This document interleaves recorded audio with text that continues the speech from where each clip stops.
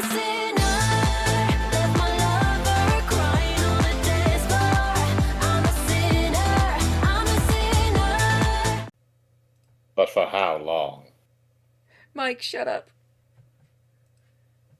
This game is not suitable for children. But it's called Do Not Take This Cat Home. How horrible can it be? I'm assuming we're going to turn that cat into hamburger meat. Get out of my call.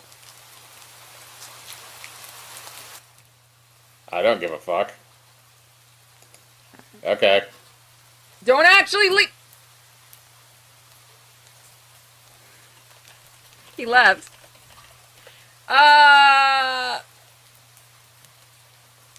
Get back in here.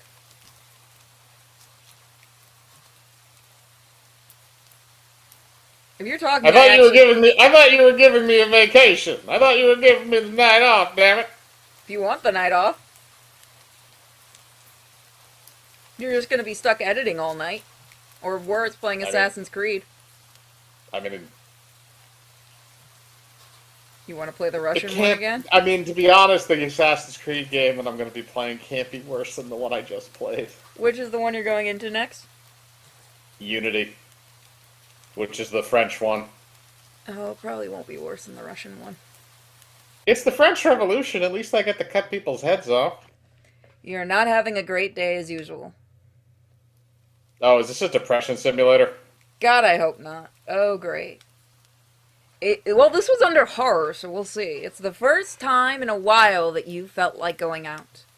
But in the middle of your walk, it starts to rain. God damn it, it is a fucking depression simulator, isn't it? Typical, but maybe this is just a sign that you should have stayed home today. Yeah, you can always try again tomorrow.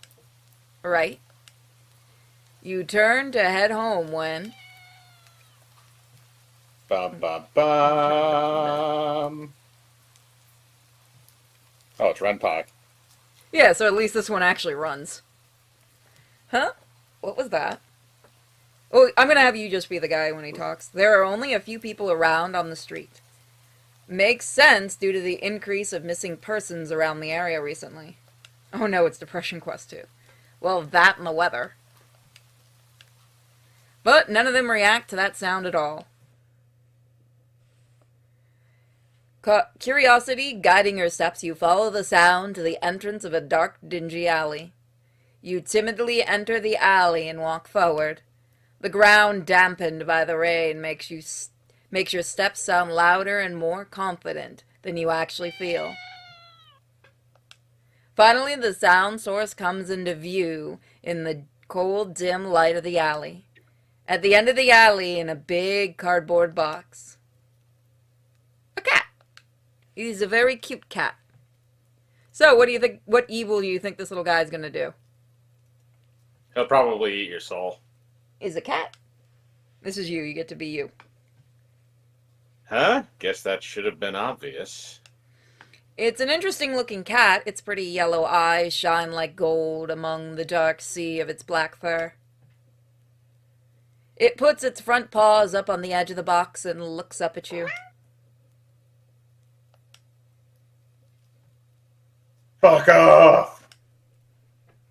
Shit. So cute! And it definitely knows it. You've never had much of an opinion, one way or another, about cats before. But if they're all like this one, it's a shock they haven't already found a way to rule the world. You don't think you'd mind bowing down to a feline overlord?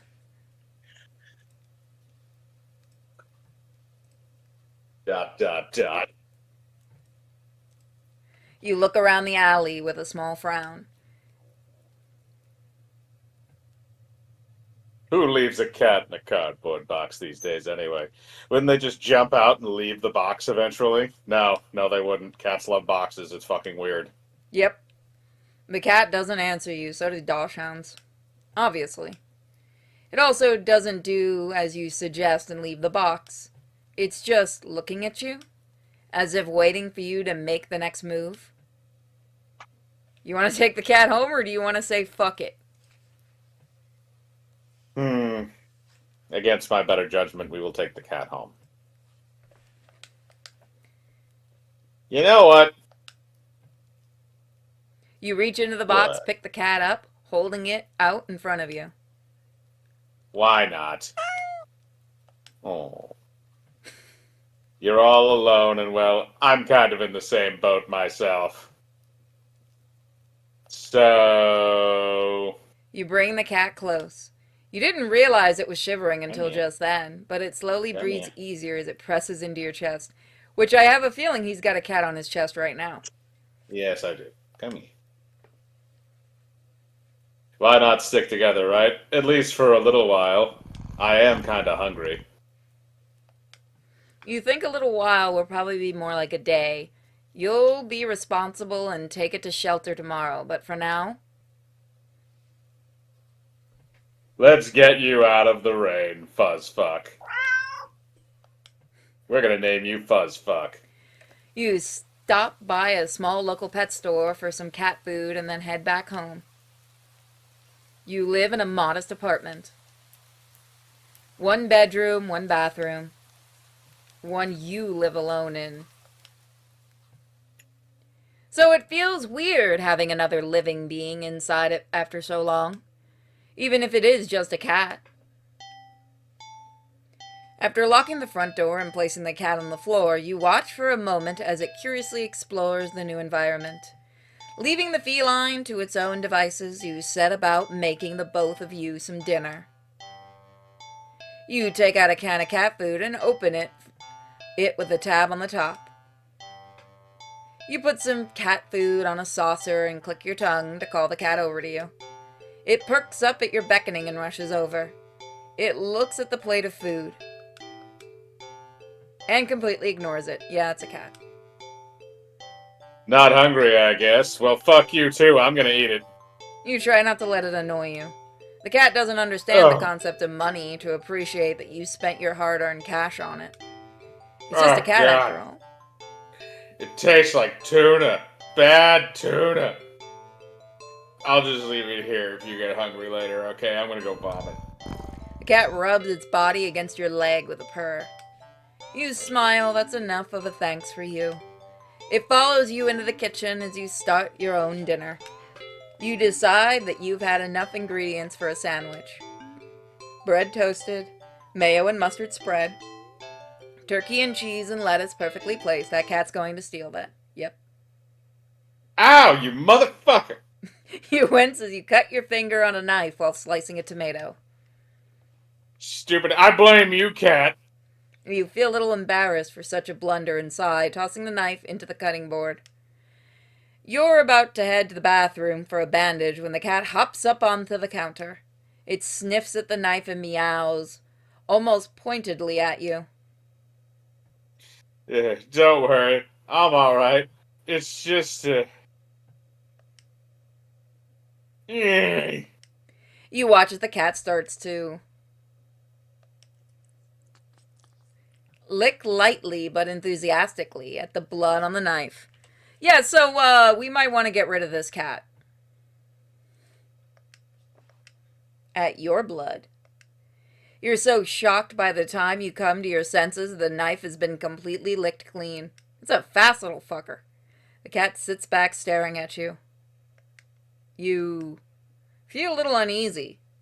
Feed me, Seymour. Sure, cats are meat-eating predators, but that was a little weird, right? Sure, you're no cat expert, but that was definitely not something an ordinary cat would do. Right? You bastard. Well, regardless, you're not about to abandon a cat in need while it's still raining outside. Not after all your efforts. You were going to take it to a shelter tomorrow anyway. What's one night of awkwardness? Weird or You will not. live in the shit for the evening.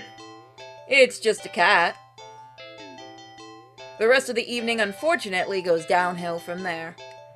Even after covering up your fingers cut with a bandage, the cat keeps trying to lick at the wound.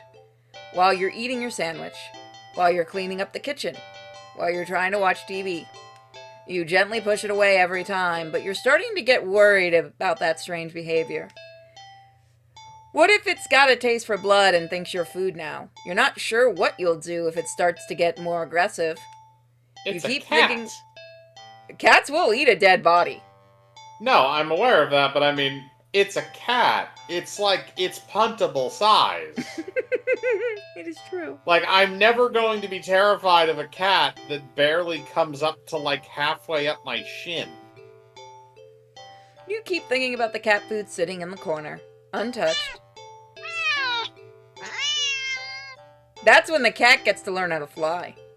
If you eat my finger, I will kill you. Come on, enough already. Stop drinking my blood.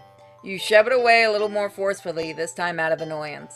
You feel bad immediately, but before you can do anything, the cat meows sharply at you and dashes off around the corner and into the hall. You sigh deeply.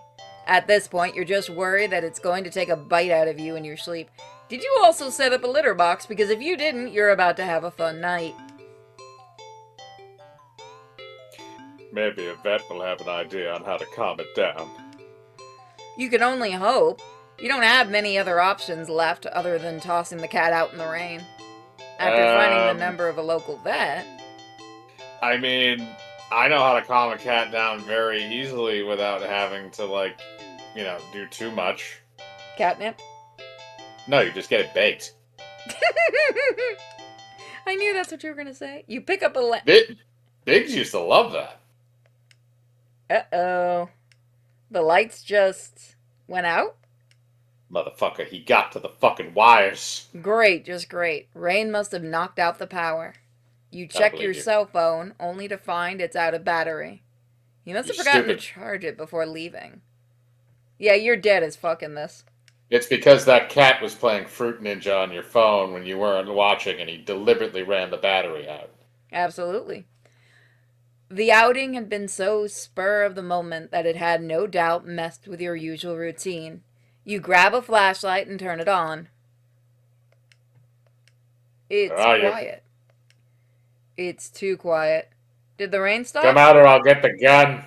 But then, why did the power go out? You look outside. The sky is pitch black. What time is it? You turn to check the clock. You bitch.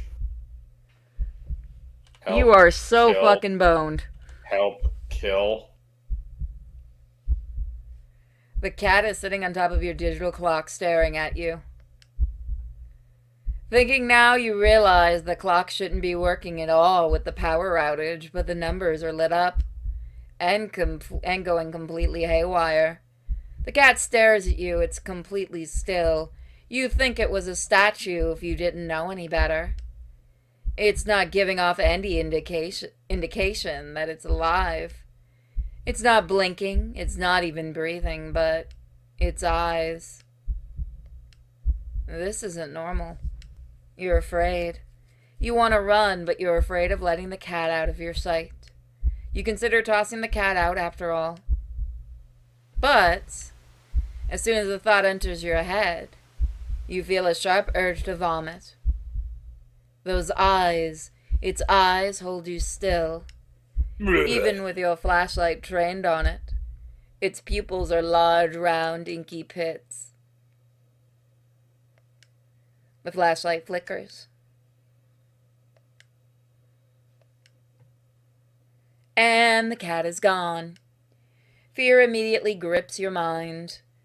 The silence, punctuated with the rapid pumping of blood in your heart, is overwritten as your ears slowly start to pick up the sound of static all around you.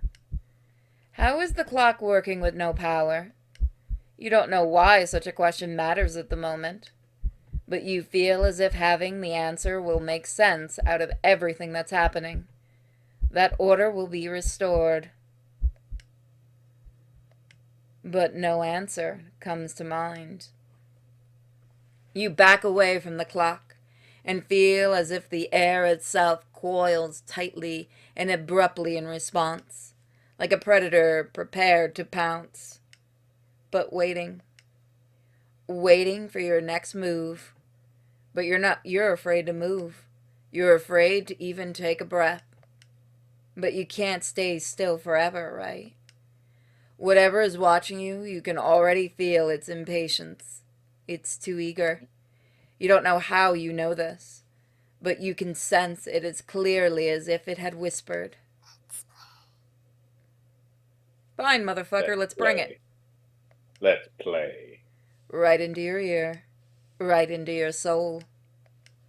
It won't let you wait it out. Not that you could, even if it did. You can't stay here. You have to run.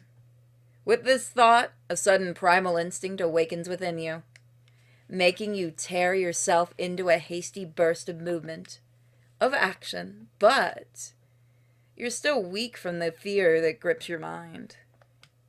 Your legs tangle together under you in your haste and you fall to the ground. Damn it! A sharp pain explodes in the center of your foot. You put a fucking Lego there. At first you think you've broken your ankle, but something warm and wet trickles down the length of your foot, pooling underneath it. You hear the sound of metal scraping on tile after skidding across the floor as if it had been kicked. Oh. Winded from your fall, you look up in a daze and see the object glinting in the strange light coming in from outside.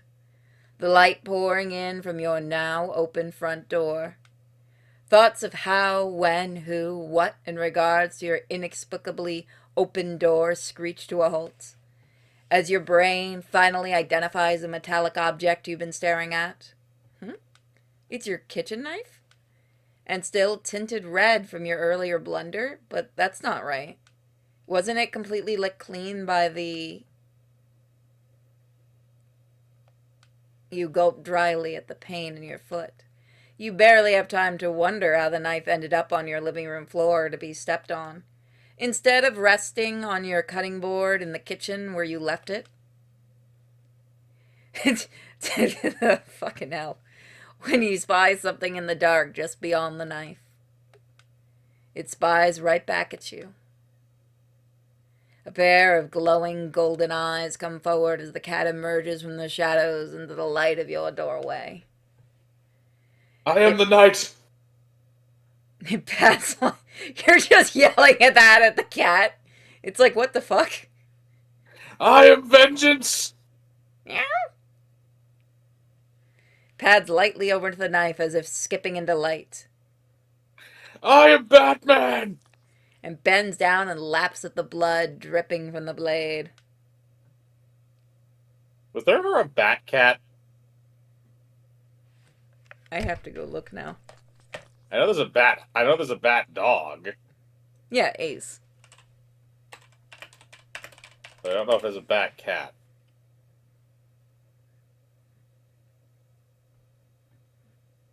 Not that I can officially find. Damn it. Pussies. I feel like that would be a good one to do.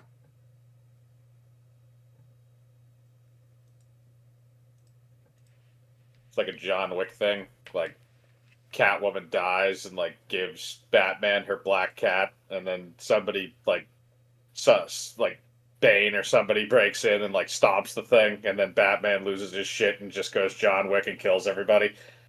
You went darker than I was gonna go. I just pictured a little cat in a Batman outfit trying to help Batman. Everybody that tries to help Batman winds up horribly, horribly maimed. And bends down to lap the blood dripping from the blade. Why are you laughing? All I can think about now after thinking that is, like, you have the cat take, like, the same exact, like, character path as Barbara Gordon, and it just turns into, like, a cat in a wheelchair. You're going to hell. Because the Joker shot it in the spine. What the fuck is wrong with you?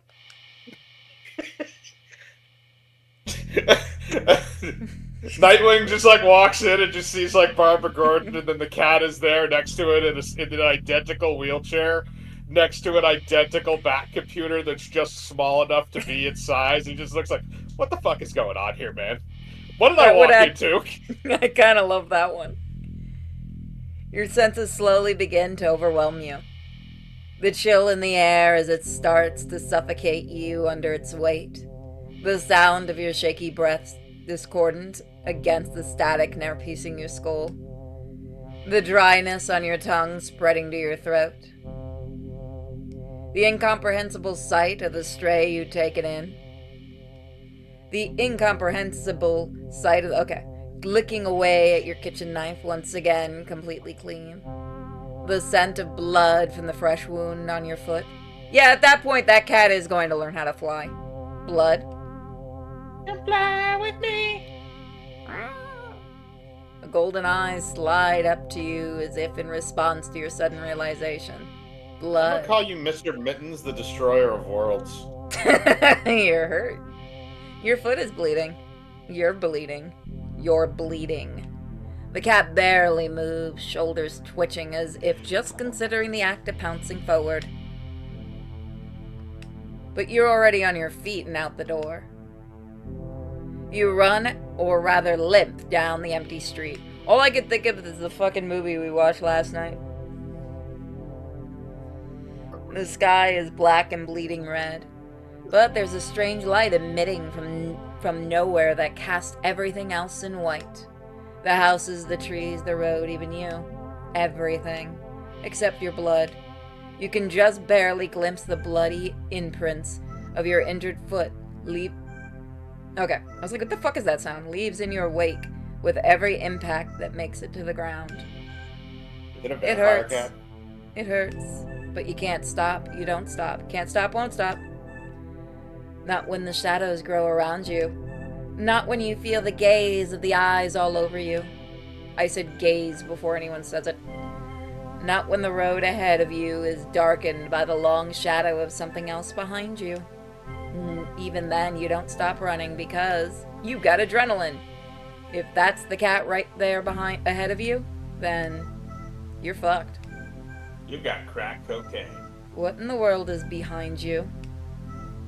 You want to keep running or you want to look behind you? Let's look behind us. What do you want? Yeah. What do you want? Huh? Interesting. How very, very interesting.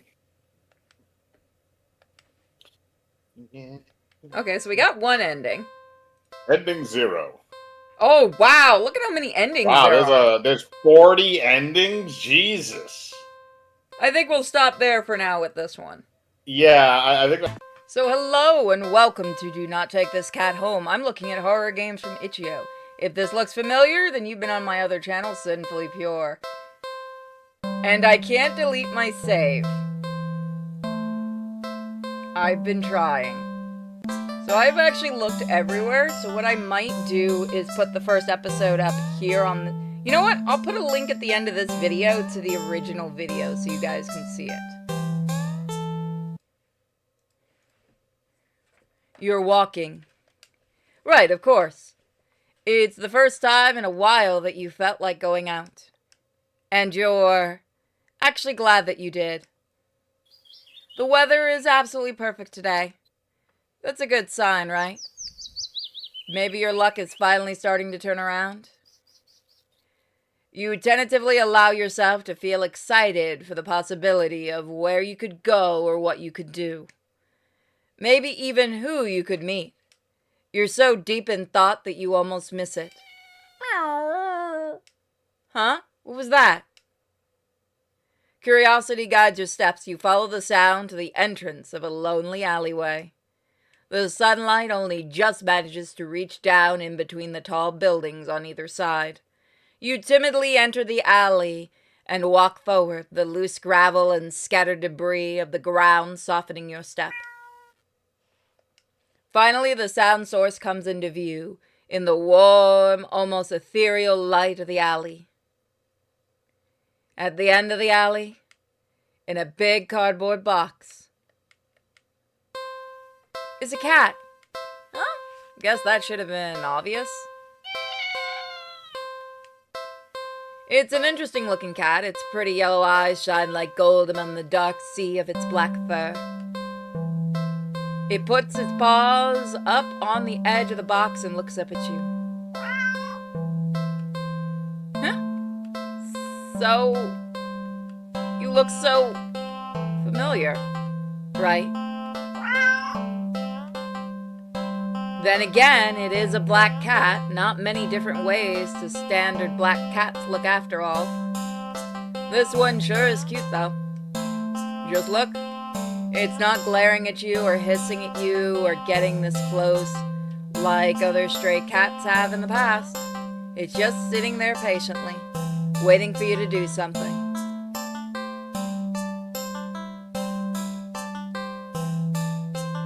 Sadly, as cute as that cat is, you never take this thing home with you. You just can't take it home with you. You're a responsible adult. You are. With the rent and bills to pay for, not to mention you need to buy food to survive too. There's no way you could care for a cat long term, right? You can barely afford this little outing on your day off. What to do?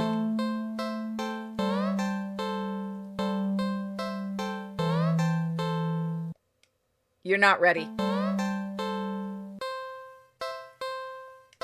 You don't think it's a good idea to get the cat's hopes up for having someone to look after it you're not willing to commit.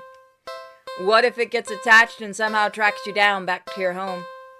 You never... Sorry, see you around, I guess. You stand up, the cat watches your every move.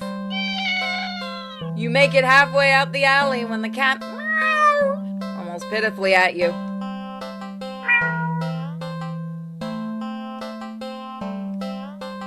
Ignore. Nope. Nope. You need to nip this in the bud and get on with your day. It's what's best for you. You leave the alley and continue on your way. Wait, what was I doing? In all the excitement of dealing with your furry dilemma, you'd forgotten you still hadn't decided on what you were going to do with your day off. Okay, let's go to a carnival. Or let's go to the movie. Let's go in order. It's been a while since a film came out that looked interesting enough for you to drag yourself to a movie theater. But there's a showing of one such film at the old theater. The movie's a little too niche to be picked up by the new cinemas that opened right across the street. That's okay though, you're not exactly a fan of the crowds. And nothing ruins the experience of watching a new movie for you more than a noisy audience.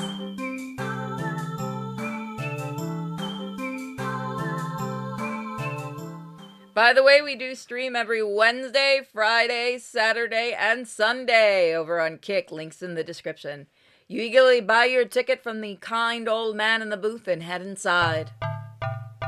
It's barren of any trace of other people, and the decor looks like it hasn't changed since the 80s, maybe even the 70s. But it's what you were counting on. You consider buying some popcorn, but can't help but be concerned about everything at the concession stand might be expired. You move on and walk through the halls, finally locating the theater designated on your ticket stub. As expected, the theater your movie will be playing in is completely empty. Perfect! You pick a spot right in the middle, even counting the seats and taking into consideration the gap of the staircase. As you settle in, the dim lights fade away, leaving the room pitch black for a few seconds. Before the screen flickers on, no commercials or trailers pop up, the movie just begins. Pleased, you shrug and let yourself get immersed in the opening scene. Just as you're getting into the premise, the doors open behind you, momentarily casting light into the room and ruining the atmosphere. You hold in frustrated sighs. It's a public establishment after all. The place can't exactly afford to stay open if you're the only customer. You try to refocus on the movie, but you sense the new presence slowly shifting around the theater before heading in your general direction. What? You gape in utter disbelief as the stranger shuffles down the aisles, only to sit right in front of you. There's no one else here and plenty of places to sit. The stranger is also unusually tall. Even with the stadium-like arrangement of the seats being on a somewhat steep decline, they're completely blocking your view. Oh, fuck you. I'm just gonna move to another spot. You don't want to risk escalating the situation further. This whole thing is already making you uneasy. Why would they choose to sit right in front of you? Surely they know you wouldn't be able to see past them. Shaking your head with a passive-aggressive scoff in the stranger's direction, you reluctantly pick another less perfect seat in the theater. But, as you settle down, you see the strange person also get up. You're gonna be a dick, only once again to sit down directly in front of you. You look around somewhat helplessly, as if waiting for someone to silently agree with you about how odd all of this is. Or to at least inform you that it's all an elaborate prank. But there's no one else here with you. That's how you've always liked it, but you can't help but think that maybe it would be nice to have someone else here if it meant not being alone with this weird jerk. He's gonna keep doing this. You hate confrontation, but you can already feel your palms starting to sweat at the idea of it. Your throat closes up and your body starts shaking. You've always been more of a flighter than a fighter. But you paid for this ticket. You've wanted to watch this movie for ages. And now this total stranger has ruined the entire experience for you. You're all alone in this theater. There's no one else who will help you if something goes wrong. But you're angry enough that you ignore the signs of your body begging you to put as much distance as you can between yourself and the stranger. You stand up, even standing and higher up on the incline. The stranger is still at least a head taller than you. The movie continues to play in the background, but you feel as if a hush immediately falls heavily over the theater at your movement. As if you can sense the stranger anticipating what you plan to do next.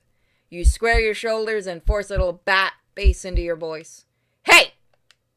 The effort makes the words come out more harshly than you intended, like a sudden and vicious bark. But you figure they deserve it anyway. You're being a real jerk, you know that? Just what are you playing at, huh? Are you trying to piss me off? The silence that follows your words are deafening. So much so that you glance at the screen only to find that the movie has paused? Your attention is ripped back to the stranger in front of you as they shift slightly. Like a small animal trying desperately to anticipate the moves of a predator, you don't move an inch. You don't look away. You don't dare blink. Instead, your eyes widen as the person's head turns. Then turns some more. Then turns more beyond what should be possible, neck bones cracking, to face you directly. You can't move. Wide glowing eyes resting above a weirder grinning mouth gaze down at you. The stranger opens their mouth and what comes out is nothing impossible to comprehend. I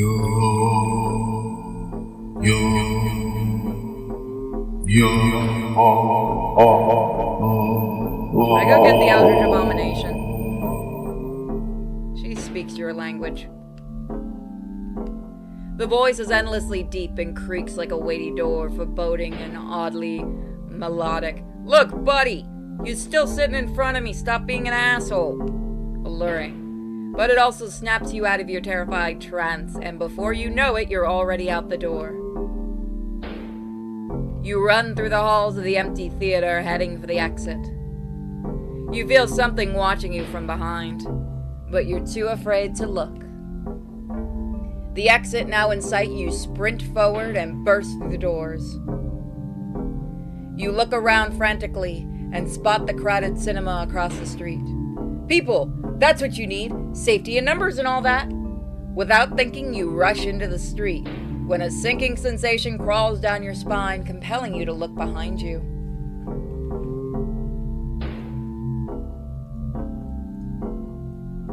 Refusing to even risk a peek over your shoulder, you rush across the street to the new cinema theater.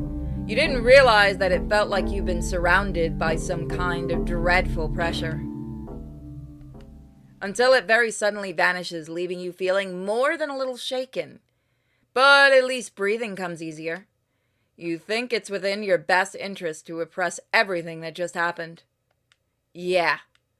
Deciding to wait for the movie you've been anticipating to be available on DVD or streaming, you join the long line outside the new cinema.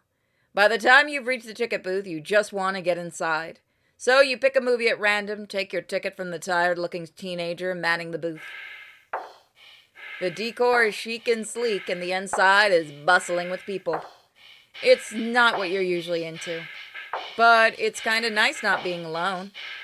Even if you feel a little lonely watching families and groups of friends laughing among themselves. You'd get some popcorn, but the lines at the concession stand are long and the prices are criminal anyway. You go through the halls and follow the signs of the theater designated on your ticket before heading inside.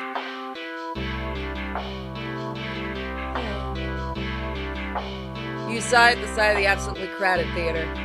You head towards the seat only to be told by the next person that it's being saved for someone. This happens a few more times before you finally manage to get yourself settled into a seat annoyingly off-center of the screen. But the screen is at least visible if it's not a little too close, so you grit your teeth and bear it. The light fades out, but the chatter doesn't. The rest of the audience seems content to talk through the commercials and even through the trailers. You figure the chattering will stop when the movie actually begins. But it doesn't get even the slightest bit quieter the opening scene starts to play. Yeah, that's bullshit. You sigh out loud, not thinking anyone would hear you anyway. This is why you avoid movie theaters like the plague. That's why I go to the late night movies. Are you fucking joking? Kitty! Suddenly, the screen changes, showing the face of a black cat. A familiar black cat.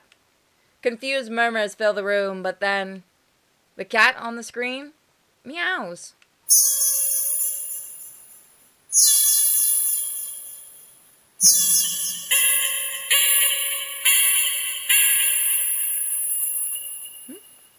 The sound is strange and not at all like any cat should sound. Haunting, almost melodic. And layered as if made of multiple voices of different creatures. Creatures that would probably never say.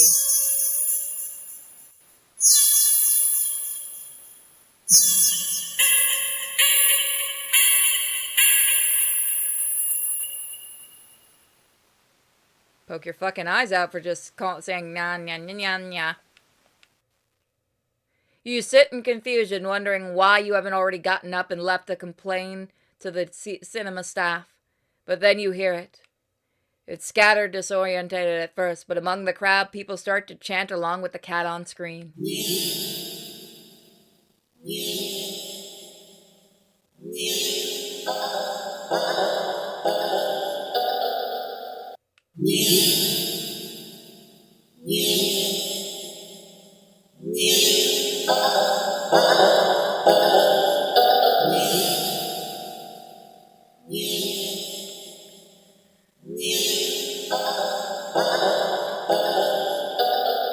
Soon the entire room is chanting in perfect unison, everyone staring intently at the cat on the screen.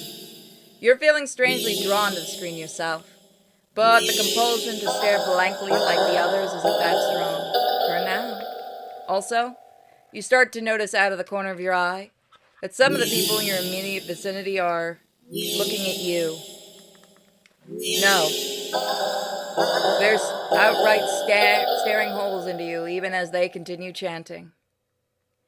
They don't miss a beat as they slowly begin to frown at you in blatant disapproval. Is that a Wojak?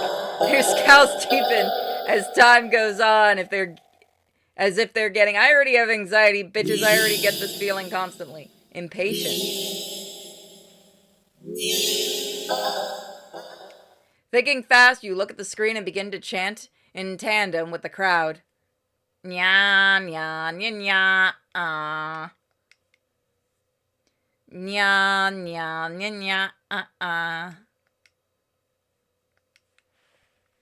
You feel the harshness of their collective gaze start to ebb away. The air in the theater is becoming lighter once again.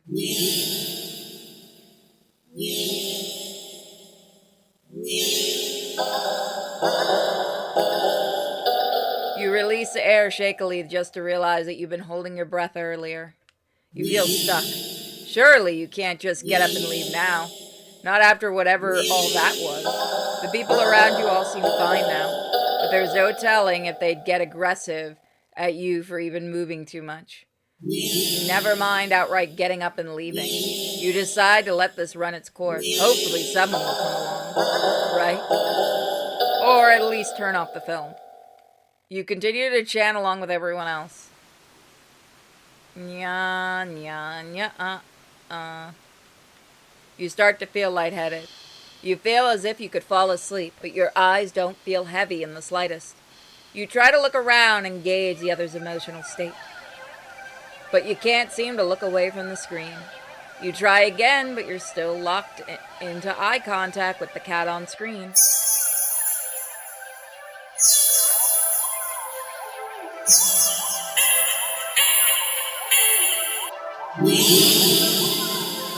Yeah. You attempt to physically force your mind. You feel your nerves ready to throw yourself to the ground if you need to. But your body only gets as far as tensing up for a moment before completely loosening itself again, making you lay back limply into your seat. You think you should panic right about now, but even your brain feels limp. Your thoughts are vaguely muted, pastel pink, airy, sickeningly sweet, like cotton candy. You like cotton candy. You think you shouldn't mind your thoughts and body being like cotton candy either. So, why get up and run and ruin it all? It's nice here. You're more at peace than you've ever felt before in such a crowded room. Still chanting, you never felt so obliged, in tune with the other people. Let alone an entire room full of complete strangers. You're not alone. Out of the corner of your eye, the person next to you starts to sink back further into their chair. They sink more. And goddamn, they came. Not like they've slouched or reclining, but more like they're deflating. Their skin bunches up and wrinkles like fabric as if their muscles, their bones have started disintegrating. Their eyes dim before sinking into their sockets. Their mouth, still attempting to chant, falls open over a cut of nya. Gaping as the word ends in an awful hiss, a final weak release of air. You muse thoughtfully about whether or not you should distress at the sight. But then the blanket of peace doesn't leave you. Suddenly, from a pile of skin and cloth next to you, you see a lump moving around. You watch a dazed fascination. The lump makes its way to the part of the skin where the head used to be. And out from the mouth crawls a tiny black kitten. Nya, nya, nya.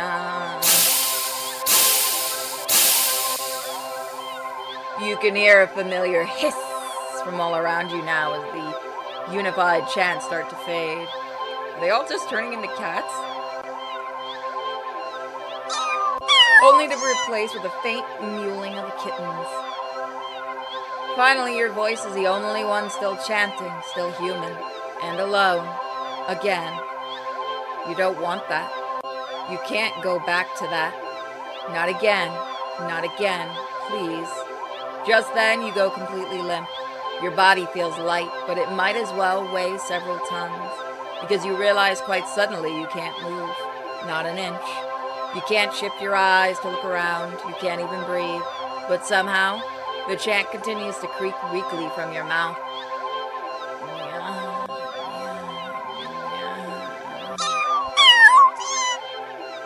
A few kittens come forward and perch themselves in the chairs around you, watching your sinking body. Well, that's fucking terrifying. It's okay, I saw the world's cutest black kitten. Watching a sinking body, mewling as they wait for their youngest sibling to emerge from you. Dozens of glowing eyes peer down at you. And as your eyes start to cave into the sockets of your softening skull, You manage to make out the silhouette of a familiar cat perched on the seat right in front of you. Your vision finally fades, and as the same hiss of air expels itself from your mouth, the last thing you sense is something small and alive shifting eagerly under your skin. Happy birthday. So that was our first official episode of Do Not Take This Kitten Home. I'll either upload the episode from the Eldritch Abomination if she doesn't mind, or I'll link you guys to it at the end of this. Thank you guys so much for watching. Bye, guys. Welcome back to Do Not Take This Cat Home. We're gonna take the cat home? You're walking. Right, of course. It's the first time in a while that you felt like going out. And you're actually glad that you did. The weather is absolutely perfect today. That's a good sign, right? Maybe your luck is finally starting to turn around. You tentatively allow yourself to feel excited about the possibility of where you could go or what you could do. Maybe even who you could meet. You're so deep in thought that you almost miss it. Huh? What was that? Curiosity guiding your steps, you follow the sound to the entrance of a lonely alley. The sunlight only just manages to reach down in between the tall buildings on either side. You timidly enter the alley and walk forward, the loose gravel and scattered debris on the ground softening your step. Finally, the sound source comes into view in the warmth, almost ethereal light of the alley. At the end of the alley, in a big cardboard box, is a cat. Huh? Guess that should have been obvious. It's an interesting looking cat. Its pretty yellow eyes shine like gold above the dark sea of its black fur. It puts its front paws on the edge of the box and looks up at you.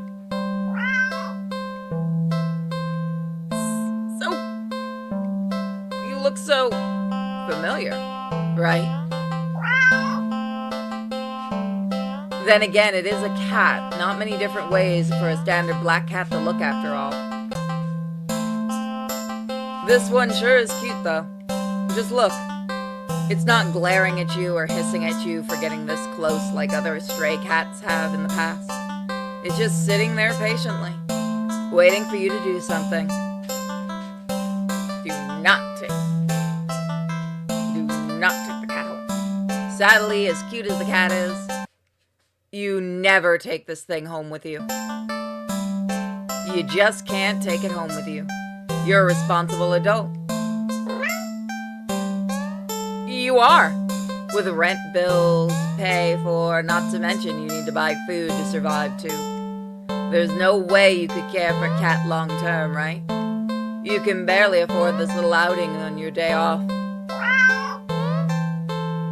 What to do?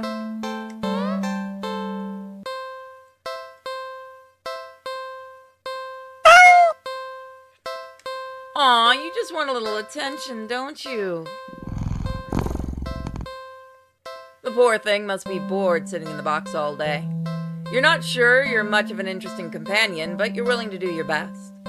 There's gotta be something you can entertain the little critter with. But what?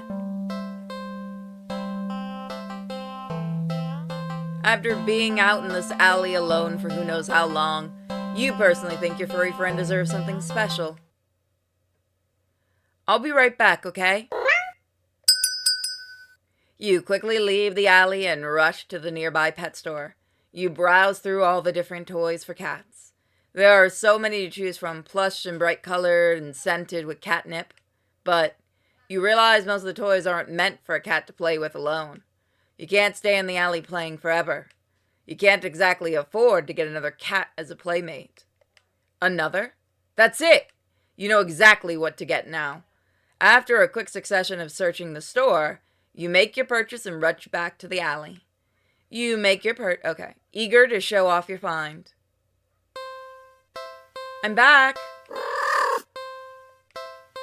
The alley feels even gloomier after spending time in direct sunlight.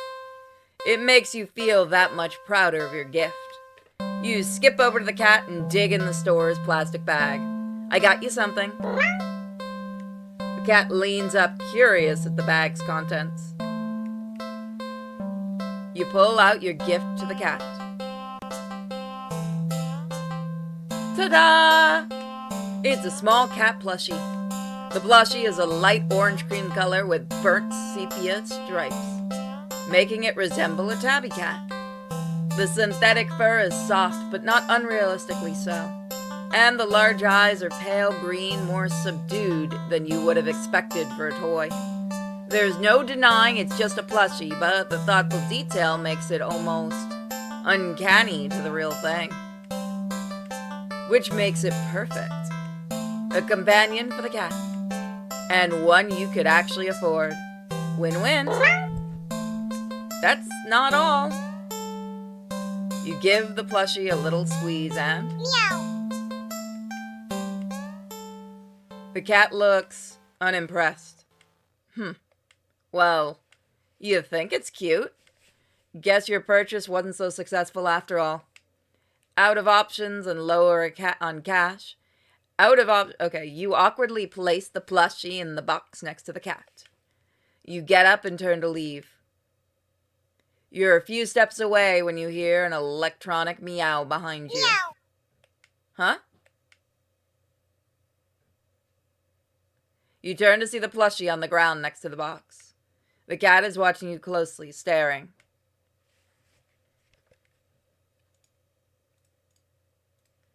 You sigh and go over and pick up the stuffed toy. You really do just want attention, don't you? You hold the cat doll, examining it a little. It looks a little different. Huh? Did it just look at you? Meow.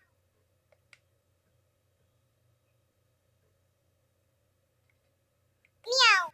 Meow. Meow.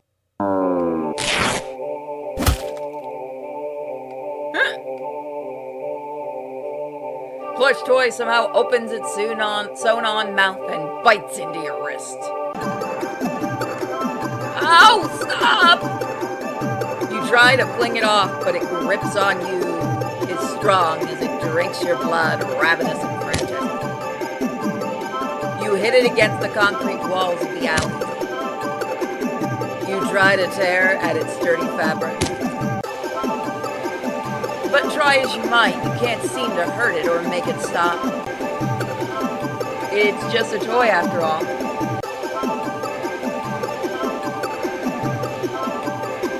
Eventually you start to feel faint, enough to collapse on your knees and feet. The stuffed doll is drinking more calmly now. It's as if its previous aggression had been a mere reaction to your desperation. It seems satisfied that you're no longer putting up a fight. You think you blacked out for a second, because though you're still sitting the next time you're conscious, your eyes are closed. You feel so weak. You have to use all your strength just to pry open your eyes, and when you do, you see a kitten. Its fur a familiar orange cream with burnt sepia stripes. It's lapping at your wrist. The kitten lifts its head and looks at you with piercing pale green eyes. It mewls at you with a high squeaky pitch, mouth covered in blood. It'd be downright adorable if you weren't about to die from blood loss.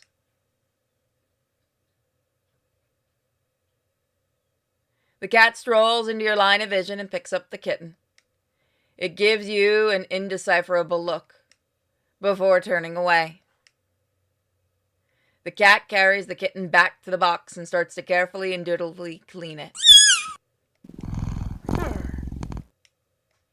You sway to find you can't right yourself before falling to the ground. It would seem that, in the end, you'd gotten the cat a playmate after all. Living doll. Thank you guys so much for joining me for this episode. See you next time. Hello, everybody. Welcome back to Do Not Take This Cat Home. One day we will learn. You're walking, right? Of course. We're gonna skip over what we've already seen. Fuck it.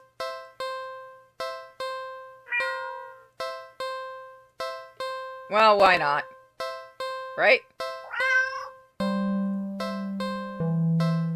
You barely reach out your arms when the cat eagerly leaps into them and climbs up onto your shoulder. Wrong button. It butts its head into your temple, nuzzling against it.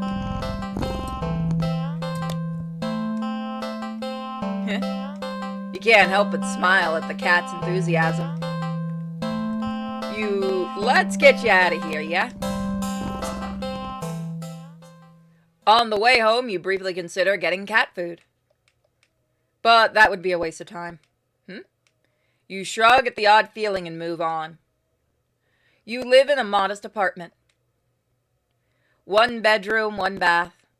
You living alone in it. Okay. So it feels weird having another living being inside it after so long. Even if it is just a cat. After locking the front door and placing the cat on the floor, you wait for it to walk away and explore its new environment. But it simply sits and looks up at you expectantly.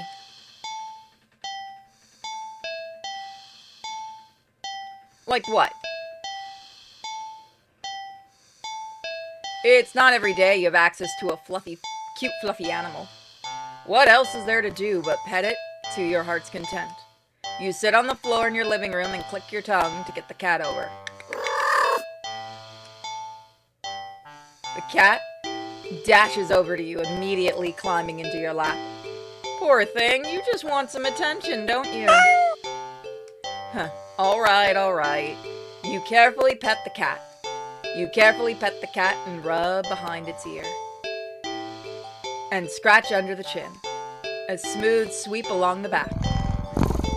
Don't touch the tummy. Good. You keep petting the cat in your lap, enjoying this bonding time together. But the cat starts to get restless after a while. Let's do something else.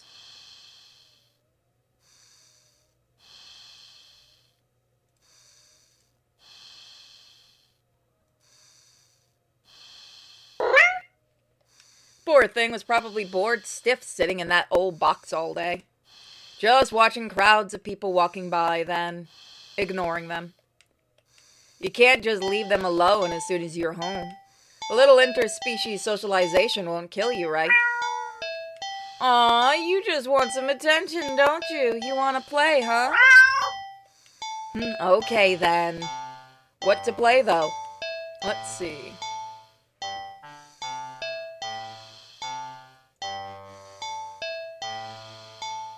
Cats are curious creatures by nature. They're also natural hunters, sort of. Why not pass the time by letting the cat hunt after something it'll never quite understand? That sounds a little mean when you think about it like that. But it's not like the cat will know anyway. Ignorance is bliss, or so they say. You know what? We're gonna go back, and we're just gonna look for some yarn. If every movie and cartoon involving cats that you've watched since childhood is to be believed, then you can deduce with almost absolute certainty the cats freaking love yarn. Probably.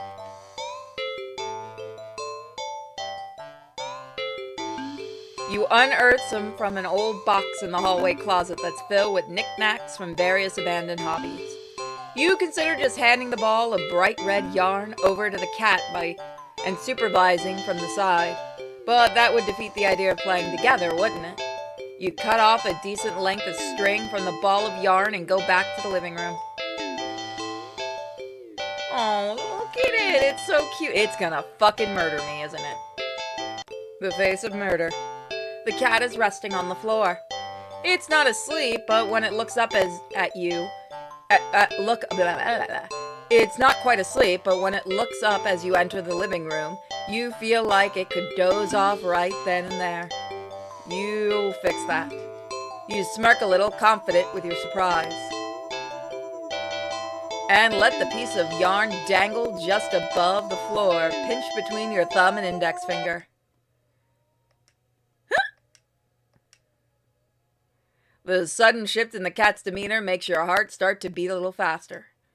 Its posture has barely changed at all. Just a subtle shift of its head and ears.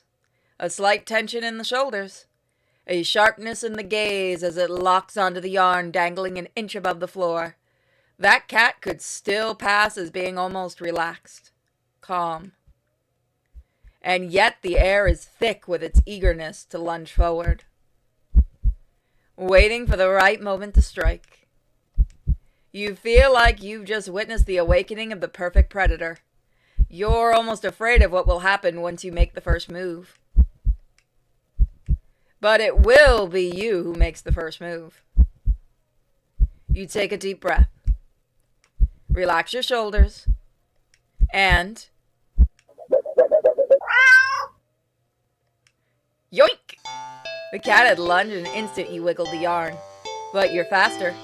It completely misses as you flick your wrist, making the yarn recoil out of its reach like a terrified snake. Having overshot the landing in its eagerness, the cat stumbles and looks around as if shocked at its failed attack. You generously click your tongue to help reorient it. The cat whips its head around at the sound. You're slightly taken aback at the intensity of its stare on the yarn, but you persist. You wiggle the yarn again encouragingly. And yes, maybe a little tauntingly. This time, the cat anticipates the yarn's upward dodge and leaps up to swipe at it. But you're already one step ahead, puppeting the yarn to dance gracefully out of reach once more. Come on, you can do it. It's a little condescending, but you can't seem to help it. For some reason, it feels a little good knocking the feline down a peg or two. At least it seems to be enjoying itself. You hope anyway. You keep going. The cat's movements have gotten more aggressive. It must be getting frustrated. You could swear it nearly took a shot at your eye the last time it had jumped so high and erratically. You've been keeping the yarn in constant motion, afraid of slowing it down. Your wrist is starting to get tired. The cat doesn't seem to be losing any energy, though. It's like it's getting faster and faster. Flick.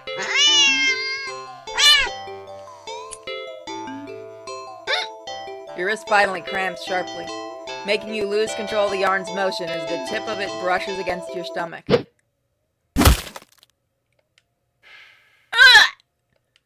The pain rips across your torso, into your torso. Blood pours out of your mouth. In a daze, you look down and see red blooming slowly along the bottom of your shirt, around the tears in the fabric. Huh? That's not supposed to be out. You watch a long, thick rope of something pour out from under your shirt into a bloody heap on the floor at your feet. A single red streak of rope still hangs from you, connecting you to all that mess. Are those your... You grumble to the ground and topple over onto your side. Your vision has gone blurry, but...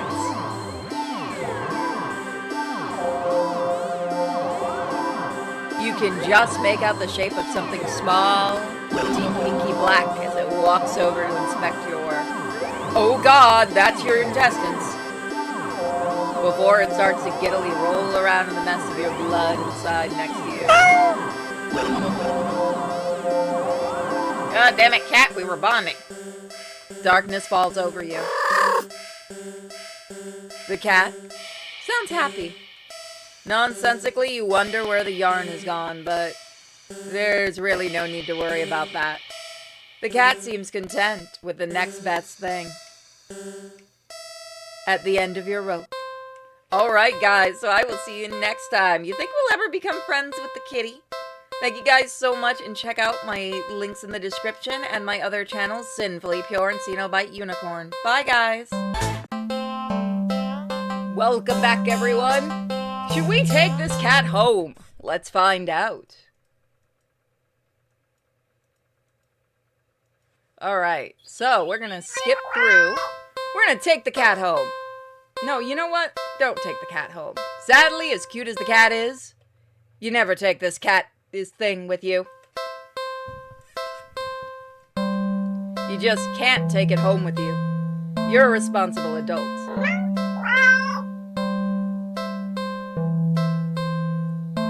The cat must be hungry, right? You can't imagine that it's had much to eat if it's so attached to that box it's in. Though it doesn't exactly seem malnourished either. Surely it must have left the box to search for food then. For some reason, something in the back of your mind tells you that's not the case. And not to think on it either.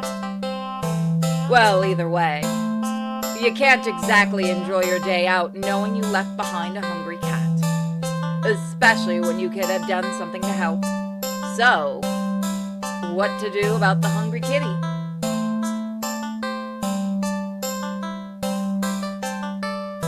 Not yet. So, you dig into your pockets. You find a piece of string in your left pocket. Not very helpful. The string is far too short. And eager and excited... In your right pocket is a bar of chocolate. You find a chocolate bar? Is it? Nope, it's not even expired. Quite the find indeed. You're about to offer it to the cat. When suddenly you hit with guilt as you remember something gut-curdling. Chocolate is toxic to cats. Oh my gosh, You resist the urge to vomit at your near mistake. You feel so guilty you throw the chocolate bar away into a nearby trash bin. An almost cat killer doesn't deserve chocolate. You go back to the cat, barely able to stand in innocent, oblivious expression. It doesn't even know that you almost... I'm so sorry. I don't even know what to say. You're a horrible person. You know what? Stay here. I'll be right back. You leave the alley. And return with a whole fish you bought at a nearby grocery shop. It was a bit pricey, but it was the least you could do. The cat eagerly accepts your offering, munching happily at the fish after you placed it in the box. You want to smile at the sight, but you just feel so awful. Sorry again. The cat seemingly pays you no mind as you slip back out of the alley. Not feeling like you deserve peace a day out, you decide to just head back home. Huh? Oh, it's that little fucker again. On your way home, you notice more cats than usual watching you from their hiding spots. But you try not to think about it. You can't help but wonder if they know what you'd nearly done, but it's not like you meant to hurt anyone. Right. That's interesting.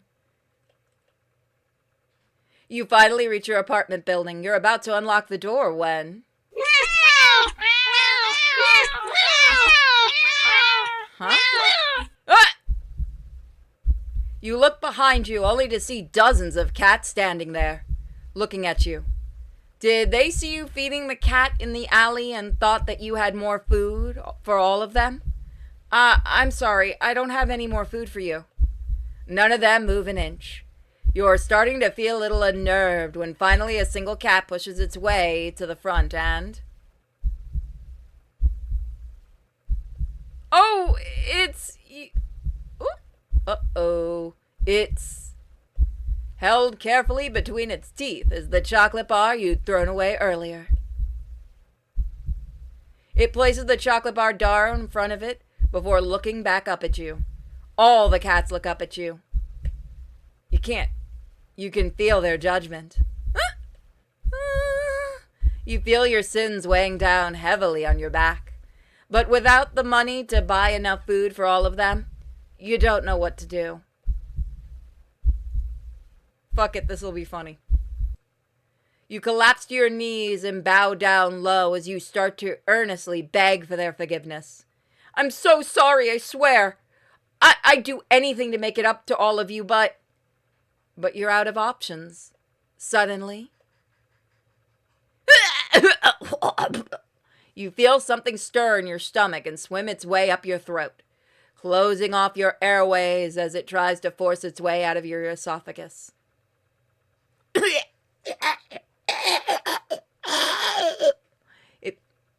God, my throat's gonna hurt after that. It finally succeeds with aid from your helpless gagging.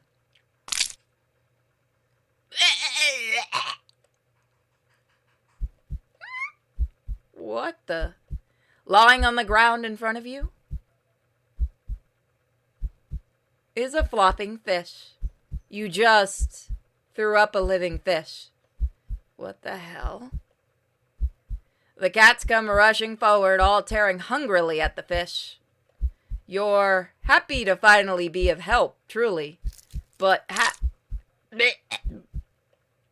you threw up another fish. Blech. And another. And another.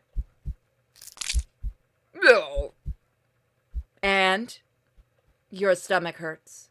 You're getting dizzy. You fall to your knees. Tears and snot are streaming down your face by the time you cough up a final tiny bloody fish and collapse forward. Your throat and stomach both burn in a way that feels dangerous. You start to fade out. Despite the pain, you strangely feel more overwhelming sense of hopeful pride that you made up your disgusting actions, that you've been forgiven.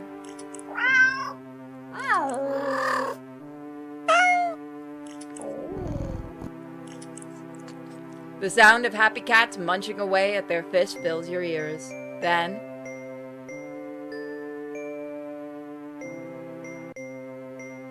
you feel something being nudged into your hand. It feels like the bar of chocolate you found in your pocket. You smile weakly. You've successfully atoned, but you don't really have the strength to eat your reward. Sadly, the last taste in your mouth as you leave this mortal coil doesn't get to be that chocolate, but raw fish. So let's see how many we've gotten. There are, I think, about 40, yeah. So we've gotten 5. So this will be a bit of a series. So thank you guys so much for watching. Don't forget to check out all those awesome links in the description, and I'll see you guys next time. Bye, guys.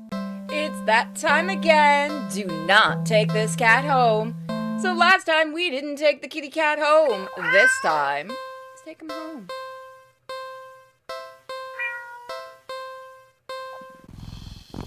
Let's do something with... Okay, so let's save here. Do nothing. Like what? You decide that even if it's your day off, that doesn't mean you should be completely unproductive. You know you have guests and all... You have a guest and all that. But you really shouldn't put off your chores. Best to get them done while you're in the mood to do so. So for now, you get dressed. Roll up your sleeves and get to work on cleaning the apartment. At least, you try to. You sweep the living room. You wipe the kitchen counter. Okay, you don't make your bed, but who actually does that anyway? Still, you notice that no matter how much you clean up, you keep finding more messes than when you started. You peek over at the cat. You suspect that it might be the culprit behind the mystery. Look at that kitty, it could do nothing wrong. It's such a little snuggle bunnies. But every time you rush to check on it or catch it in the act, you always find it napping in the living room. You keep cleaning, but the cat, or something, keeps leaving more and more mess in its wake. We're just gonna keep cleaning. You keep cleaning, but there's just more mess. And more. And more.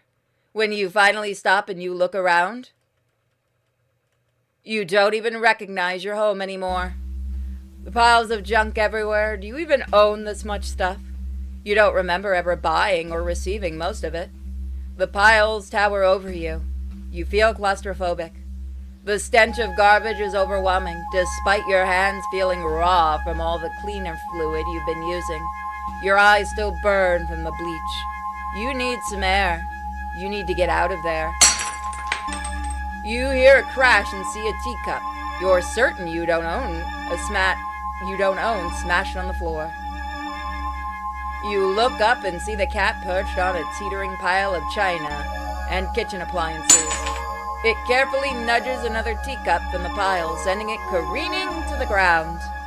But you don't even flinch as it shatters. Instead, you start to chuckle. Suddenly you're laughing. It's so hilarious. Tears start running down your face. I knew it was you. You did this, didn't you? You pick up the largest piece of ceramic from the broken teacups. Didn't you? And throw it at the cat. The cat dodges by leaping off the pile. The pile sways. It sways. It's falling. It's falling. You can't move. You're buried. The pile fell on top of you. Broken shards of fine china, sharp utensils are piercing your skin, your organs. Your bones feel loose and limp, crushed under the heavy appliances. Warm liquid pools under you. With the last of your strength, you listen as the cat pads over to you before lying down and purring sleepily. Yeah, a nap sounds pretty good. Not so clean getaway. Well, guys, we'll try for the next ending next time. Don't forget to check out my other channels, Simply Pure and Cenobite Unicorn. Please have a great day and check all those awesome links in the description. Bye, guys. It's time for the next adventure with our favorite pussy, Cat, of course. So let's fast forward to seeing the cat. So last time we took the cat home, so today we're not. Sadly, as cute as the cat is, you never take it home. Okay, so we're going to leave the cat.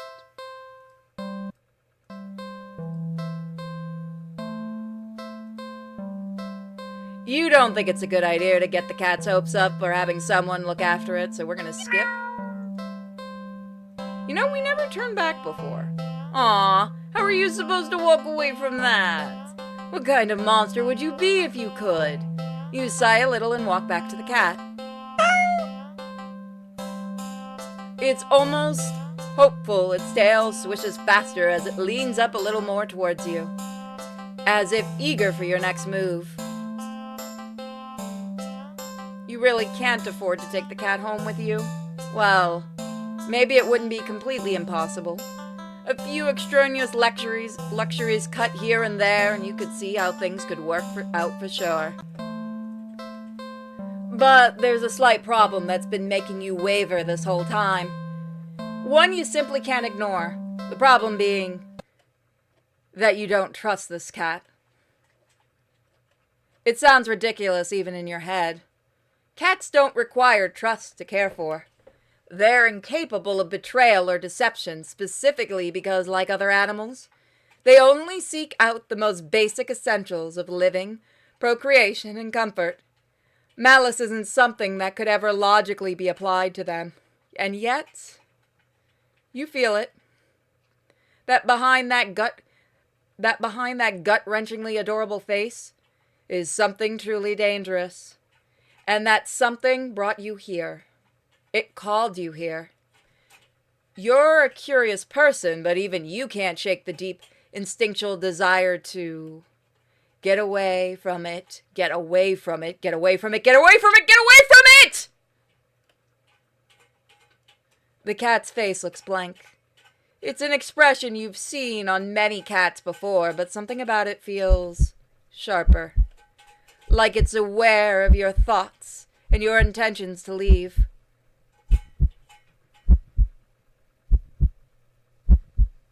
and it's daring you to try. You slowly stand up. The cat tracks your movements with its eyes, not bothering to move its head. You don't say a word. You try not to even think. Get away, get away, get away, get away, get away, get away, get away. Though you don't really succeed. You turn around and quickly leave the alley, feeling those sharp eyes on you the whole way. When you get a good distance away, you finally take in deep gulps of air. You feel better now, and there's still plenty of time left to enjoy your day off. As long as you forget everything that just happened. But what to do? Things seem broken. You spend the day at the carnival. Actually, you know what? Yeah, things are different. It's been a while since you've film come that looks interesting. And there's a showing of such film at an old theater. It was a little too niche to be picked up. Okay. You don't know why, but you don't really feel great about the idea of being alone right now. Deciding to wait for the movie you've been anticipating available on DVD or streaming, you join the long lines at the new cinema. By the time you've reached the ticket booth, you just want to get inside. So you pick a movie at random, take your ticket from the tired-looking teenager manning the booth, and head inside. So I think this is going to be the same, but let's find out. Huh? What the? How did you get back here? Bad kitty. Get away, get away, get away, get away, get away, get away, get away! You leave the alley quickly. What now? The carnival. You spend the day at the carnival. Ferris wheels, roller coasters, Faro boat. Rides you've been on before. Hoops, coin tosses, balloon darts. Games you played before. Funnel cake, popcorn, candy, cotton candy, food you've eaten before. All the things you enjoyed before. You're surrounded by groups of people all having fun together. Laughing, playing, eating, taking pictures, making memories. And then there's you. The sun hasn't started to set yet. It's still high in the sky, but it will soon. You start to wonder if maybe you should just go home for the day. When you stop in your tracks, you see something new. An attraction you've never seen before. A maze of funhouse mirrors? It sounds kinda lame, honestly. There isn't even a line to get in. But then, what else is there to do? Oh. You enter the maze.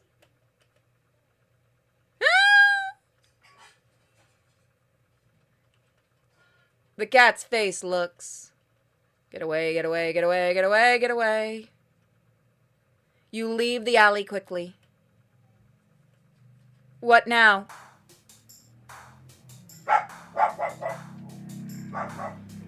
You eagerly buy your ticket from the kind old man in the booth and head inside. Ooh, drugs are bad, everybody. Drugs are really bad. Oh dear. The cat's face looks. Get away, get away, get away, get away! Fuck this shit, I'm out. Woo-hoo-hoo. What now? Go to a dog park. You decide to take a stroll in a park or something. The only one within your walking distance for the day is the nearby doggo park. You think it'll make you feel better. First you get to see a cute cat today, now you'll get to see a cute doggo. Several of them, in fact. The park is bustling with owners and their canine companions. Playing frisbee, fetch, running, jumping, even napping. So dogs are disgusting! You decide to move on. The dogs are so adorable. You want to pet every single one you come across. But you know not all owners are cool with strangers just walking up and manhandling their pets. Not all dogs appreciate it either. So you stroll around the path trying to exude a welcoming aura that will beckon one of these cute doggies to you. You don't have to wait very long. Oh dear. Kiwi took drugs. You stop as the smallest, cutest puppy you've ever seen scampers up to you, blocking your path. Puppy. You pick up the puppy and...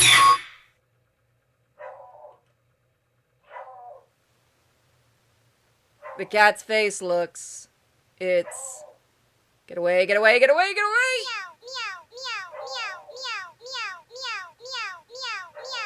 Kiwi does not like the cat. You leave the alley quickly. What now? Go home. I think I'll wait. Haven't you done this before? You feel sick. Looking around, you suddenly realize that unlike earlier, there isn't a single person in sight. You're alone. You're completely alone.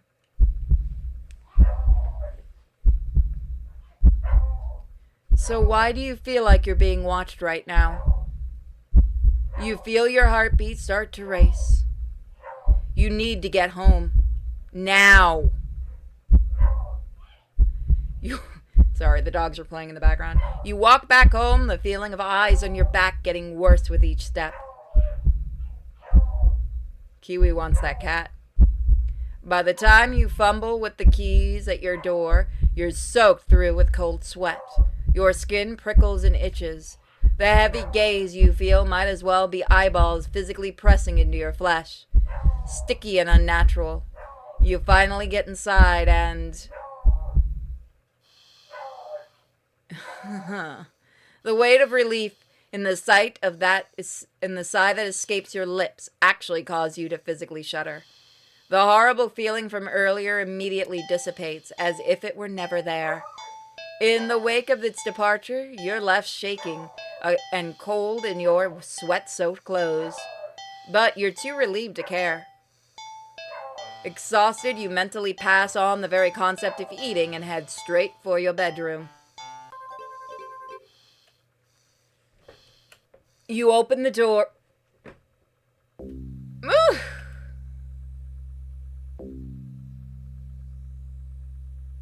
No, not again. No, no! You back up in fear.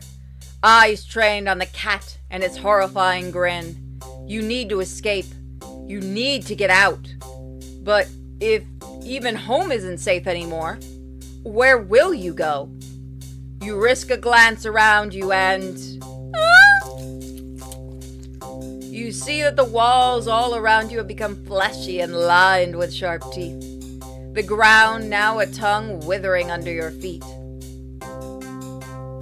In horror, you realize that the alley's entrance is getting smaller and smaller, closing like a mouth. You try to run for the exit. Nowhere to hide, nowhere to hide, nowhere to hide, nowhere to hide! But trying to run on the tongue slows your speed significantly as you stumble and trip. No. You watch helplessly as the last sliver of light from the entrance tightens beyond a size you could ever hope to squeeze through. And darkness falls over you. As darkness falls over you, you feel the damp humidity of the mouth all around you. The walls of teeth, fangs, take their time closing in. Closer, and closer, and...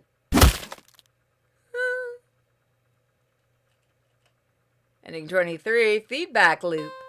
Well, guys, maybe we'll get lucky next time. Thank you guys so much for joining me. Remember, do not take that cat home, no matter how cute he looks. Bye, guys. Let's try again, only this time we won't take the cat home, or will we? Last time, we did not take the cat home.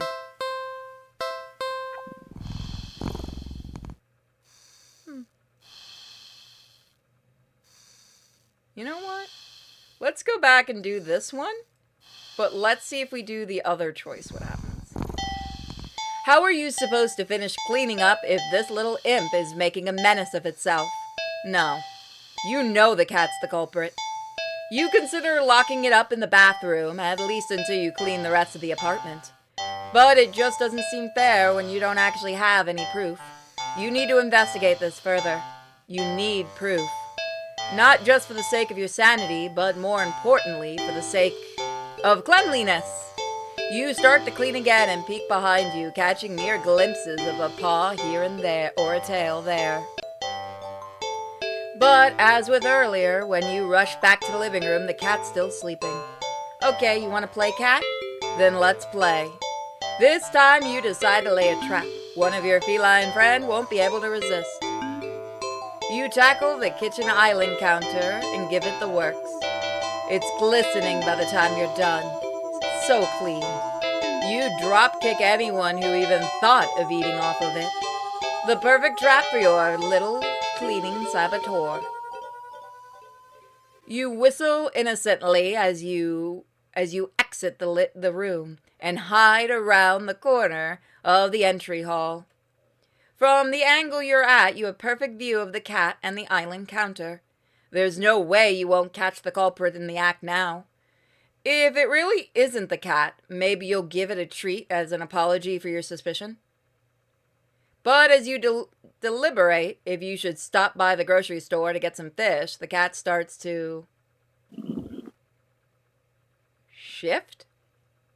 Its back, that was rising and falling evenly moments ago, is now rippling in small tremors, like an agitated wave in the Black Sea. It's shuddering. It's bubbling. It's bulging. Oh, dear Lord in heaven. It coming. Ladies and gentlemen, this is how cats are actually born. No. It's bulging. Huh? What the hell? You gape in disbelief as another cat bursts out of the still sleeping feline you've taken home with you. You're fairly certain that's not how cats give birth. But more importantly, you watch cat number 2 shake itself off before leaping up onto the counter, rolling around on top of it, leaving a fur and grime in its wake. Probably should have given it a bath earlier. You feel like your mind is lagging behind the reality of the discovery you've just made. But you don't seem capable of thinking beyond smaller observations. For example, though the hows and whys of what you're witnessing elude you, the more pertinent question that strikes you is that if the original cat is still sleeping, and the clone cat is busy making yet another mess, then where are all the other clones? Suddenly, the 2 cats look directly at you in perfect unison. Their eyes pin you to the spot with their intensity. But you realize with the familiar sinking feeling of being watched from behind that they're not the only ones looking at you. You slowly turn around.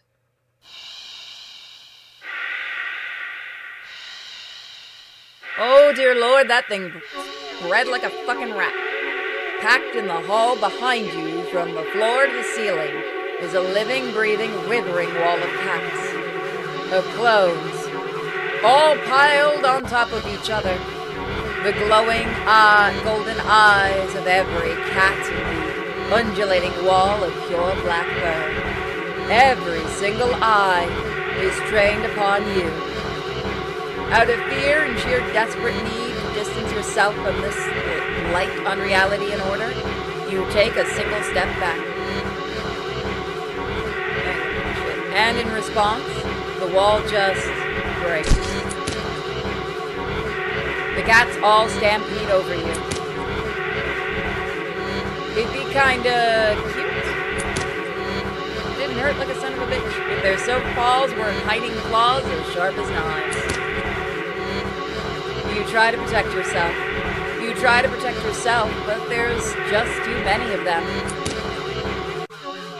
Blood leaks steadily from your scratches. You feel dizzy. With what little strength you have, you turn your head and watch as the cats tear through carpet and upholstery, knock over vases and dishes and lamps, claw at the walls, It's going to take forever to clean this up, you think. Maybe you'll tackle it all again later, right after you take a short nap. With an annoyed sigh, you breathe your last breath. Ending to Double Trouble. Well, guys, maybe next time we'll get lucky.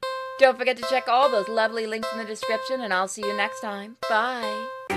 Welcome back. It's time for another choice. Do we take the cat or not? Let's find out. Do not take the cat. This time, we're gonna leave. Ignore.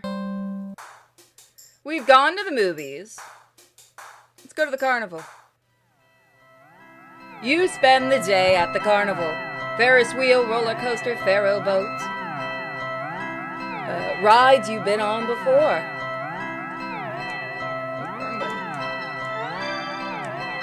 Hoops, coin toss, balloon darts. Games you played before. Funnel cake, popcorn, cotton candy. Food you've eaten before. All the things you've enjoyed before. You're surrounded by groups of people all having fun together. Laughing, playing, eating, taking pictures, making memories. And then, well, there's you. The sun hasn't started to set yet. It's still high in the sky, but it will soon. You start to wonder if maybe you should just go home for the day. Then you stop in your tracks. You see something new. An attraction you've never seen before. A maze of funhouse mirrors? It sounds kinda lame, honestly. There isn't even a line to get in. But then, what else is there to do? I don't know why I'm saving.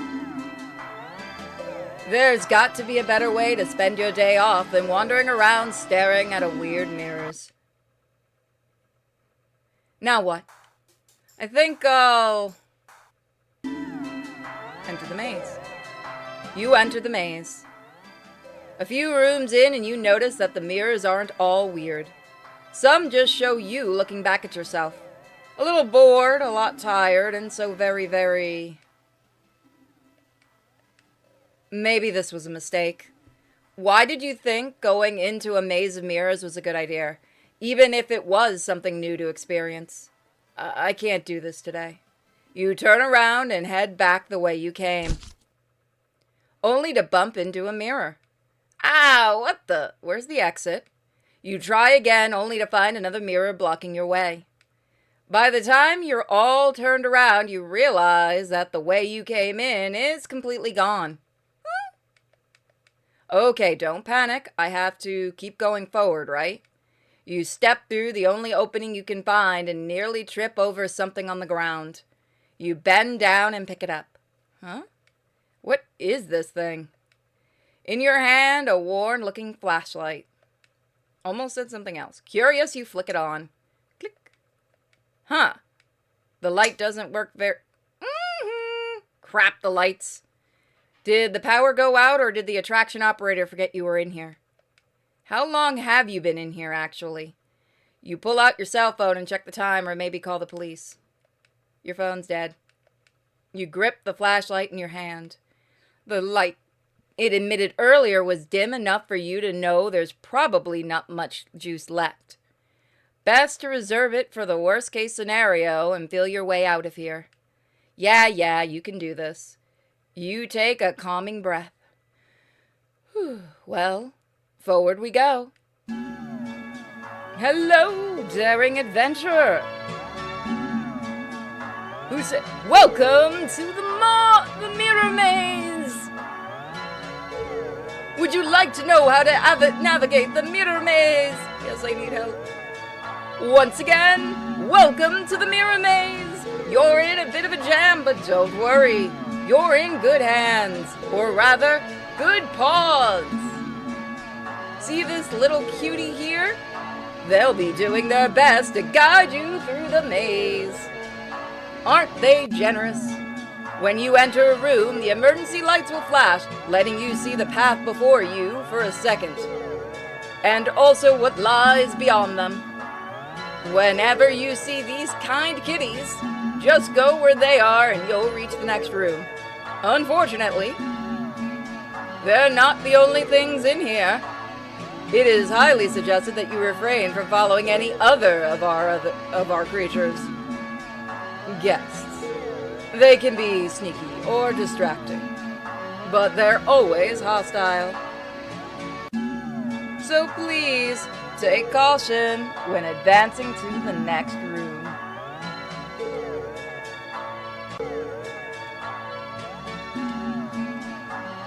Of course, this wouldn't be much of a mirror maze without mirrors. Can they hurt you? No, they're just mirrors, silly. They don't do anything at all. You can't do anything to them either. They're just an obstacle you can't pass through. Go left, go center, go right. The choice is yours. Though, if you find a room with no helpful kitties in sight, and all the paths lead to a mirror or something else, it's recommended you stay put. And just maybe it'll work itself out. Now for your navigation tools. The flashlight you found doesn't have much juice left. It'll only let you get a quick extra peek at your surroundings about 5 times. So try not to use it all up at once.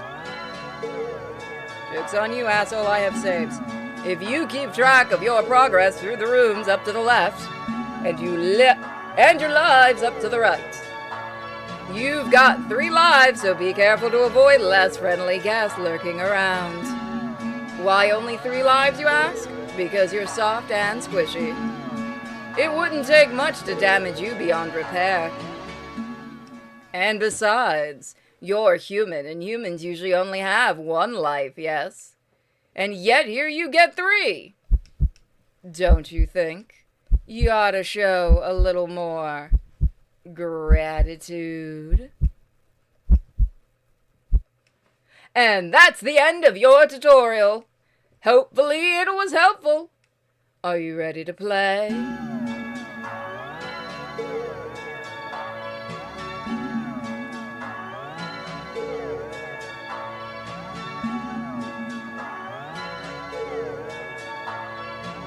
You let me go. Your request to forfeit is denied. Let me out of here. Screaming is not allowed in the maze. Of course. Okay. 3, 2, 1, go. It was, wait. Okay. Okay, next room.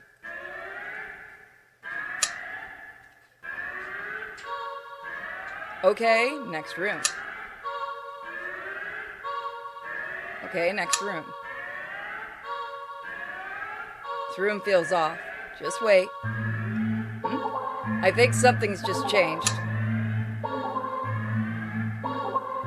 Okay, next. Fuck you, I'm saving. Next room. Okay, next room. This room feels off. Just wait. I think something's changed. Okay, next room. Okay, next room.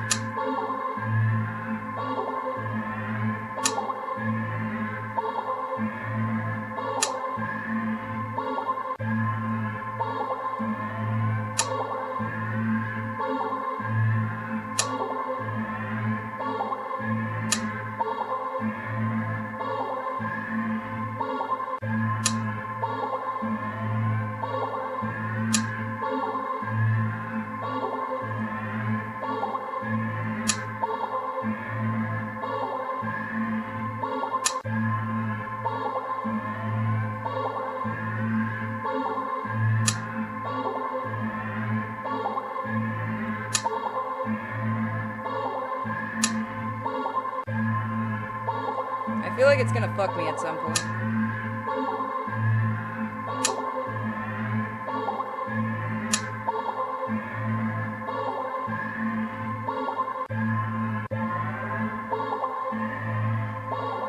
You see it, the exit. You run forward, but as you do, the scenery shifts. Just slightly at first. But you're running too fast to stop yourself from colliding into the glass. Except, you don't quite go into the glass. You don't exactly collide with it either. You simply pass through it. And on the other side, you see an endless white void and... Oh. Hello. Yourself? Dozens of you. Hundreds of you wandering around. Aimless. Faceless. And empty. So empty and listless they don't even acknowledge your presence. You try to turn back, but the glass doesn't give. Past the glass, a familiar cat, black cat, walks up and looks at you. Look, you little fucker, why do you keep doing this? You think it meows at you, but you can't make out the sound. It tilts its head, then walks away. The glass goes dark.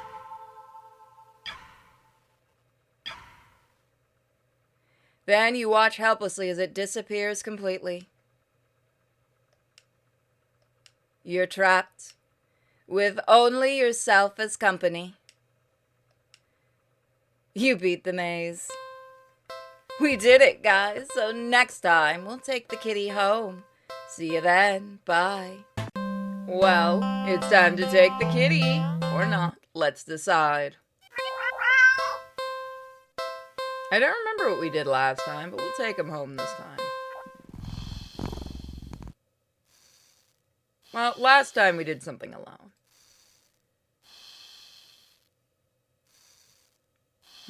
Let me check. Did we do everything for Pet the Cat? Let's do something else. Cat looks hungry, so you decide to feed it.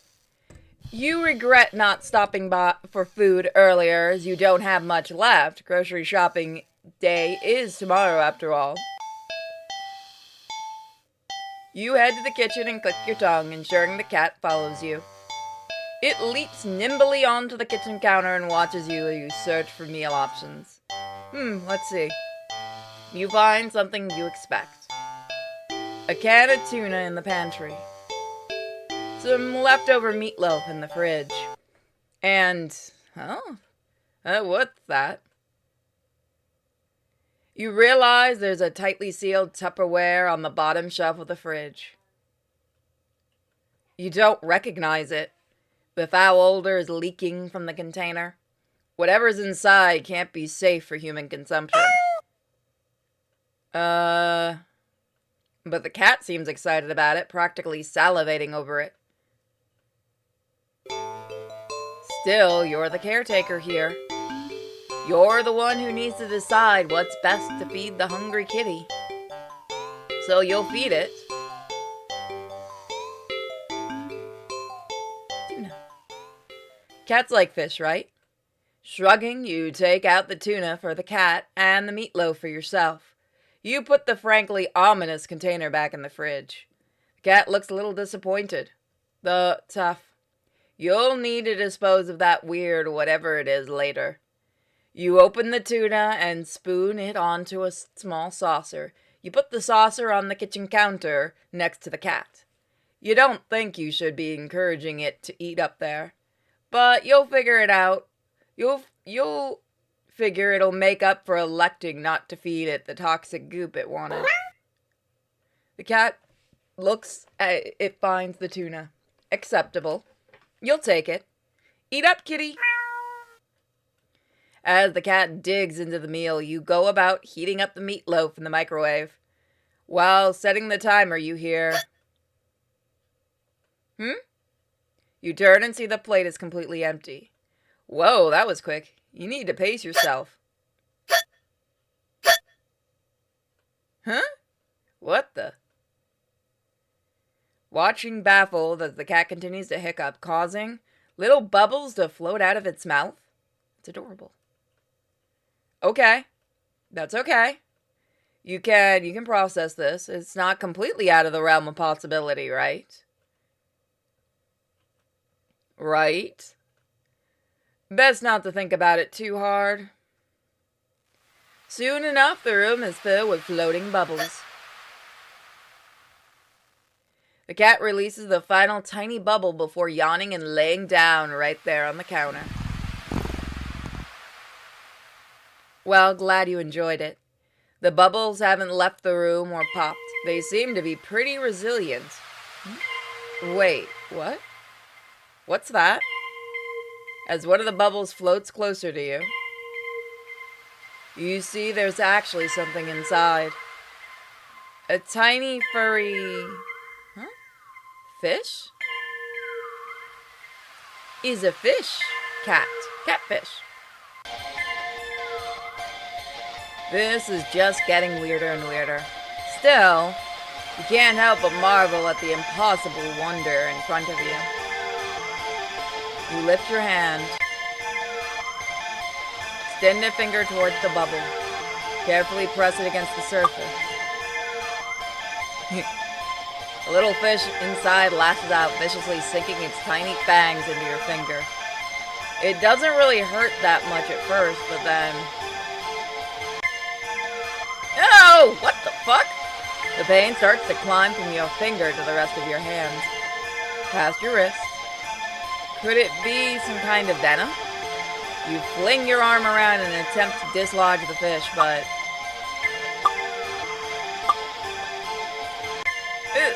Ah! You accidentally knock your arm into several of the bubbles floating around. More tiny ravenous fish latch onto your flesh. You stumble back out of pain and suddenly bout of wooziness, only to bump into more bubbles. More fish digging their teeth into your back. Ugh! It hurts. You're getting dizzy. You've got to get out. You deliriously try to stumble out of the kitchen. But the entire room is filled with the deadly bubbles. By the time you collapse to the ground, you're absolutely covered in tiny, angry, biting fish. Your legs, your torso, your arms, your face. The pain is unbearable. You can feel it in your skin, in your teeth, in your eyes, in your hair, and it's so consuming you can't even feel yourself convulsing or crying.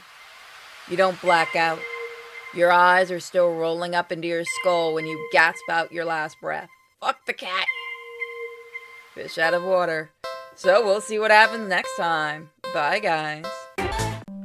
It's time to see if we take the cat home or not. So here's the bonus. I forgot if we did or not. So we're not gonna take the cat home.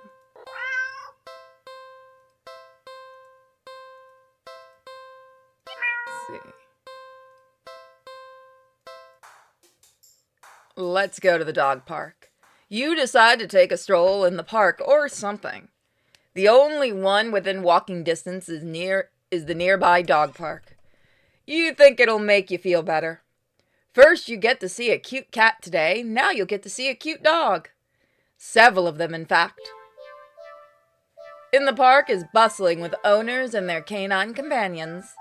Playing frisbee, fetch, running, jumping, even napping. Such cute... whatever. Like you'd want anything to do with these mangy mutts. Huh? What's wrong?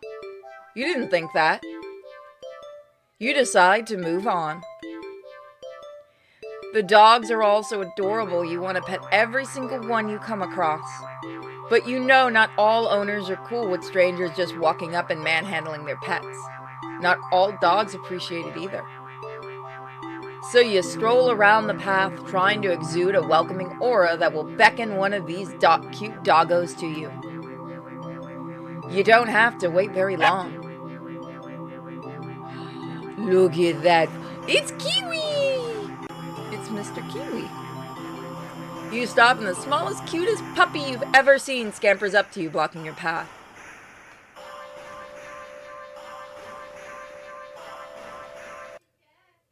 Yes, leave. Dogs are... well, now what? No.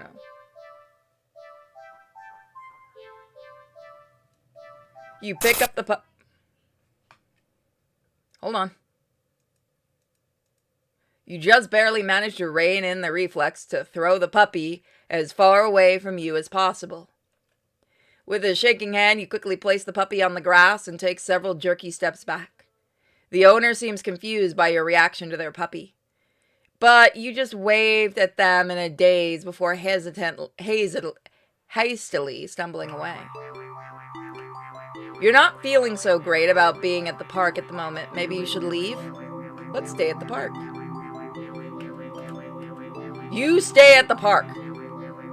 You try to calm down by watching all the dogs from afar as you walk along the path. But every so often, one will run up to you. And when they do, they look wrong. Their owners don't seem to notice. You find a bench and sit down for a quick break, closing your eyes. Maybe this wasn't the best idea after all. Maybe you should have stayed with me instead. Huh? You're broken out of your thoughts when something lands gently on your lap. You look down and see a frisbee on your thigh. Hey, sorry about that. Can you throw it that back? You look up to see the owner waving at you in the distance. But a bit more importantly...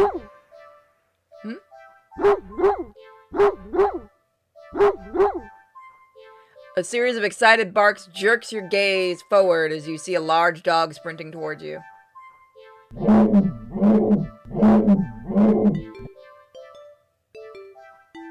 A series of excited barks jerk your gaze forward as you see a large dog sprinting towards you. Hey, hurry up and throw it back! You throw the frisbee and the dog runs in the opposite direction, jumping and catching it right out of the air.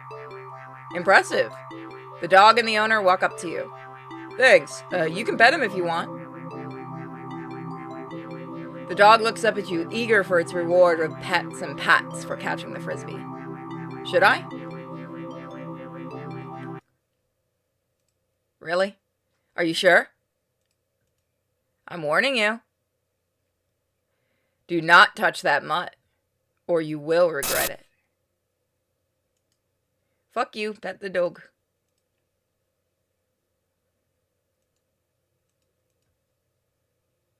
You reach out your hand and pet the dog. The dog seems pleased. You don't feel well. Suddenly, the sky begins to darken rapidly. You look up along with all the pet owners to see that the sun has been eclipsed by the moon in the blink of an eye. You vaguely remember that you should never look directly at an eclipse, but for some reason, you don't look away. A loud, piercing yowl fills the air, shaking the ground beneath you. You instinctively move to lift your hands in order to shield your ears, but the hand that had been cautiously pressed upon the dog's head comes away with some resistance. Like sticky slime almost cementing your hand to the dog's head. The slime stretches with your movements. The dog's head stretches with it too, as the canine begins to just melt. It melts and melts until it becomes a pile of goo at your feet. You dazedly look around the dog owners only to find an empty pile of familiar clothes where they were once standing. You see similar piles of clothes next to piles of goo scattered all across the park's open fields. All the dogs, all their owners. The melted goo in the dog in front of you then starts to move with a shudder.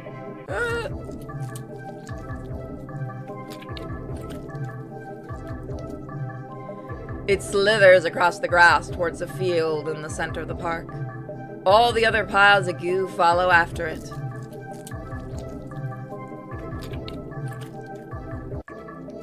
They mix and meld together into a single entity that shifts and undulates and bulges as it grows. You watch in a dazed horror as it then fills out and shapes itself.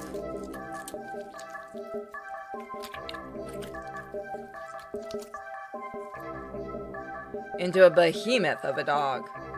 Snarling and frothing at the mouth, the red eyes frantic and searching, before the glowing orbs land directly on you.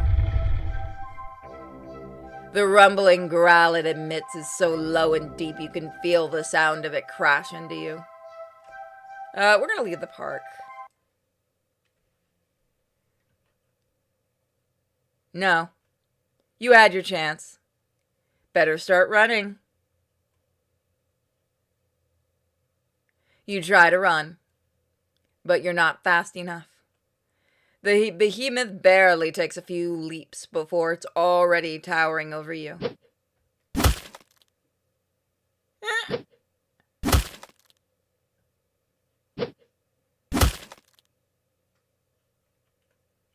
It tears you apart until there's nothing left. Dog person. Alright, so next time we'll take the cat home with us. Bye, guys. Welcome back, everyone. It's time to take the cat home.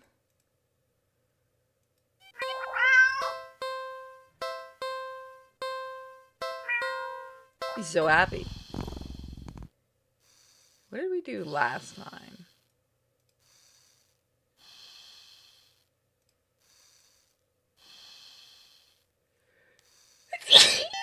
Excuse me. No, we did that. Let's watch a movie. You're not tired enough for a nap, but you're too lazy to get started on any of your chores. So you decide to watch a movie. You get dressed in your favorite pajamas, make some popcorn with an obscene amount of butter, and head over to your armchair. Only to discover the cat's already napping there. Look at that little cutie. You frown a little in thought. Your couch isn't the best angle for optimal TV viewing pleasure, and you don't feel like pushing it around and having it put it back later. The only option you have left is to sit on the floor. Or move the cat and reclaim your throne. It's a cat you're going to move. You decide to sit on the floor. The cat is a guest after all, and you pride yourself on being a good host, if nothing else. Well, at least you would if you ever had guests over before. You grab a blanket and some pillows and make a comfy nest in front of the chair. You pop in a random movie from your collection and can tell instantly that it's one of your favorite horror films. You've seen it a few times already, but it never fails to get your blood pumping. A few minutes in and you're already invested in getting reacquainted with the story and characters. The scares won't come until later, but for some reason you feel like something is watching you from behind. You know it's probably nothing, but you feel compelled to check anyway. You peek over your shoulder. Only to jump out of your skin, joisting a few pieces of popcorn out of the bowl in your lap. Oh, he just wants to watch with you. There's nothing wrong with that. The cat is awake and looking right at you. You take a calming breath, recovering from your heart nearly lurching out of your chest, and immediately feel foolish. It was just the cat. Of course, it was so quiet you've forgotten it was right behind you. Even though it's the whole reason you're sitting on the floor in the first place.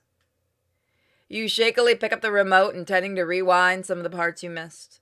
However, as soon as you press the rewind button, the TV shuts off. Huh? You blink in confusion. Nothing else turned off. The kitchen's dim light's still on. The digital clock is still glowing, and the movie player is still rewinding. The power clearly didn't go out, so why? You feel a chill run down your spine as you catch the cat's reflection in the dark screen. It's still looking at you. Cats stare silly. It's kind of their thing, right? And you're a new addition in its life. Of course it's going to study you closely to see if you're trustworthy. You mentally reassure yourself and turn the TV back on. What? The TV's on, but the movie isn't what's playing on screen. It's... Huh? It's you. You watch yourself frown on screen as you feel your brow furrow in tandem. It feels like the footage of you in real time, like you're being recorded. You feel a familiar sensation in your mind, focusing on small details to avoid the bigger picture of your current situation. avoiding the question of how this is happening, of who or what is doing this, and why. Suddenly, your mirrored self smiles and waves at you, all on its own. You don't wave back, too stunned to move. The you on the screen doesn't seem to mind, though. It then stands up and walks out of frame. And, terrified yelp rips out of your mouth before you can think to stifle it. On screen in the chair is the cat. But it's wrong. It's become large, swollen, black, massive fur. It's twitching, pulsing, rhythmically. Its slow, almost methodical breaths. Its mouth is a yawning entrance to a black abyss, framed by a set of teeth that look very, very sharp. Glowing eyes bulge all over its body.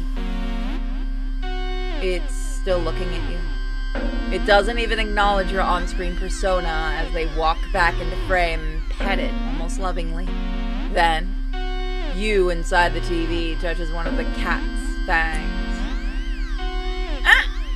You flinch at a sudden sharp pain in your palm. You look down and sure enough, your hand is bleeding. You're not particularly afraid of blood, but for some reason, the sight of it leaking out of you sends another chill down your spine. A thought, clear and terrible, flashes across your mind.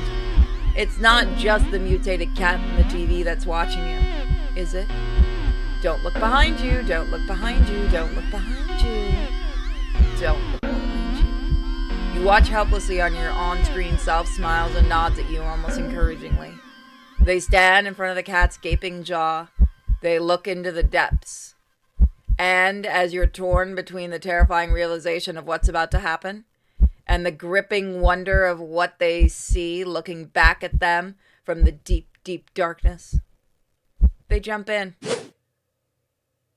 Darkness is all suddenly present around you, pressing in, holding you down, and yet you somehow feel weightless. You can't tell if it's falling, but it doesn't feel like you're laying down or standing either.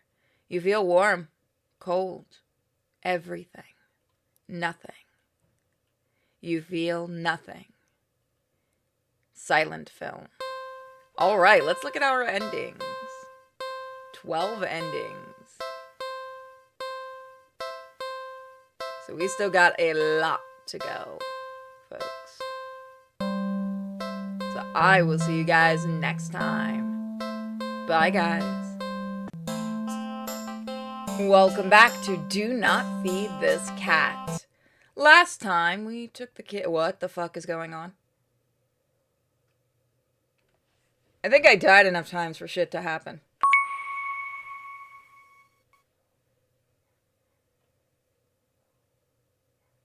I'm sorry. Oh, I'm sorry for everyone having to watch my videos. I'm so sorry. I was just so tired of everything. Not you, never you. But I couldn't be the person you deserved, couldn't ever hope to be. You were so amazing, smart and talented and independent, you shined. But in comparison, damn it. So stupid. So worthless. When it approached me, it didn't tell me that it wanted me. It needed me. Maybe that's what I wanted all along. Wanting could be so fleeting, but to be needed? There was nothing I wouldn't give to have someone tell me that I mattered to them. That they needed me.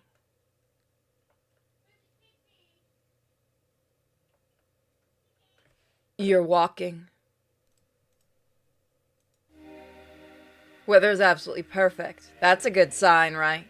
Maybe your luck is finally starting to turn around. You tentatively allow yourself to feel excited for the possibility of where you could go or what you could do. Or who you could meet. Alright, so this is different. This is the same. Sadly, as cute as it is, you never take the cat home with you.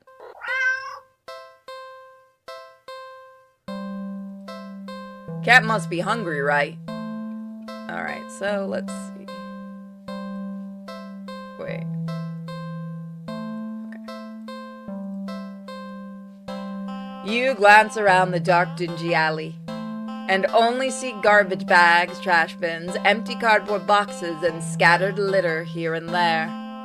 If there were something for the cat to eat, surely they would have found it by now, right? But you don't want to just give up so easily. You keep looking, and looking only to see garbage. You sniff only to smell garbage. You listen. Huh? You just barely make out the sound of faint scurrying by a trash bin a few feet away. Quietly, oh so quietly, you creep over to the bin. And you lunge. You weren't very graceful in your attempt. You stumble and knock over a stack of nearby boxes full of trash. But as you stand up, grasp in your hand, is a mouse. Oh, look at that face.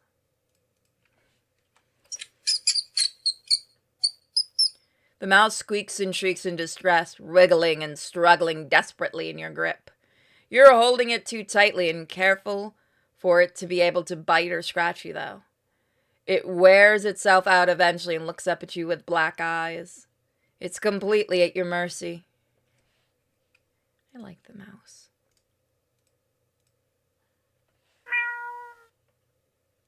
Are you sure?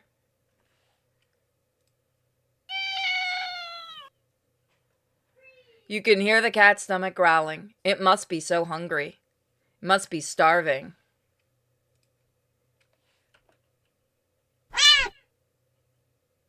You know the cat's hungry. Why are you hesitating? You caught the prey for the cat's sake, didn't you? Are you really going to value the life of a filthy rodent more than the cat's? Spare the mouse.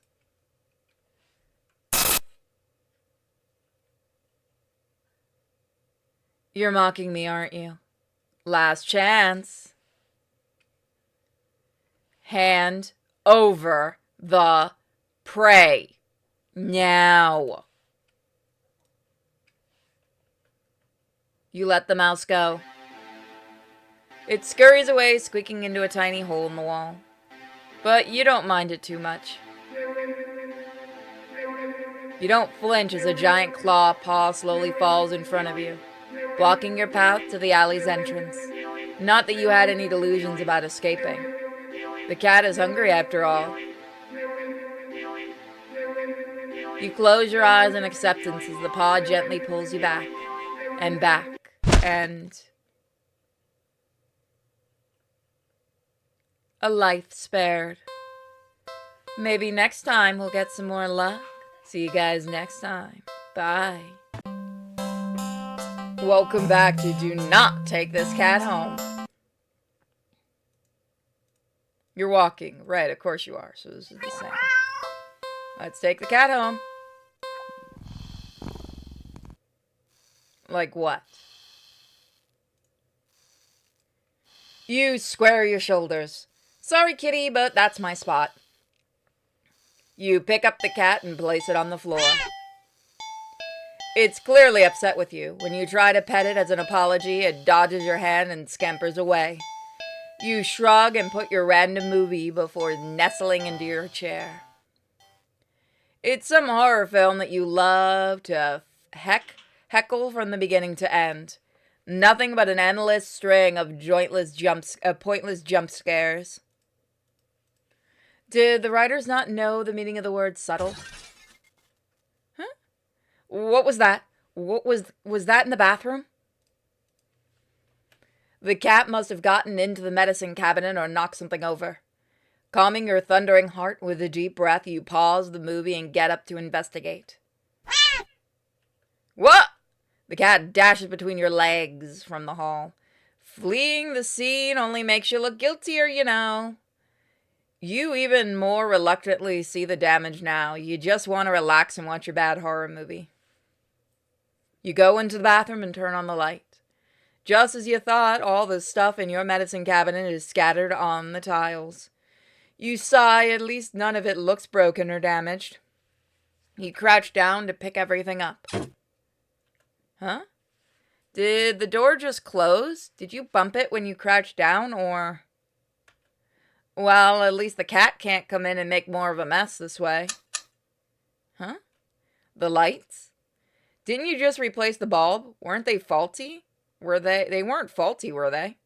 You never remembered to hold on to your receipts for situations like these. You doubt you'll be able to get your money back. You stand up. You shake out the pain in your knees and from the crouching and open your medicine cabinet. Carefully, you place everything back where they belong, making sure nothing is missing. You close the Ah!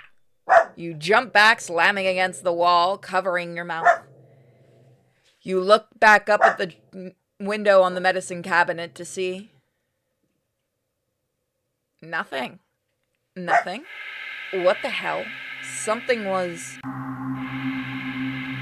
You know you saw something just now. You know you did, right? You saw something. Yeah. You rush out of the bathroom and slam the door behind you without looking. You enter the hall and... No.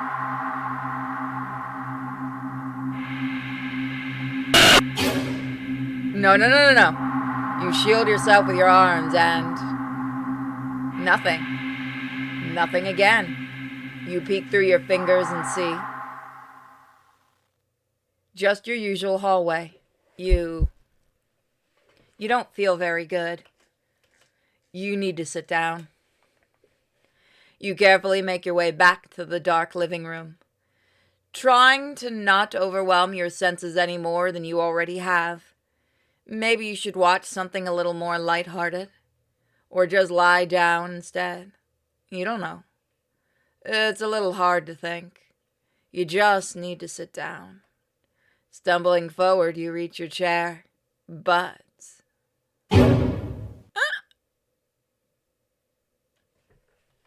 Hey there, Mr. Kitty Kitty. Wanted that chair badly, didn't you? It's nothing. Nothing at all. Just the cat sitting back in your chair looking up at you curiously.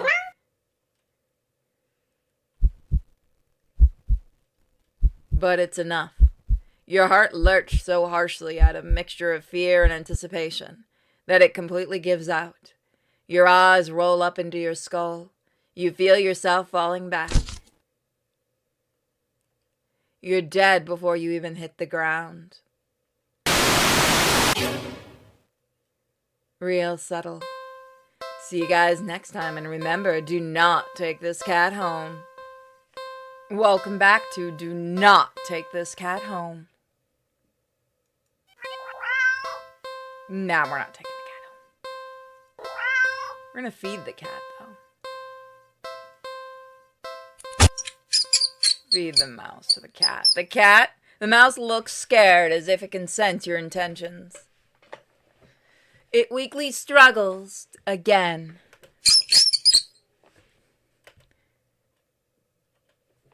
The mouse is reluctant. You feed the mouse to the cat. The cat tears it apart instantly.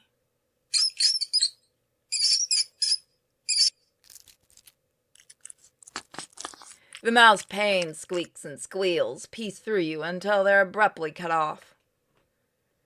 Satisfied, the cat mewls happily at you, red tinting its fangs. The cat curls up in a now blood-stained box and goes to sleep. You take the chance to leave. A well-fed cat will likely follow you home after all. And cute as that cat is, you really can't afford a pet right now. Still, feeling a little guilty about the mouse, you decide to just go home.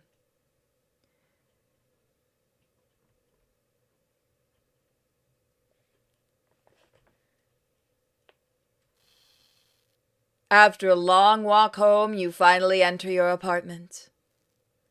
You head straight for your room and collapse on your bed, falling into a fitful sleep. Later, you wake up.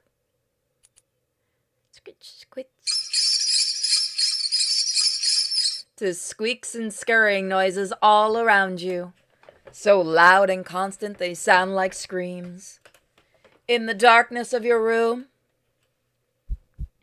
you see the shifting shadows of hundreds of mice surrounding your bed. You try to run. Ah! You cry out as twin lances of pain rise up your legs. You fall off the bed in your attempt to escape. The hordes of mice dodge you as you crash to the ground. You can't stand up. Looking back and squinting in the dark, you just about make out the source of your pain. Flesh of tendons on your heels and ankles are mangled. Gnarly. It almost looks like rodent eyes. Bitten through your socks. No, leave me alone.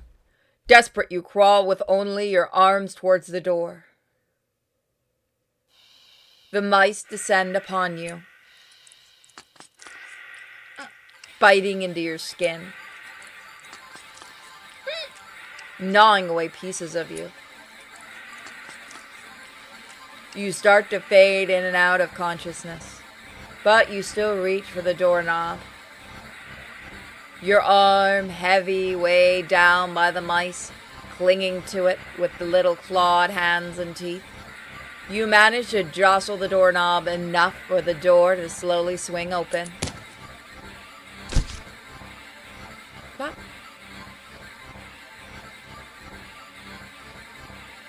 Gilbert, no. But your outstretched arm suddenly falls to the ground lifeless. The mice mangle and chew through the flesh and bone of a now dismembered limb. A few mice creep forward to curiously inspect your arm. You stare blankly at it for a moment before sliding your gaze up. In the newly opened door sits a familiar-looking mouse. It stares at you. The darkness in its beady black eyes. You can't begin to measure its depths. Hi. Nor the hatred pouring out from within them. All of it aimed at you. You collapse, hitting the floor as your other arm is eaten away as well. You're not sure how you're still conscious. The pain should be indescribable. And yet you just feel a cold sense of loss. The mice have clustered along your back now, gnawing and ripping their way between your shoulder blades, into your back, into your chest.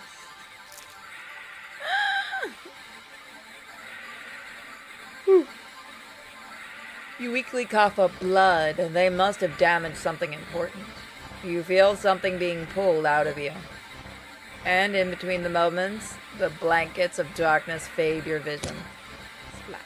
You hear something wet plop on the ground in front of you. You pry your eyes open and see it in the front of the mice. Weirdly shaped, red with your blood and pulsing, and...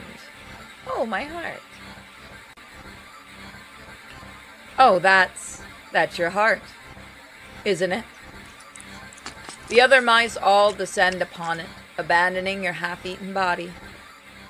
You're losing a lot of blood.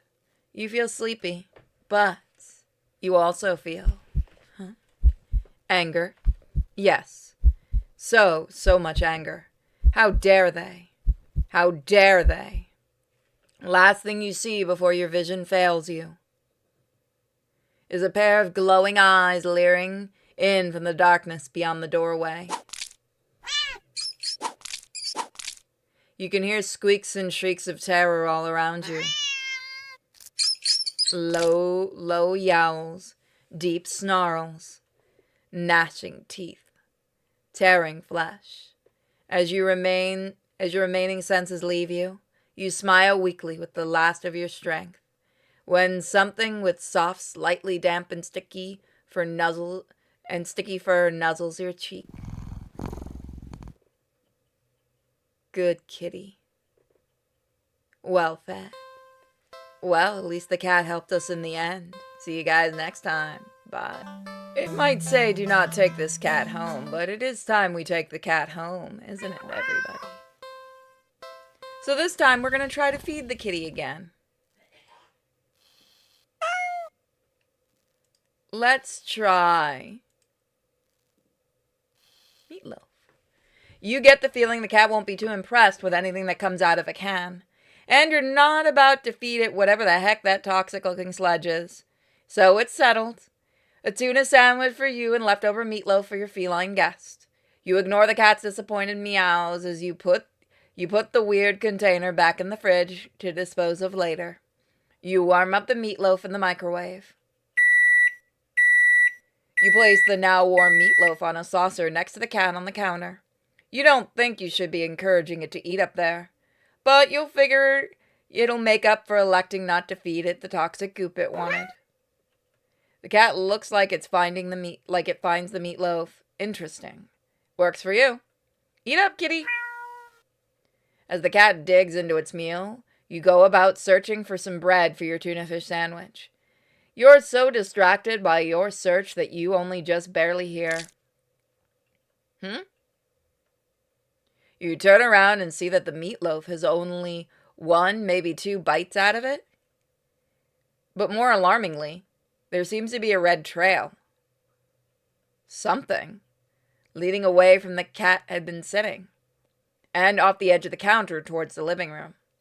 Is that blood? Huh?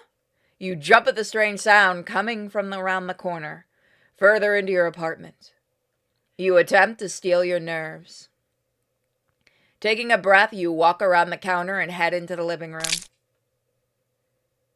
Splat. Huh? You step onto something warm and wet and red. You resist the urge to vomit and step away from the trail of... You follow the trail into the living room and leave and see that it leads into the hall. It's getting louder. It's definitely in the hall. You feel like you can hear your heartbeat. You hope whatever it is in the hall can't. Your body shakes as you feel yourself step forward. And forward. And forward. And forward. You peek. Another around the corner. Huh? Nothing. There's nothing there. What? You walk further into the hall and see the trail leads all the way down to the end of it. But there's nothing there. You don't quite feel relief, but at least... Huh? You feel something wet and warm drip onto your cheek. Something very warm. You swipe and shake your hand across it and pull it back to see your fingers covered in something. Good.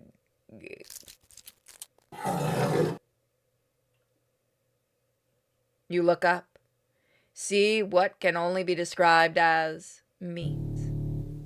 Entire ceiling in the hallway is covered in thick, undulating, writhing layers of pulsing meat. Look at that. Should have given him what he wanted. At its center is a single glowing eyeball frantically rolling around in every direction. Until it lands squarely on you. You try to take a step back, desperate to escape the hallway. To escape this thing. But...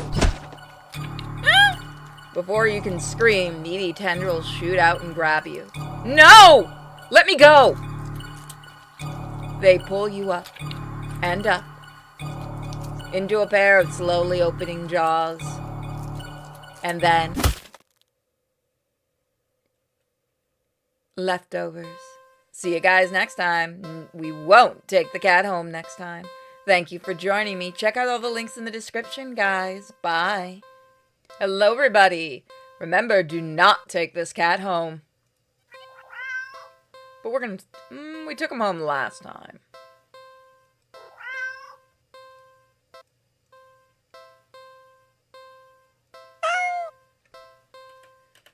Aw, you just want a little attention, don't you? The poor thing must be bored in that box all day. So let's see. You dig into your pockets. You find a small piece of string, not very helpful. The string is far too short. And eager and excited. In your right pocket is a bar of chocolate. I'm sorry. Not too helpful either right now. The only thing you've got on you is your iPhone. Or your phone. It's not much of anything the cat will play with, but there is something you can do. Oh, yeah. Look at my cutie kitty. Photo montage! Well, that was fun, right? Well, you enjoyed yourself. With nothing else to do and no intention of taking the cat home, you decide it's probably best to just leave. You don't want the cat to get too attached after all. At least you have some memories to take with you. Okay, see you around, I guess. Good luck. Okay. You turn and walk away, but... Huh? Your phone just got a message. You open it and... What? Aren't I a cutie? A pic of a familiar-looking cat. Huh? The cat does look cute. And happier in the pic. But it's not a picture you recognize. What the heck? You didn't take this picture. You peek over your shoulder at the cat. But the cat is simply looking at you. It mews sadly as if pleading for you to come back.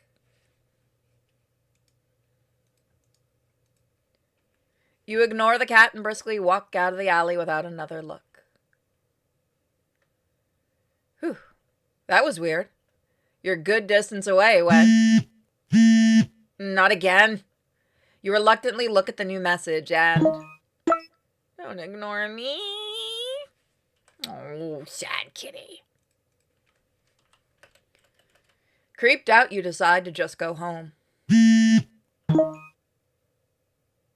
I know you're seeing these. Come back. Come back. Come back. Come back. Okay, cat, we gotta talk about this. I just want to know the filter you used. Come back.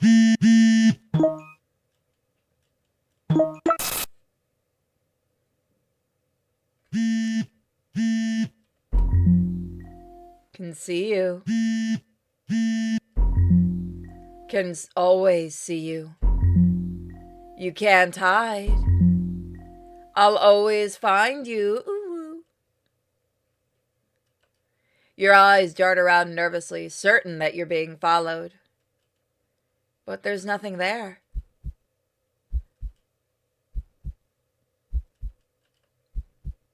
You finally home, but you feel too shaken for any relief to calm you down.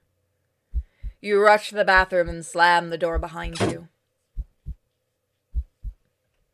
Everything's okay. This isn't real. It's just like a bad dream. Everything's okay. You fumble in the dark to turn on the sink and splash your face with some cold water, hoping it'll calm your mind and stop the hallucinations. Because that's all they are, right? Hallucinations. You're really regretting leaving the home today. You must have been overworking yourself more than you realized. Yeah, that must be... You jump as your phone alerts you of yet another message you received.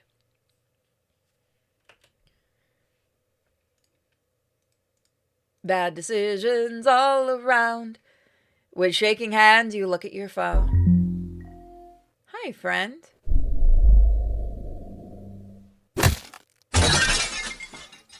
What?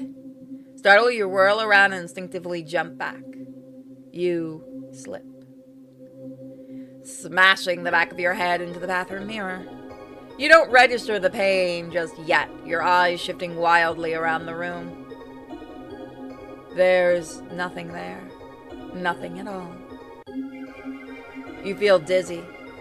You dazedly feel the back of your head and examine your hand.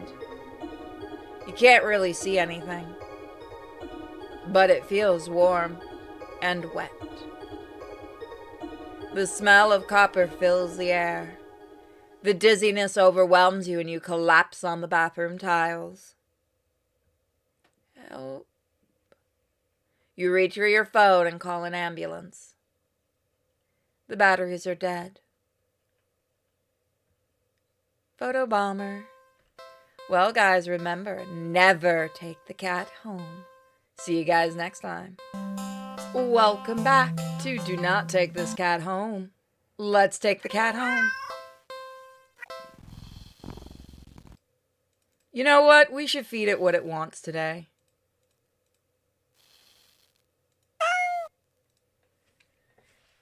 Is it really a good idea? Fine. I guess this is what you want. You open the container and... Ugh. You just barely managed to keep from throwing up. But just barely. The stench is overwhelming. Yeah, give me a minute. You hazard a look at the contents of the container, but... you honestly can't understand what you're supposed to be looking at. Everything is just mashed together. What exactly everything consists of is a mystery. You're more than happy to keep unsolved. Different shapes, different sizes, different textures. Not the color, though. All of it is the same color. The most unfortunate looking shade of gray you've ever seen. Tinted with a nauseating wet green film over the top. Ugh, am I supposed to warm it up, or you don't really know how to serve it? Any utensil or plate that it touches is getting thrown out immediately. No exceptions. Your hands are going to be scrubbed with soap and hot water within an inch of their lives after this. You decide against putting this crap in your microwave. You doubt it would taste or smell any better warm. Not wanting to hold it anymore, you shake your head and practically toss the container next to the cat on the counter. The cat enthusiastically dives into the toxic-looking sludge, sniffing at it as if savoring the scent. You turn to the fridge and close it. You've lost your appetite. You're about to head to the bathroom to wash your hands for the next hour or so when...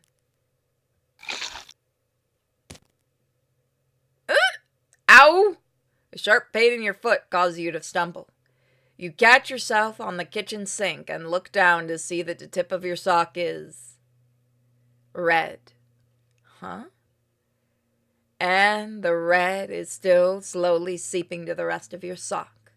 Are you bleeding? You quickly reach down and pull off your sock to see the damage. Your middle toe is gone. It's just gone. Just a stump is left in its place, steadily leaking blood onto the floor. You clumsily step back as it would help you get away from what you're seeing. The blood trail simply follows your movements. 911. You have to call 911. Phone, where's the phone?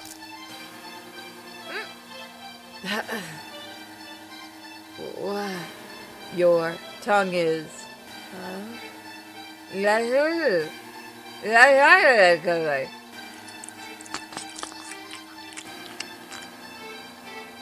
You slowly look over and the cat's still eating. Look at our cute little kitty. Such a sweet kitty. Completely unbothered by your suffering. Not bothering to try and stop the blood from dribbling out of your mouth. You keep watching in a daze as the cat happily chews at the gross piece of... Wait, that's... You look more closely at the mystery food in the cat's jaw. It looks vaguely familiar. It looks like a ton.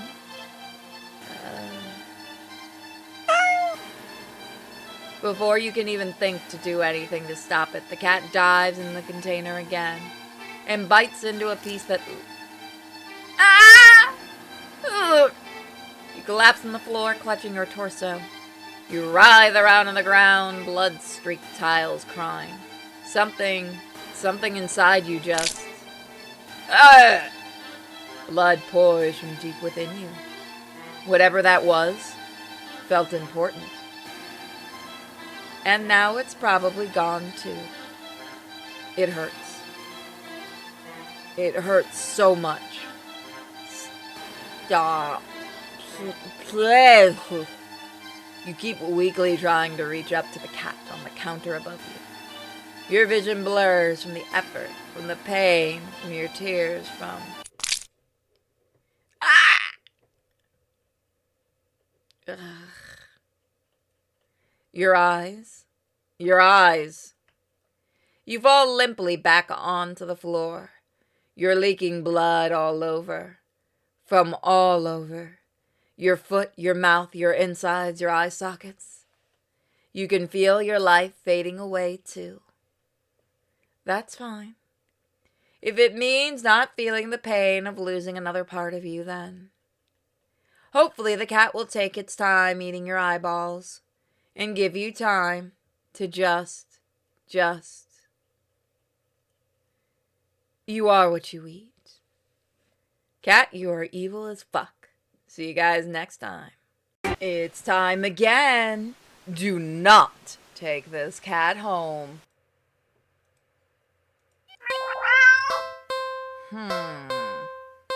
What should we do? What should we do? We're not gonna take him home.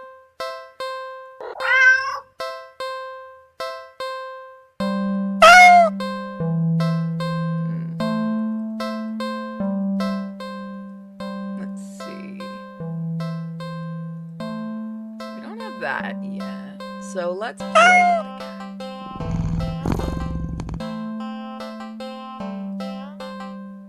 You search around, but there's nothing in the alley that looks interesting enough for the cat to play with. So maybe... how about a game? You decide on a game you've known since childhood. Red light, green light. A classic. Teaching a cat how to play might be a bit of a challenge, but you get the feeling the feline's natural hunting instincts will help it along. You walk to the entrance of the alley, the cat meowing at you. Don't worry, I'm not going anywhere. You exaggerate your movements, covering your eyes with your hands, and turn around. 1, 2, 3. Red light. You spin around. The cat hasn't left the box, tilting its head at you in a curious confusion. Let's keep playing. You try again. This time you go a bit slower. 1, 2, 3. Red light. You turn around. This time, the cat is out of the box. The cat freezes under your stare as if it thinks you can't see it if it doesn't move. So cute. Satisfied with the cat getting the hang of the game, you turn around again and speeding back up. 1, 2, 3. Red light! You turn around. The cat is a few steps away from the box now, peeking out from behind the dumpster. Its eyes trained rather intensely on you. Well, at least it's having fun. You turn again and feel a sudden chill run down your spine. You feel silly, but you can't help counting just a little faster this time. 1, 2, 3, red light! Whirling around after saying red light, you look at the cat. It's halfway down the alley close to you now, but it's as if the perspective of what you're seeing is off somehow. Doesn't the cat look a little bigger? Its pupils are thin slits now. Something's not right. The cat meows at you again, but it sounds much deeper than earlier. It's crouched down as if it's poised to lunge forward. Your breast shudders a little as your heart starts to race. Your feet instinctively shift back. Hi, kitty. The drugs hit hard, huh? You freeze immediately. That cat looks impatient. It wants to keep playing, but you gulp and turn around, swiftly counting and turning again as you gasp out. 1, 2, 3, red light! Ah! The ground shakes as you whirl back around, to find yourself staring at a long surface of black fur. You slowly look up, and up, and up, to see a giant shadowy figure leaning down from its position hunched over you, fangs dripping with saliva, claws crushing into the concrete walls of the alley. Its glowing eyes are unblinking as they look back at you. The cat's waiting for your next turn. It's so close. If you turn around now, you don't want to play anymore. Keeping your eyes trained on the giant looming. So what I'm going to do is I'm going to cheat with this one because we are going to look at both. You keep your eyes trained on the looming over you. You take a step back. No, that's cheating.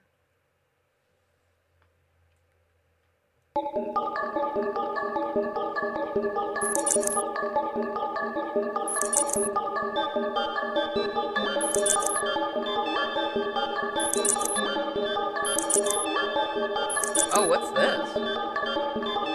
What are you doing? Stop! You'll break every...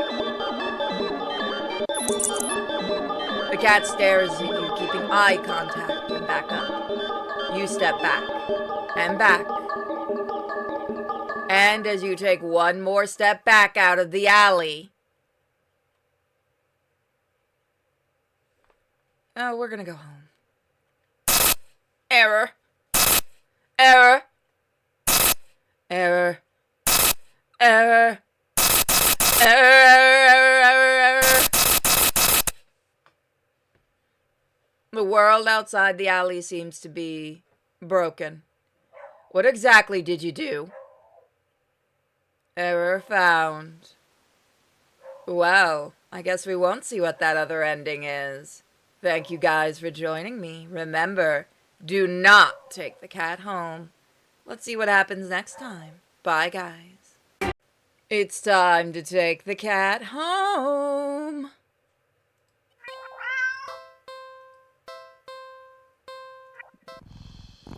Let's see. Let's take a nap. You're a little tired from the events of the day. Making life-changing choices like committing to the responsibility of taking care of another living creature really wears you out. You could definitely use a nap. You head to your room and get dressed in your pajamas before you decide to grab a glass of water from the kitchen. You head back to your bedroom ready for a much-needed nap. Ah! Only to have the cat race you through the open door and jump onto the middle of the bed. It takes time needling it as the sheets before starting down to close its eyes. You cute little motherfucker.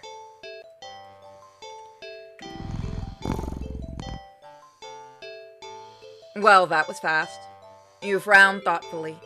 Now that your mind's on it, you find yourself really craving a nap in your own bed.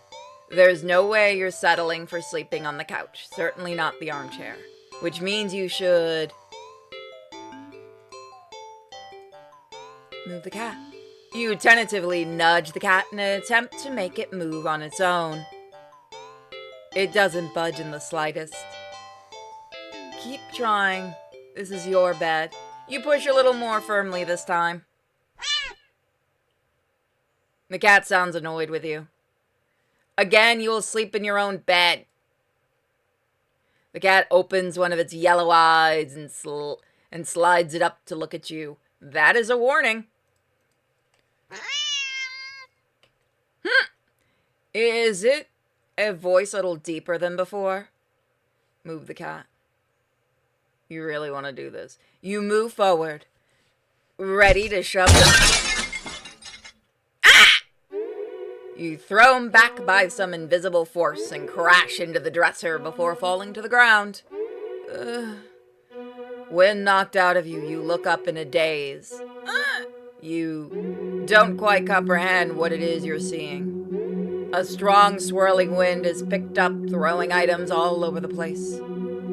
As if a miniature hurricane had just taken form in your room. And right there in the center of it all is the cat, hovering in the air above the bed, its eyes open, glowing like molten lava.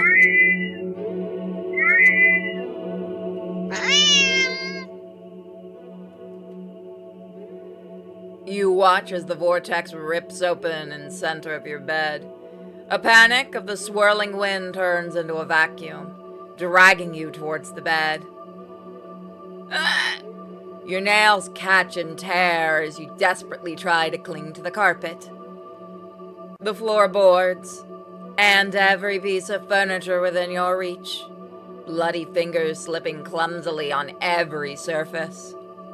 But there's nothing you can do. As you touch the vortex, your body starts to disintegrate.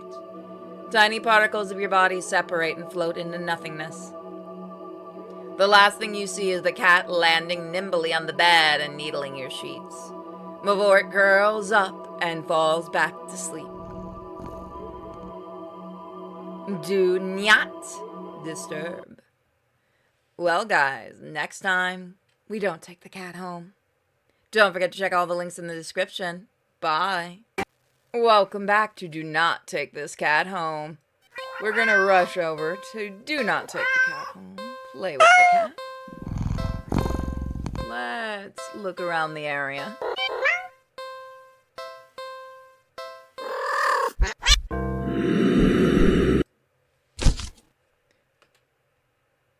You don't even finish turning around before the claws grip your torso, digging in and piercing the soft flesh of your stomach with ease. As you're lifted into the drooling, gaping maw above you, you can't help but think that there must have been another way out of this. But pointless regrets are pretty typical for you, aren't they? Okay, so that I just wanted to show that one really quick. So we're gonna cheat this time and go and do another ending. Meow. You sigh and go over and pick up the toy. You really do just want attention, don't you? Oh no, wait, we done this one. Fucking cat. We're getting to the end of it. Alright. What happens if we leave? Meow. Ungrateful little monster. You huff in annoyance. You're welcome. You're shaking your head and turn to leave once again. When a sharp pain lances up your arm. Ah! Crying out, you grab onto your arm only for it to fall off. Your arm just fell right off. You stare in shock at your severed limb on the ground. Gathering up your courage, you turn to look where your arm had once connected to the rest of your body. Uh-oh, that looks like stuffing. Huh? Not blood, it's cotton? Touching it, the stump doesn't even hurt. That's... until the same thing happens to your other arm. Ah!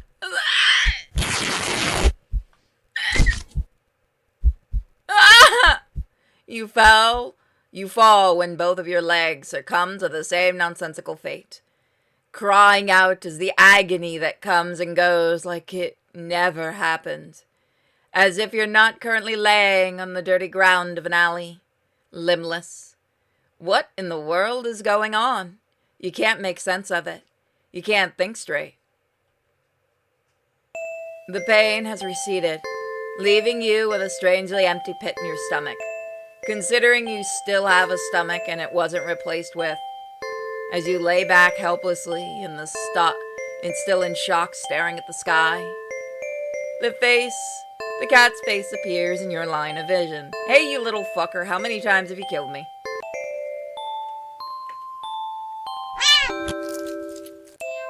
It lunges at your torso and starts biting and clawing into your chest like you're a chew toy. It doesn't hurt anymore. You feel like it should. You're not sure if you're glad that it doesn't. Eventually, you feel the cat pull something out of you. A small doll that looks very, very familiar.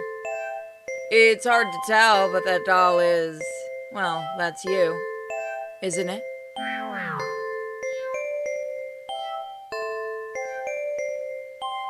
The cat hops off of you and heads back to the box with its prize. At least you think so. Everything's too dark to tell.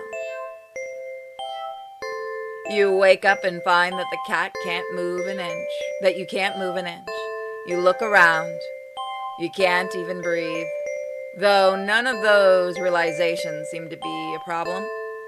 All you can see is the face of a familiar-looking cat curled up around you, purring in its sleep. For some reason, this doesn't bother you. You're not sure why you feel like it should. You try to latch onto thoughts in your head that feel like memories of another life, another time, another you, but the thoughts slip away like forgotten dreams. Oh well. That's fine, isn't it? You're just a doll after all. The doll's role isn't to have silly thoughts or to remember unimportant things. To be a companion. And judging from the cat's content purring, you seem to be performing your role perfectly. You're filled with an overwhelming strong sense of pride at this fact. And so you too feel content. Well, guys, we got 2 deaths this time. See you next time. For more, do not take this cat home. Check all the lovely links in the description, and I'll see you next time. By the way, if there's a horror game you want to see me play or an anime game, just let me know in the comments. Bye, guys. Welcome back, everyone, and remember, do not take this cat home. We did a bit of both last time. We're going to take the kitty home this time. Let's try to take another nap. You shrug. What's the harm in sharing the bed, right? You both have had a very long day after all. You try to carefully avoid jostling the cat as you lay down, but it immediately scoots over and curls up against you anyway. You smile. Sweet dreams. Huh? You feel like you slept for a long time. You feel a warm weight on your back, but you decide... Oh, mystery solved then. You feel comfortable? You consider getting up, but as soon as a thought enters your mind, your mind is filled with static and a deep sense of disapproval. Not yet then? Okay. The cat jostles by your attempts to move, needling painfully at your back before settling down again and falling asleep. You fall back into slumber too. It's night. You want to get up. The claws dig into your back like a warning. Tomorrow then, right? It's morning. You'll be late for work. But the cat doesn't budge. You don't even try to get up this time. You just close your eyes and drift off again.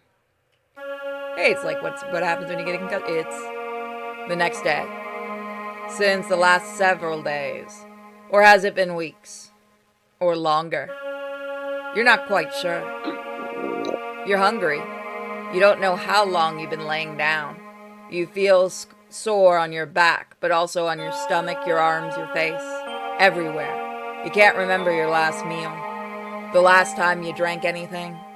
You've been sleeping all this time, but you feel exhausted, more tired than you think you've ever felt in your life.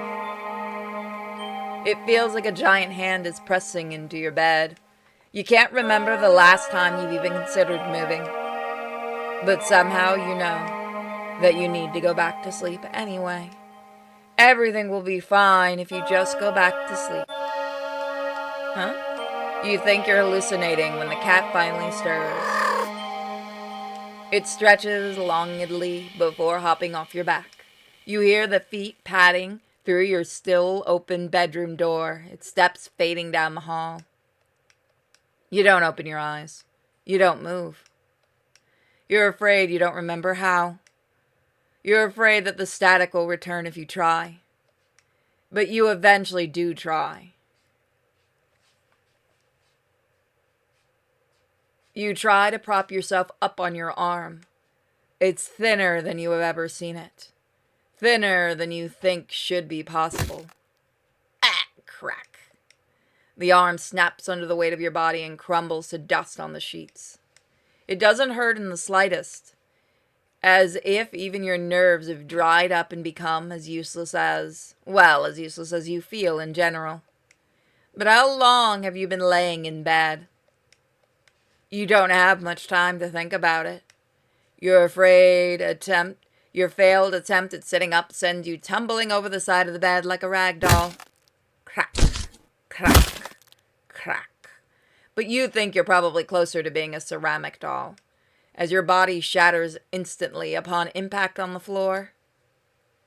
Your head rolls towards the door.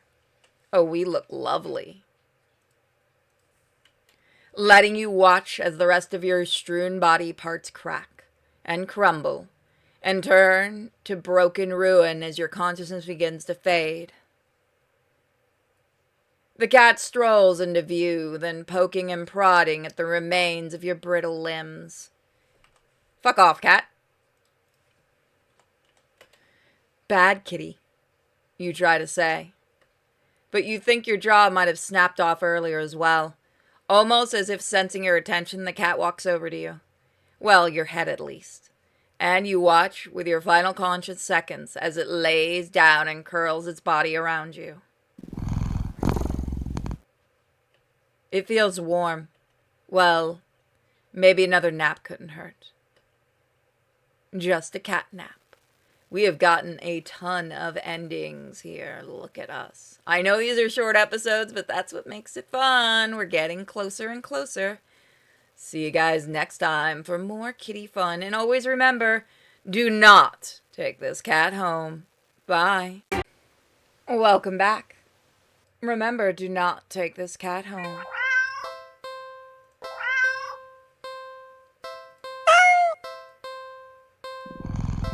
You've done all that.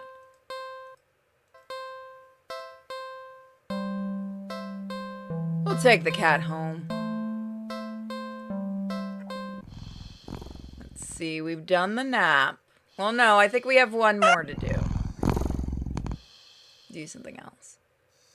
Maybe you can try napping later. You decide to do something else with your time.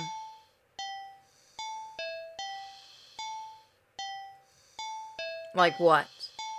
Let's see. Hide and seek. What about hide and seek? You're not quite sure how this is going to work. Can a cat even understand the concept of a game? Let alone with rules like hide and seek? Here, you pick up the cat and turn them away from you before hiding behind an armchair. You're almost certain the cat must have turned and looked while you were hiding. Out of confusion, at least, if nothing else. Regardless, a few moments later, the cat cautiously peeks around the armchair at you, eyes curious. You smile and scoop it up, holding it out in front of you. You found me! You win! The cat looks confused but pleased at your praise. This time, you put it on the armchair so it can't see your hiding spot easily. You dash over to the kitchen, hiding behind a counter. It takes a little longer this time for the cat to find you. This time, when it does, it startles you by hopping down into your lap from the countertop. Whoa! You found me again! Okay, you win. You reward it with a little scritch behind the ear and under the chin when it leans into your touch. Okay, why don't you give it a try? You go and stand in the middle of the living room. The cat follows you. Look at that cute little bastard. You make a show of covering your eyes and turning around. Okay. 5, 4, 3, 2, 1, go! You turn around and see that the cat is gone. You sure catch on quickly. There aren't that many places available in your apartment for someone your size to hide. But without the opposable thumbs needed to open and close doors in the hall, the cat will have its limits too. Fair game. Okay, now where to look? You look behind the couch and the armchair. Under the coffee table. Nothing. The living room is pretty sparse when it comes to furniture after all. You peek around the counter. Grab the chair, check on top of the fridge. Even open a cupboard along the floor just in case the cat managed to squeeze inside. Nothing. You decide that's for the best. The kitchen is for making food, not playing games. You peek around the corner into the hall. Nothing. You're not sure what you were expecting. With all the doors closed, there's nowhere in the hall for the cat to hide. You couldn't find the cat anywhere. You start to get a little worried when you hear a soft sound coming from the hall. You head to the hall, listening again. This sounds like it was coming from your bedroom, but you walk down the hall to your room and gingerly open the door. Ah! The cat trots out and runs around your legs, meowing incessantly. It looks disappointed somehow. Perhaps your apparently subpar seeking skills, but you lift the cat into your arms and look at your bedroom door. How did you get in my room? You know that door was closed. Cats can open doors. I trained one to do it. Right? The cat wriggles out of your hand and runs out of the hall. You follow to see it sitting in the middle of the living room. Upon seeing you, the cat promptly turns around. Guess it wants to take its turn seeking. You're about to indulge it by hiding around the counter again when... Huh? Did did the power go out? Darn it. As you wait for your eyes to adjust to the darkness, you notice the cat hasn't moved an inch. Was it scared? Hey, are you... Huh? What? For some reason, your heart starts beating faster. You consider going over to the cat, but when you do, the thought makes you feel... You feel like your life is in danger. You need to hide. Now.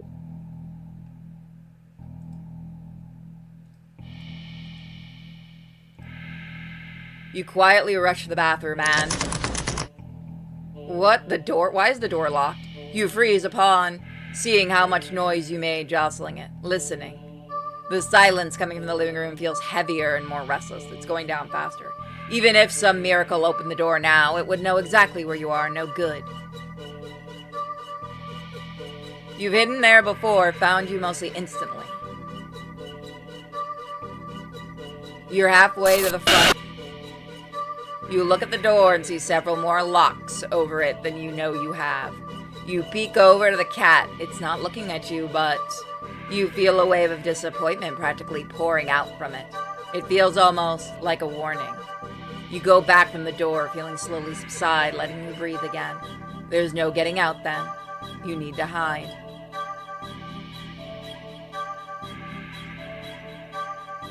Just in the hall. There's nowhere to hide in the hall. You quietly rush into the bedroom, carefully closing the door behind you. The only place to hide in your bed is your closet. You lock the door as quietly as you can before lunging into the closet and sliding the door shut. Soon as you're secured yourself inside the closet, there's a sudden shift throughout the entire apartment, as if something can sense that you're as ready as you'll ever be, as if it can sense that you're ready to be hunted. A horrible chill runs down your spine as you realize that that's what this game has become. This isn't a simple game of hide and seek anymore. This is being hunted by a predator as prey. It never really mattered where you chose to hide, did it? Huh? As if to answer your question, you hear a loud slam on the bedroom door. You just managed to hold back from making a startled noise at the sound. Your heart rate kicks up again, making it feel hard to breathe. Quietly hard to breathe in general. Tears fill your eyes as you cover your panting mouth with your shaking hands. It knows. It knows. Crying with your hands over your mouth, trying to smother the choked sound leaking out from you. You slide down the wall of the back of your closet into a heap on the floor. You flinch harshly at the sound of the door being ripped off its hinges, followed by a loud crash against the wall on the other side of the room, like the door had been blown away. The silence that follows is almost too much to bear. You can't. Single sob escapes through your nose. You squeeze your eyes shut in defeat at how loud it sounds in the quiet of the room. Not much point in hiding anymore, is there? You instinctively put whatever energy you have left into listening for footsteps, even as you emotionally shut down. But you hear nothing. Nothing. Nothing. Then, something slides open the closet door. You've curled in on yourself, knees up, back curved forward, head down, mouth covered, eyes shut tight, so tight it hurts. You don't want to look. You don't want to look. But what's waiting for you? It won't end you without this final act of cruelty, of making you look at it before it takes your life. So cruel. You just want this to be over. So, you open your eyes.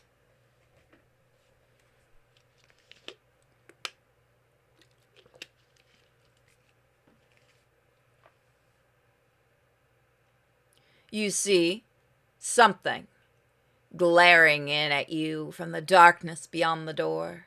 It looks disappointed.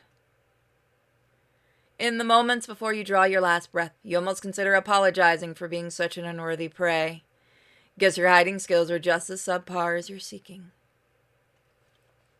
Disappointing prey. Well, guys, let's quickly see what the other ending is. I'm going to give you guys... What?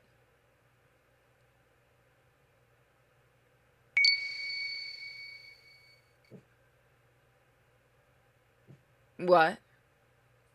In the days leading to my meeting with it, I've been obsessed with a memory. Spoiler, I guess we get more this episode. Someone precious to me had found someone precious to them. My best friend. My only friend. I was happy for them, truly. But then I'd been happy for the others, too. They promised it wouldn't happen to me again. That they knew how I felt to be told by someone you cared for that they'd outgrown you in your friendship. That they'd never ever do such a thing to me. There's not a moment that passes now that I wish I'd risk the pain of their rejection. And just believe them. But I didn't. I pulled away before they could, trying to protect my fragile heart. but it only hurt all the more. Selfish as it was, I wanted them to fight harder to keep me around. When it appeared before me, it promised to be just that. A friend that would never, ever let me go. A friend that would never, ever leave me. And all I had to do was promise the same thing in return.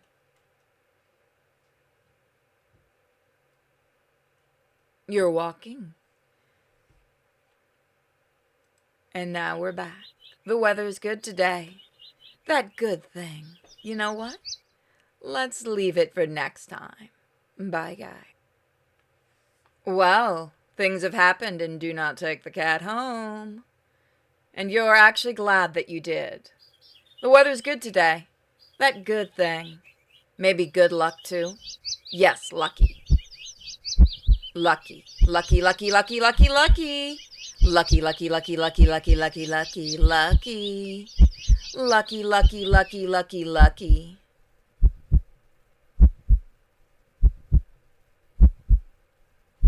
Or maybe it was fate. You tentatively allow yourself to feel excited for the possibilities of where you could go and what you could do. Hello, kitty! Did you think we weren't going to take you home today? Actually...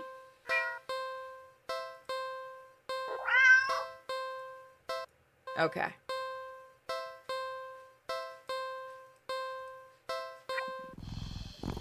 Let's see.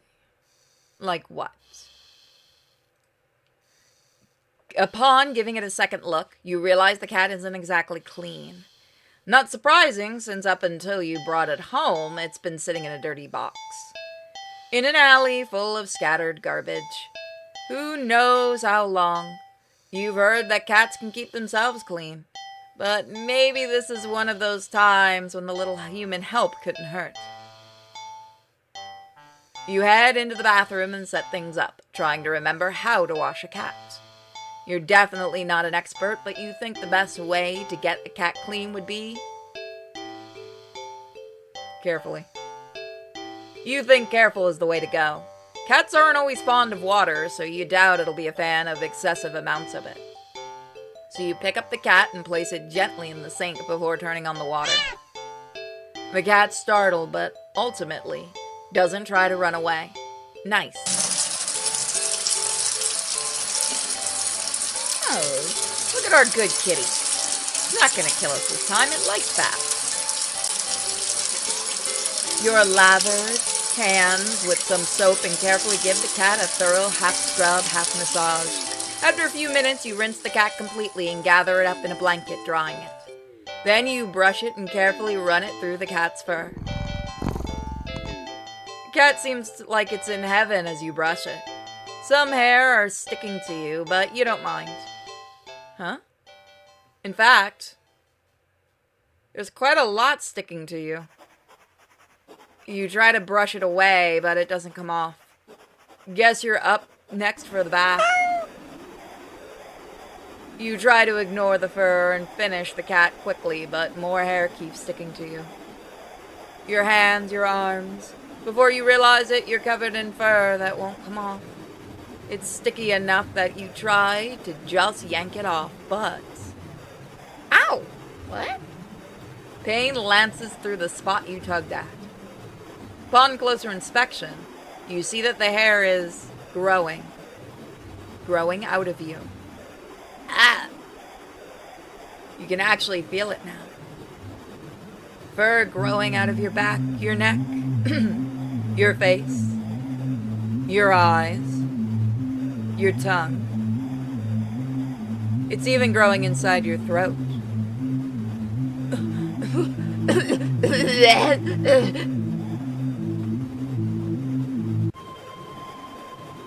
As you collapse and start choking on the thickening fur in your esophagus, the cat leans up to lap at the fur growing on your forehead, grooming your hair as thoroughly as you did it earlier.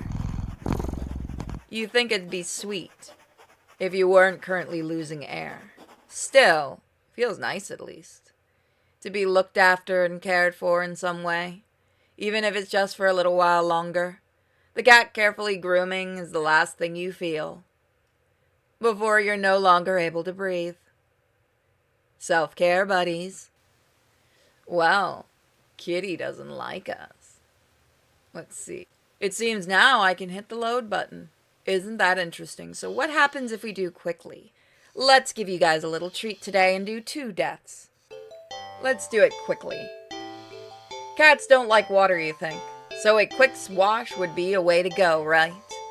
You decide to do everything at once, filling the tub deep with soapy, warm water. A quick dunk here, a short scrub here, and then a rinse and dry. The cat won't even know what hit it before the thing's over. You open the door and click your tongue, beckoning the cat inside. It quickly scampers in, curious of the newly available settings. You close the door so it won't be able to run and make a mess of the apartment. Steeling yourself, you roll up your sleeves.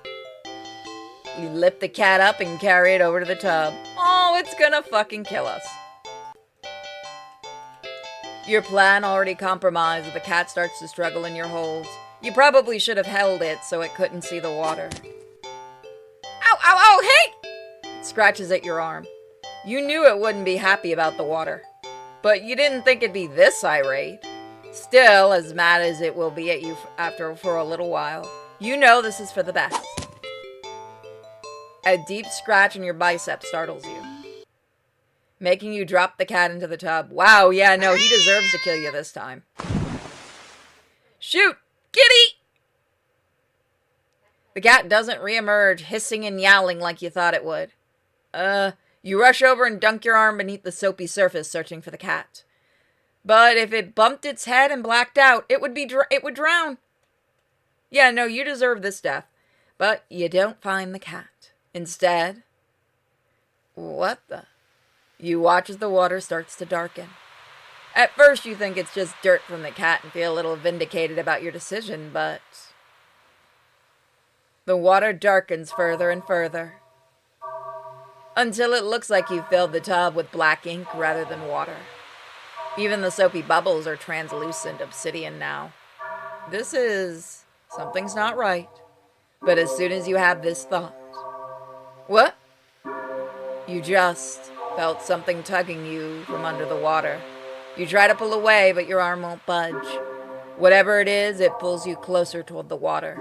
You try to use your free hand to release the drain plug, but when you dunk your other arm into the water without thinking, it's grabbed too. Both hands restrained, you can't get any leverage to force yourself free. Ah! You're dragged into the murky waters of the tub. You're dragged down, and down, and down further still. Much farther than it should be possible for your bathtub. You can't breathe. You think you can't see either, but as you draw your final breath, you think you see what's been pulling you down. Something resting deep, deep down below. Something waiting for you. Okay, to be fair, the cat deserved to kill us for that one. All right. See you guys next time. Don't forget to check the links in the description. Bye, guys. Welcome back to Do Not Take This Cat Home. We're going to be looking at some of the other choices we haven't picked. So let's see. Let's ignore. The phone vibrates incessantly over and over. I'm going to lower that a bit.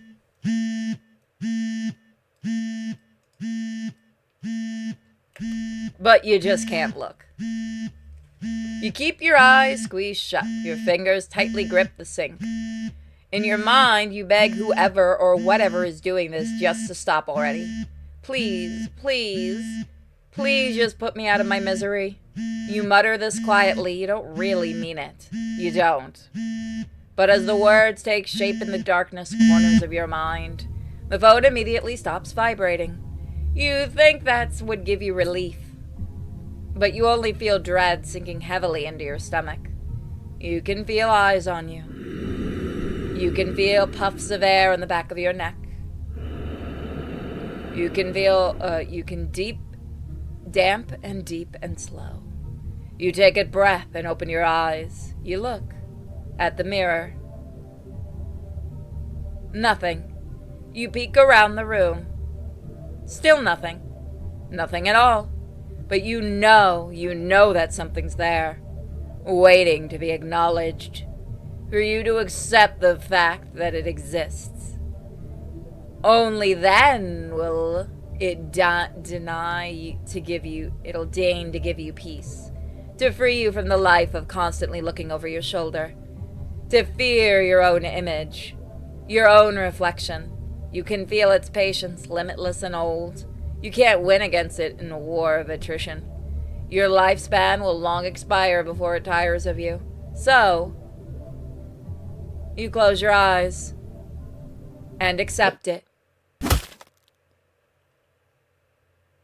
As your head is severed from your neck, you're filled with peace, grateful that at the very least, you never had to see it. Whatever it was. Alright, so that's another ending we can add. 27, we're doing good. Alright, so we did that.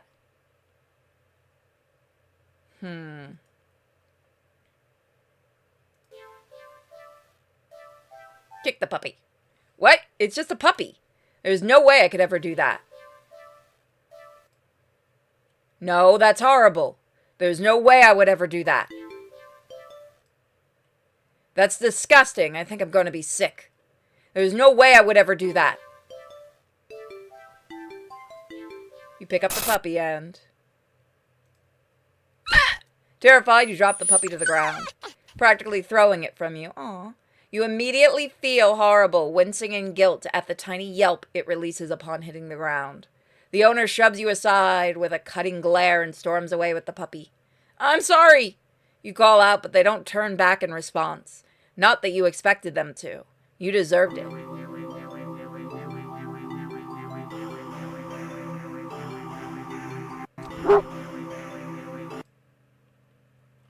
Good, and don't come back. You think that we're going back.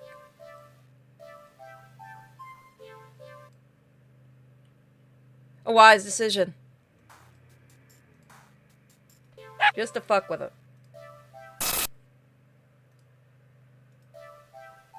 Stay at the park.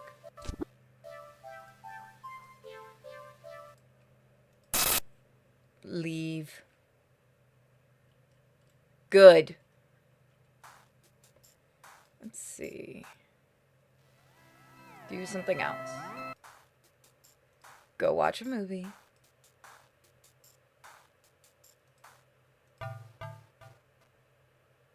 Move to another spot.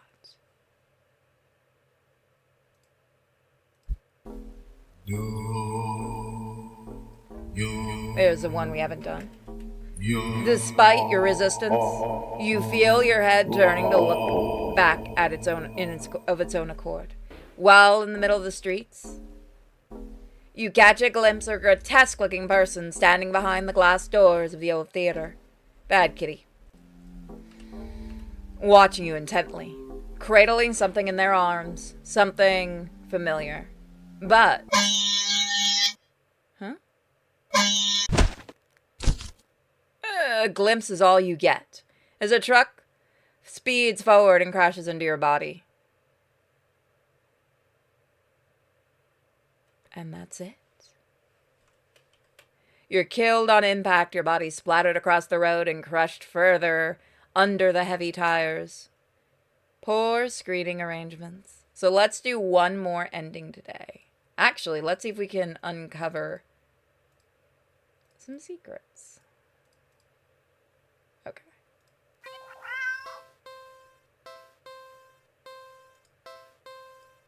Okay, so we want to go to very beginning.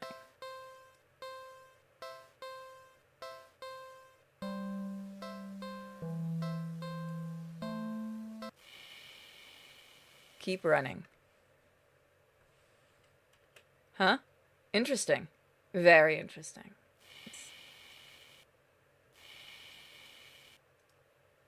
Okay. So I think we need to go there. Do not take the cat home. Leave the cat. Sorry, kitty. But you're kind of an asshole. So we're gonna go to the new cinema. You don't know why, but you really don't feel great about the idea of being alone right now.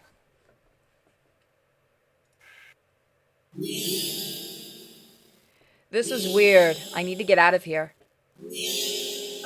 Gathering your courage, or perhaps putting your fear to use, you stand up, fully intending on leaving the theater, when everything comes to an abrupt stop. All the chanting stops, leaving the cats chanting on the screen. You tense and risk glancing around the theater. They're all staring at you. Every single one of them. They're not moving. They're not even blinking.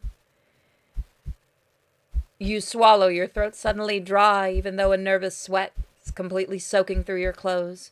You highly doubt that sitting back down will fix the situation. Your legs are shaking under the audience's unnatural scrutiny. But you force yourself to step forward and forward and forward until you finally reach the end of the aisle. You feel the collective gaze even worse on the staircase. All their heads have turned uncomfortably to look left and look directly at you. The screen illuminates their faces, making it clear their blank scowls. They seem even more upset than they had been minutes ago, identically frown lines digging between their brows. Run, bitch! You keep going, a heavy atmosphere becoming more and more oppressive with every step. You're so tense with anticipation that you fully expect someone to grab you from behind. But no one does. You don't hear any of them even get up. You exit the theater holding your breath as the doors close behind you. You briskly walk through the halls, putting as much distance as possible between you and the theater full of people. Finally reaching the lobby, you barely manage to catch your breath from falling to the floor as you gulp in a huge gasp of air. You expect to feel relief as your breath calms, but you feel a lingering sense of dread that only spikes once you finally notice it. As well as its source, you look up, and your stomach sinks.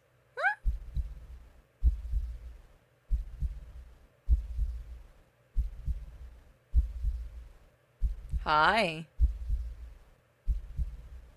All the people in the lobby area of the theater, everyone in the line for concessions, all of them are staring at you.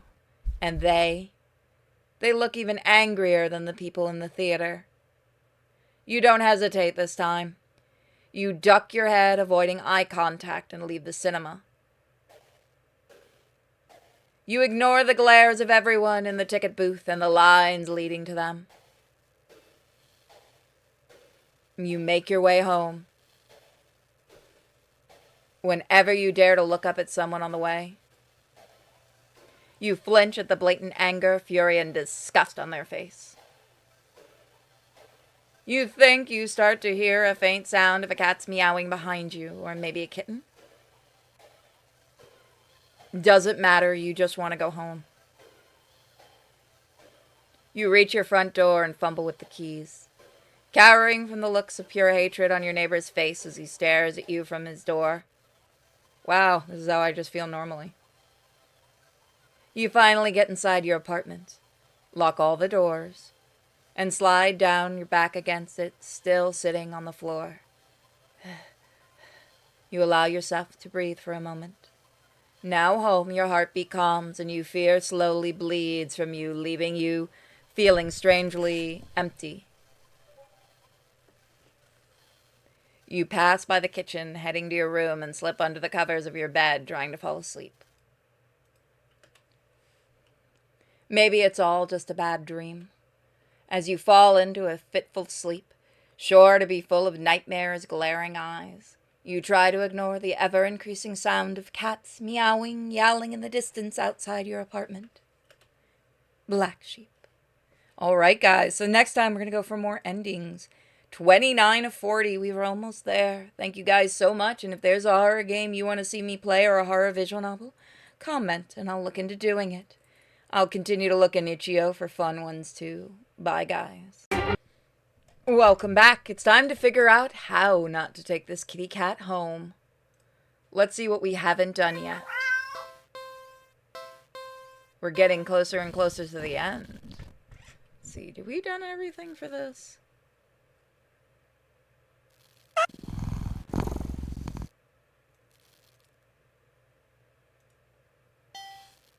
think we did everything there.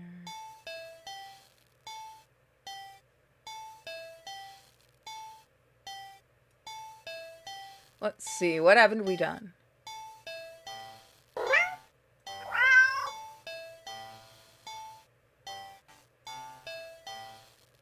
So you dig out your laser pointer from your long gone dreaded days of group presentations in school. You flip it on and see that even after all this time, the batteries still work. You get to... I thought we would have done this one. You get a little kick out of aiming it at a mirror hanging in the living room so it reflects off the glass, making a little red dot appear on your knees. The cat cautiously walks over, stopping every few steps to cast a suspicious look at you.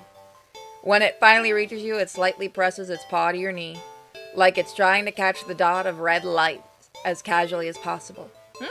You manage to hold back a chuckle, not that it really matters. The cat isn't paying attention to you at all, entirely focused on the light now resting on top of its paw. You move the light a little higher above your knees. The cat reacts immediately, trying to pin the light down. But in the next second, you're already moved to the floor. The cat jerkily follows, attempting a more energetic pounce when you shift the red dot.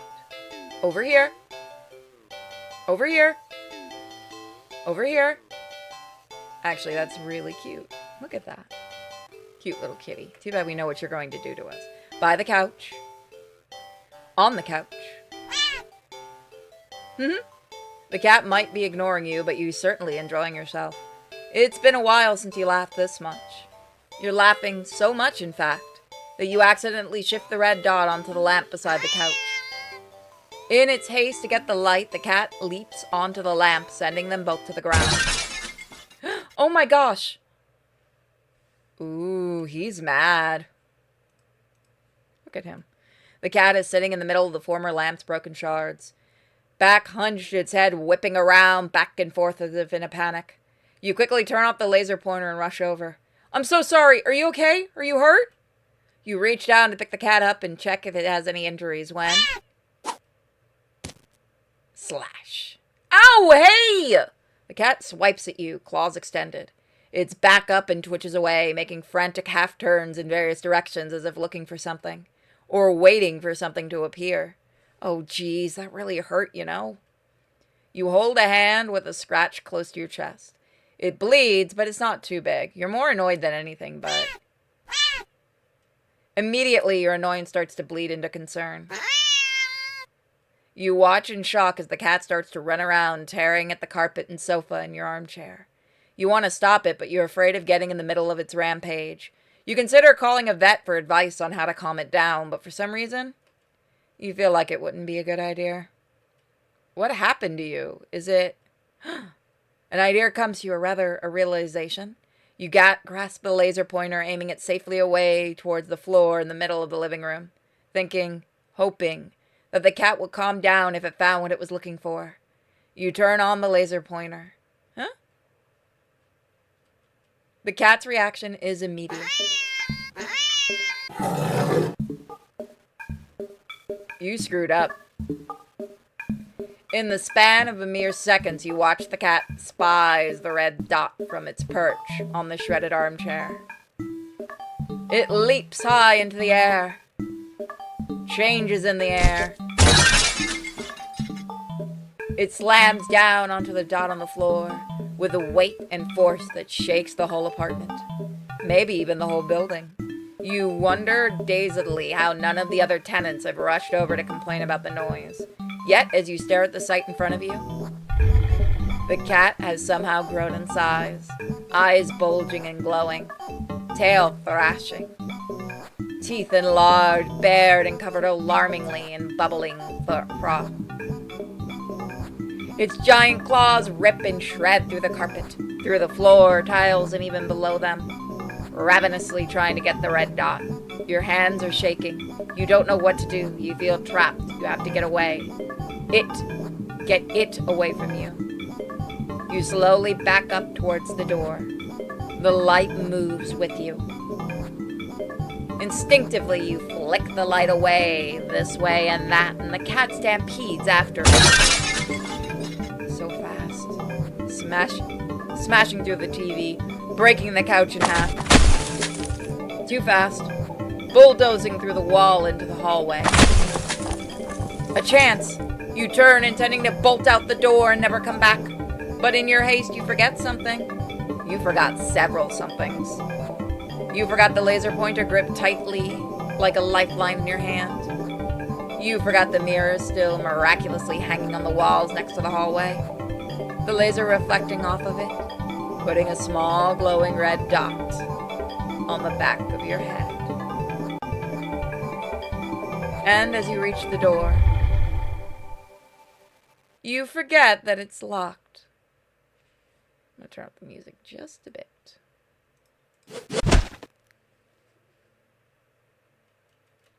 You don't even have a chance to turn around before the cat lunges all the way across the room at you.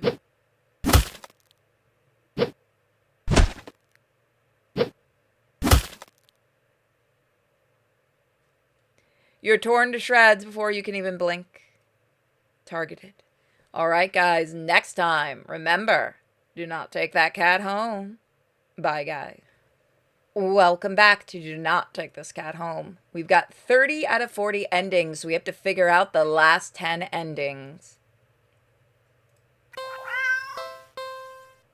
Let's see if we have anything else to do with the cat.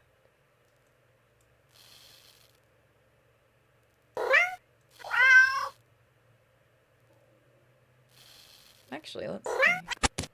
So that's the same ending. Nothing changes there. What have we missed here?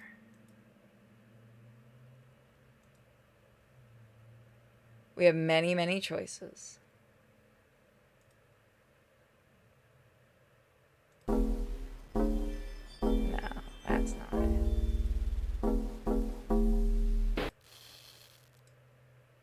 We have so many things we can do with the kitty. Oh, I pressed the wrong thing. Fuck.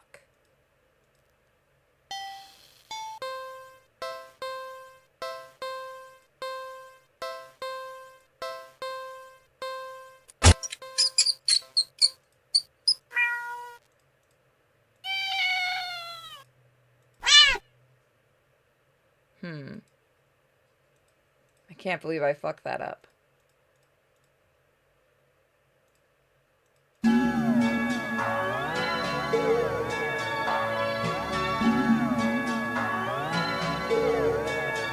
Alright, your flashlight will give you 7 seconds now.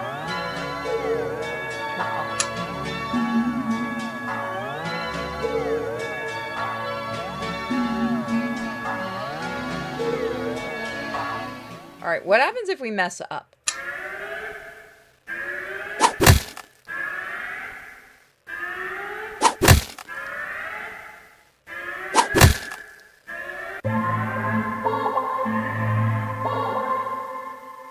Suddenly, the lights turn on. Your eyes burn from the sudden brightness. As your vision adjusts, you see that you're completely surrounded by mirrors. The reflections of grotesque in a unique way. Nothing like you. But they do look hungry. You back up. You don't know where to go.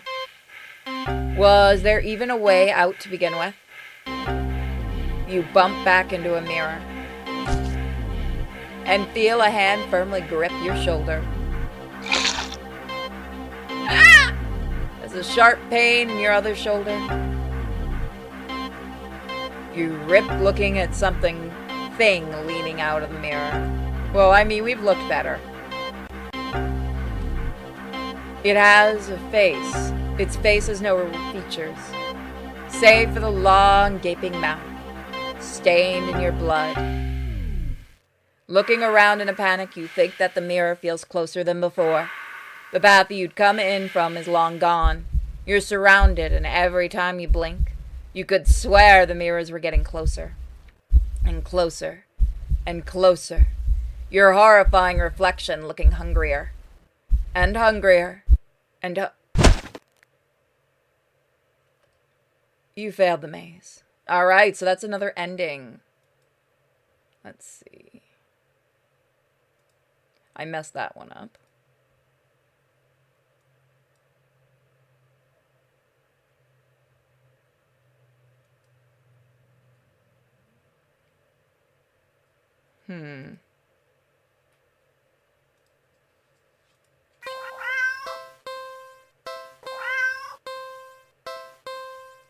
Let's see.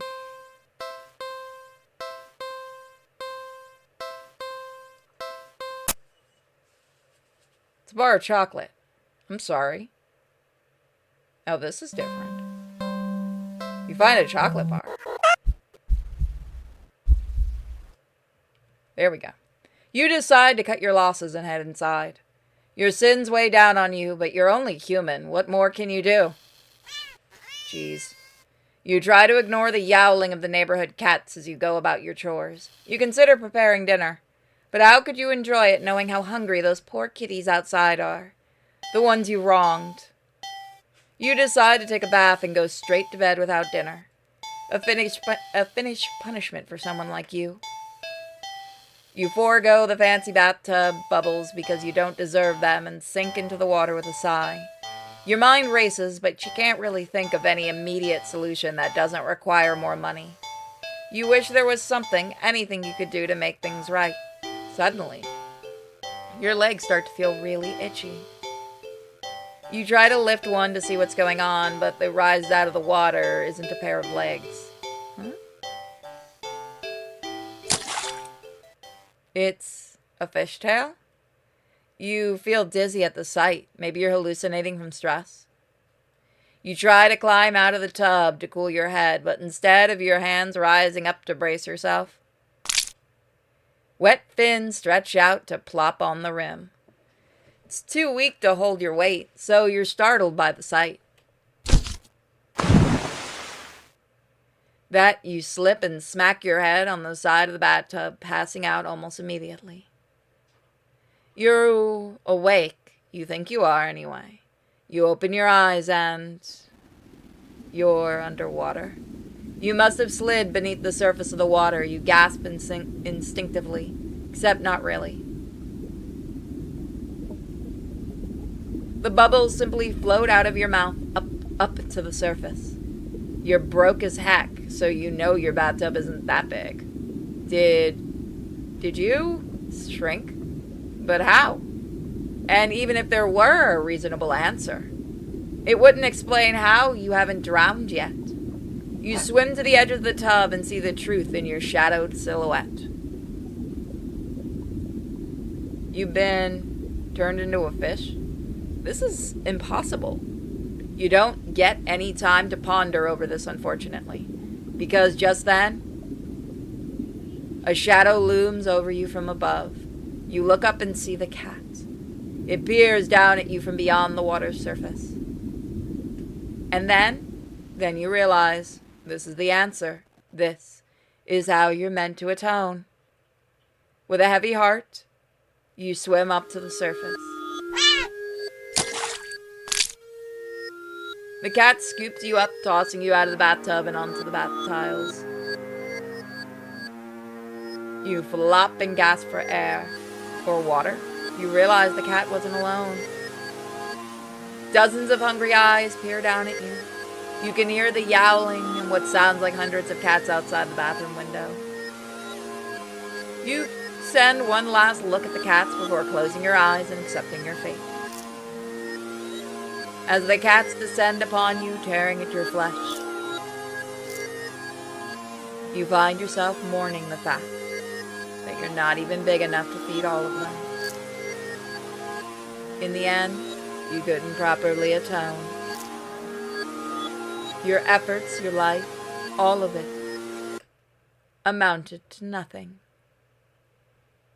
So that's it. We're getting more and more endings. 32. So next time we'll go for more. Bye, guys.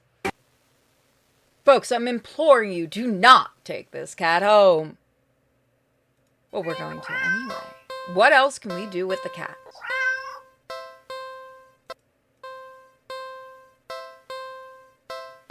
Let's see what other choices we haven't done.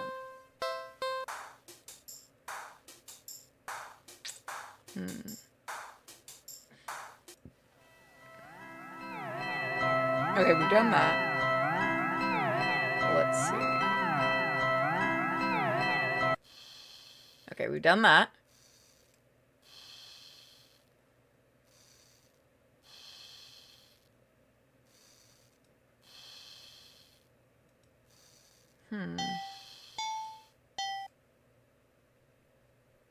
Okay, that's different. Curiouser and curiouser.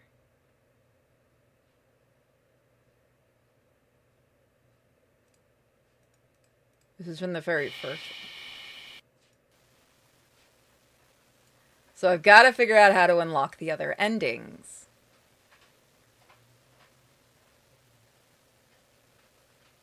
So I'm curious which ones I haven't done.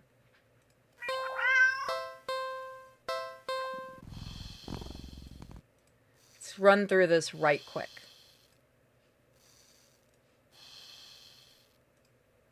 You see how many saves we've done on this cat? We've done all the cleaning of the apartments. Keep cleaning.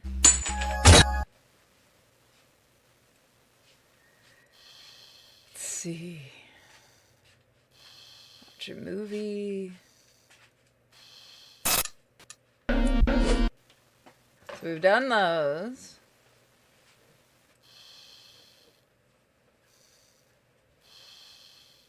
Something with the cats.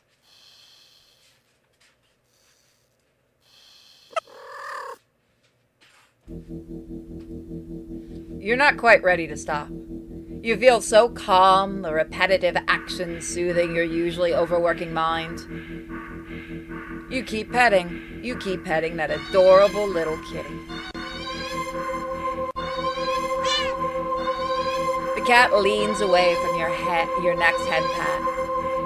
It's trying to get onto your lap, out of your lap. Keep petting, of course. When you scratch under the cat's chin, it bites your finger. You might be bleeding, but really it barely hurts. More of a warning than anything. The cat struggles in your hold. It's watching you closely. Seriously, let's do something else. Fuck you, keep petting it. You keep petting the cat. Chomp. The cat bites off your finger. It hurts. You're definitely bleeding now. But, for some reason, you just can't stop. You don't know what it is. Its fur is so much softer than you realized. You'd think that it would be shining in that faint light of your living room, but it's as if the darkness of the cat's black coat is sucking in all the illumination around it, rendering it completely null. You're drawn to it, like you're somehow holding a deep, dark abyss right in your lap. It seems calmer now, munching on your severed finger. The stump between your thumb and your middle finger is leaking. But you keep petting. You fret that your blood will ruin its fur, but the cat no longer seems to mind. Time passes. It's dark now. Soft as the fur is, your palm has started to feel raw and damp under the constant friction from your petting. You think faintly that maybe you've had enough. You start to lift your hand from the cat when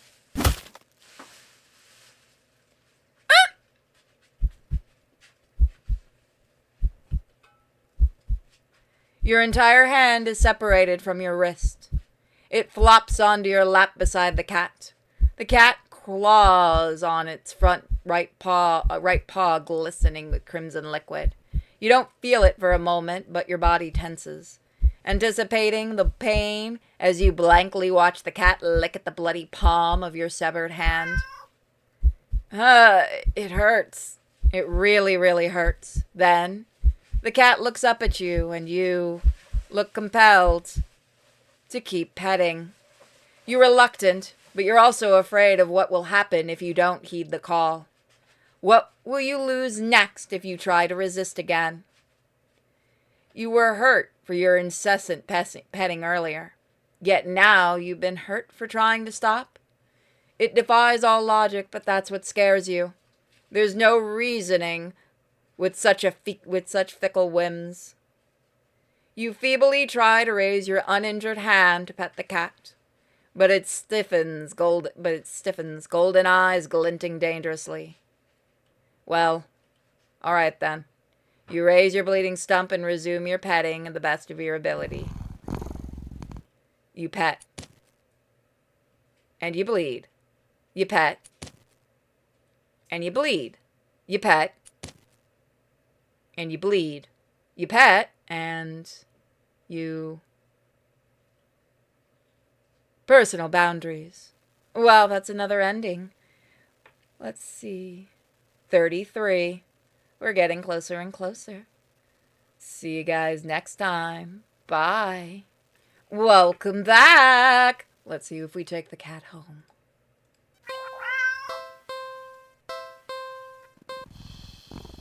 Let's see.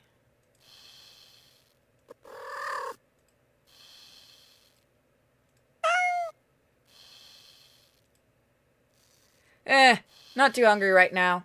You decide to hold off on food and do something else.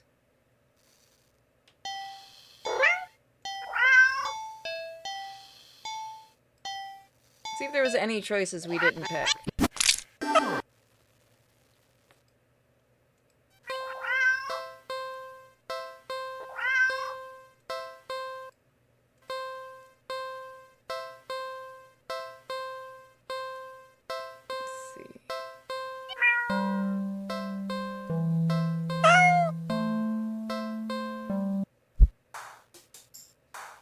Okay, we've done this, yeah. Puppy. Carnival. Maze. Movie. Old theater. Watch a movie. New cinema. Go home. Another death. So we have to try to trigger another one. So let me see what I can do. We didn't let the timer go out last time. Ah! Okay, so that's just...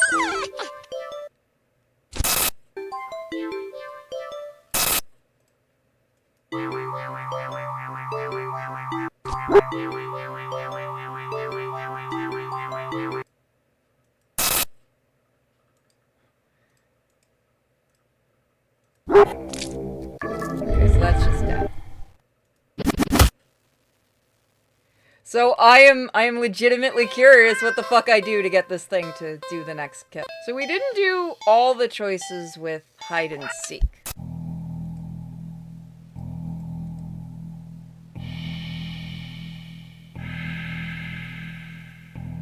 You quietly slip into the hallway closet. The door won't close because the heavy box is now blocking it after you squeezed inside. If you try to move it further, the cat might hear it.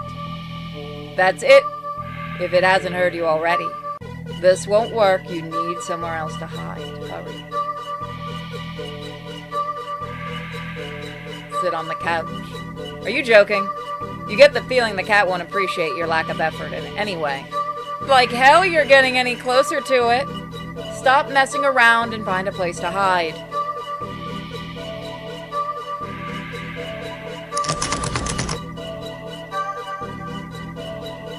No, that's too close. It'll find you immediately.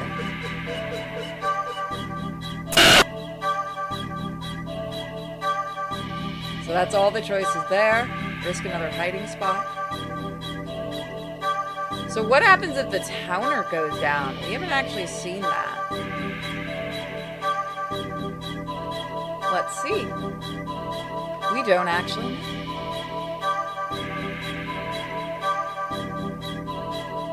We'll just chill right here for the cat to find us. Kitty, kitty, are you gonna come give us a hug? 8, 7, 6, 5, 4, 3, 2, 1.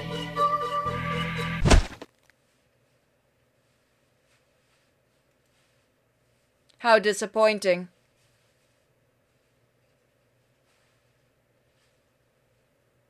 You failed. Try again. Okay.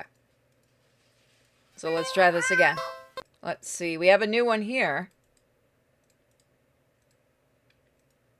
Well, I guess I could stay a little longer. But what to do now?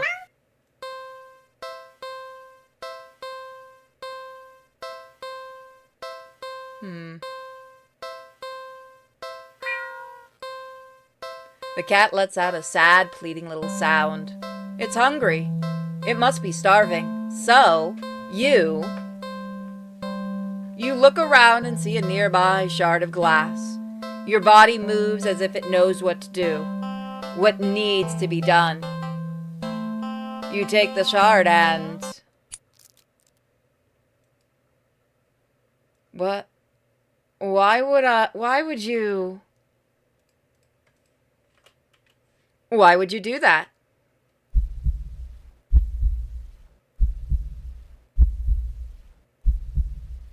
Now we're finally unlocking the other choices. You carefully hold your finger over the cat. Dark red beads out of the wound. Dark red blood beads out of the wound. Before growing heavy enough to drip into the cat's open waiting jaws. Look at that kitty. It mews happily at you. You smile wearily and lower your hand into the box, stroking the cat's cheek before letting it lap gently at your bleeding finger. When the flow gets weak and the cat meows for more, you squeeze below the wound, coaxing more blood out. You feel a strange but welcome sense of comfort from the odd exchange. A being other than yourself was hungry, and you were able to provide it sustenance. A small wrong in the world made right. A small wrong in the world made right, even if so strangely done and only temporary. Ironically, it's that moment that you start to feel dizzy. You don't think you were losing that much blood. You slump against the cat's box and listen to it mewling in distress. You think it sounds worried about you, or at least you'd like to think so. It could just want more blood as well. The cat hops out of the box and into your lap, nuzzling at your stomach and meowing unhappily. You wish you could ease its concerns, but it's not like you can just talk to each other. You can't help but try to remember the last time you talked to anyone, actually. If you were to die here and now in this alley, how long would it take for someone to realize you were missing? That you were gone? Your thoughts were interrupted when the cat yowls loudly, tensing up in your lap. You don't have time to wonder why, as a voice rings out from the entry to the alley. Hello? Hey, are you all right? You don't answer. You don't think you can. Your voice feels locked away deep, deep within you. The cat looks up at you with a long stare, as if assessing you. It looks back towards the voice, and with a final nuzzle to your stomach, it hops out of your lap, walking towards the alley's entrance. But then, it starts...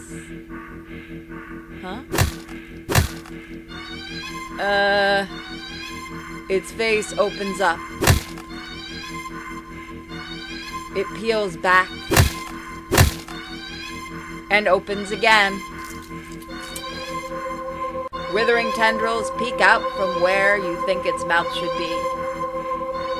The stranger's silhouette freezes in the light beyond the alley. What the hell is? but they don't have a chance to finish their question. The tendrils converge into one before shooting out of the cat's jaws and piercing into the stranger's shoulder. Ah!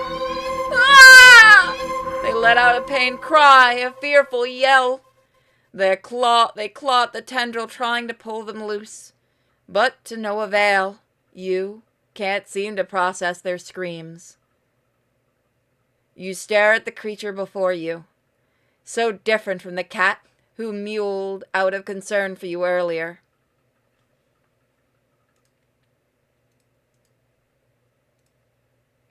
You can't let this happen. You shakily crawl forward and weakly grab the conjoined tendrils that pulse as they drain the stranger's blood. When you tug as firmly as you're able, the tendril's pulse halts and the cat turns to you. It makes a strange trilling noise that sounds like a question, but you have no answer. You can't even understand the question. So you simply scoop up the creature, the cat, cradle it in your arms. You gaze almost longingly at the light beyond the alley's entrance. You don't know what's going on, but you can't just sit by and watch someone else be eaten so viciously. Not when they tried to see if you were okay. Not when you could offer yourself instead. You think the stranger is set free, because after the sound of shoes hastily scuffing on the pavement fades in the distance, you feel something sharp pierce your back. It feels thin, almost like a needle, so the pain passes quickly as your body adjusts to the intrusion. You're sure it wasn't so thin when it skewered through the stranger's shoulder earlier. But as you feel your blood leave your body, slowly as if being pumped away, it gets harder to think and your vision starts to fail you. The creature in your arms makes a soft sound. You hold it as tightly and closely to you as your weak arms can manage. This is fine. You're okay with this. You don't know if this will change anything. Surely the cat will get hungry again at some point after you're gone and no longer an option. But at least this time, you were able to save someone. Personal care package. See you guys next time when we'll see what the other choice would have given. Thank you for joining. Welcome back, everyone. We're getting closer and closer to finishing up the game. So we're going to see what happens if we would have let our little kitty friend eat somebody. Ah! Someone help me! Help! Help! You look away as the creature devours the stranger, draining them until they're nothing but a husk of bone, skin, and clothes heaped on the floor. You feel awful, but what could you do? The creature is a living thing. Shouldn't it be allowed to eat what it needs to?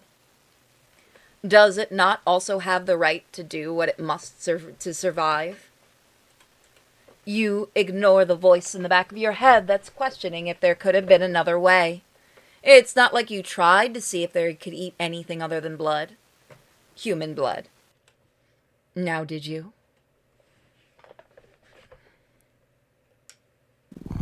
The creature purrs as it rubs its side into your arm. You realize after a bit of rest you've already started feeling better.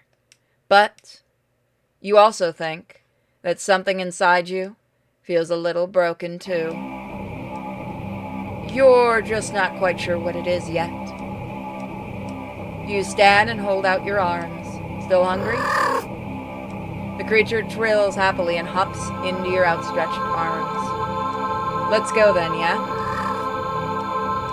You leave the alley together. You go out into the world together. The cat is hungry. The cat is hungry. And it will be hungry often from now on. Very often. Screams and fear and terror follow you both wherever you go. Good kitty. Without thought or care or concern for any of it, you just stand back and watch. All you can eat blood fae. All right, so now we're getting somewhere with things opening.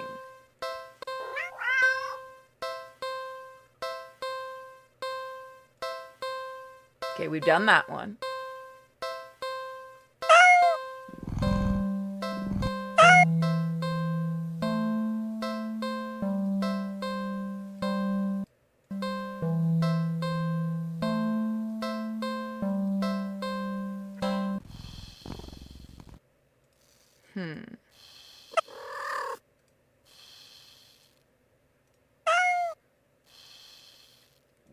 Let's find the next choice.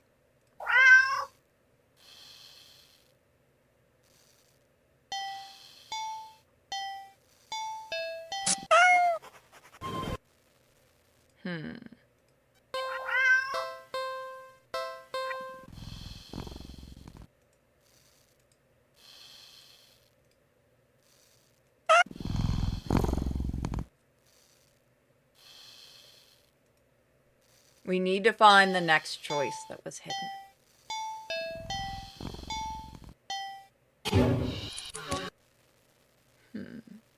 Curiouser and curiouser, where are you, choice? I know I can find you.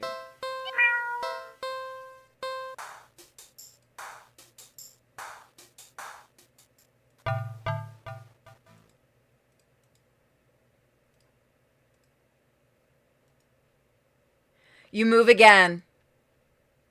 And again, they sit right in front of you. You bristle annoyed and a little humiliated. Are they getting a kick out of this or something? You've wasted enough time with this jerk that you don't even know what's going on in the movie anymore.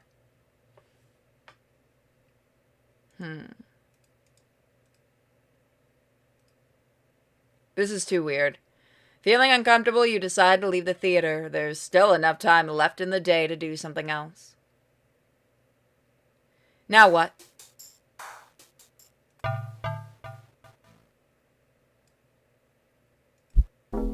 Alright,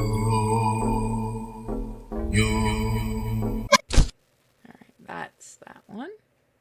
So I'll be right back when I do get another ending. Alright, let's try this one. Try something else. Maybe a concept is too advanced for a cat after all. That's okay. You'll think of something else to do. You search around.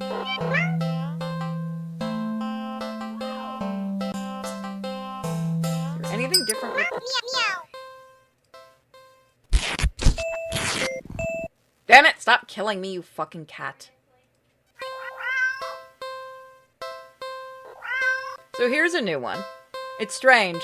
The more you hesitate to leave the alley, the more you find yourself wondering. What's the point? Where will you go? Do what? What's the point when you always do all the completely and utterly alone? Even going home to your apartment wouldn't help, would it? One bedroom, one bathroom, and one you living all alone in it. It's been like that for so long. So long. You're startled when you feel an impossibly soft paw press lightly against your wet cheek. You didn't realize you'd been crying, or that your little breakdown had literally brought you to your knees in front of the cat box. You feel slightly embarrassed, but the cat responds as if it can sense your self-deprecating feelings creeping in. It presses its paw on your cheek 3 times in quick succession, as if trying to slap you out of your melancholic state. But they're so light, the slaps feel more like getting gently and eagerly petted. You can't help but laugh a little. Can't believe I'm having a meltdown in a dirty old alley with a stray cat comforting me. You smile and show your gratitude with a scratch to the cat's chin. Thanks, I'm fine, really. It just happens sometimes. I really do like being alone most of the time. It's the only time I feel comfortable being myself, you know? But even I get lonely every now and then. It's easy to ignore when I'm keeping myself busy. That's why I push myself to go out today, I think. Or maybe I was hoping to make a friend or something. Though I guess that wouldn't be a good idea. I doubt someone like me would make for a very good friend to anyone. Okay, maybe I won't go so far as to say that, but... You stay. You stay and just talk to the cat. About anything that comes to mind. Your isolation, your loneliness, your many fears, your losses, your emptiness. Although, the longer you stay there, the smaller that once significant emptiness feels. It's been so long since someone just listened.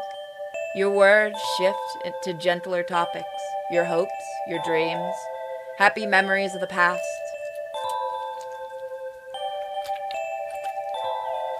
As you talk, you don't even notice. The once cold concrete walls of the alley become flesh-like, warm and pink. Its softness slowly engulfs the both of you. The sound of your own voice feels hypnotic as it reaches your ears, encouraging you to speak more of the depths of your heart into the open. You give in easily. When you do run out of words, you're not sure how long you've been sitting there, but not knowing doesn't seem to bother you. Still, strange question enters your mind. Leave and go home? Why would I want to do that? You're too tired to move. Pouring out your heart and soul has taken a surprising toll on you, but you have no regrets. You're so happy. You don't think you ever felt so heard. You so seen. You lean forward to rest your head on the box. You don't feel the rough cardboard you were expecting. Instead, you find yourself resting on a mass of something. Something soft and slightly damp and warm. So warm. But you can't find it in you to care on what it could be. You're so tired. You close your eyes and get the feeling that they're probably never going to open again. But as all-encompassing warmth encases you, you slowly, completely. You feel nothing but pure contentment. Ending 22, not alone. That leaves us with 36. So I'll see you guys next time for the last of them. Maybe. Bye, guys. It's time to not take this cat home. You're enjoying yourself, haven't you? Yes. I as well. Still, all good things must come to an end, and I believe you are ready.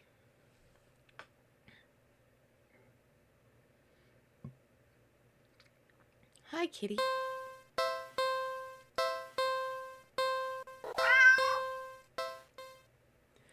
Only one thing left. So, what should you do with the cat that has been very, very, very naughty?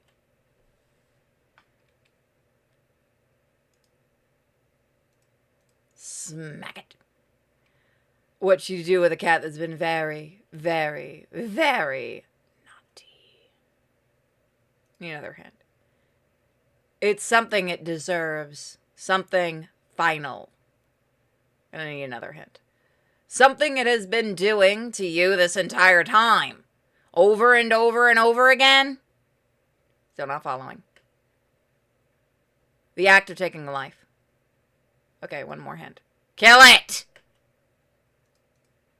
Kill it! Kill it. Kill it! Kill it!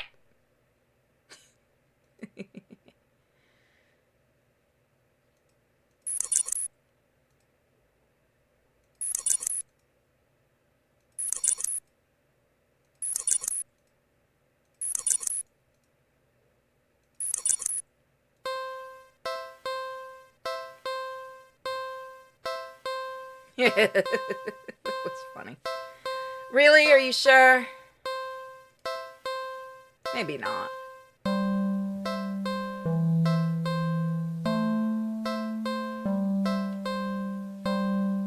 Once you do this, you won't be able to turn back. Let's go back.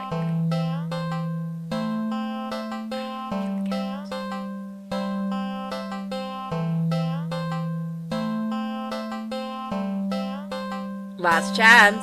Are you really, really sure about this? I want to play forever. We will. Forever and ever. And ever. No. Fuck you, cat.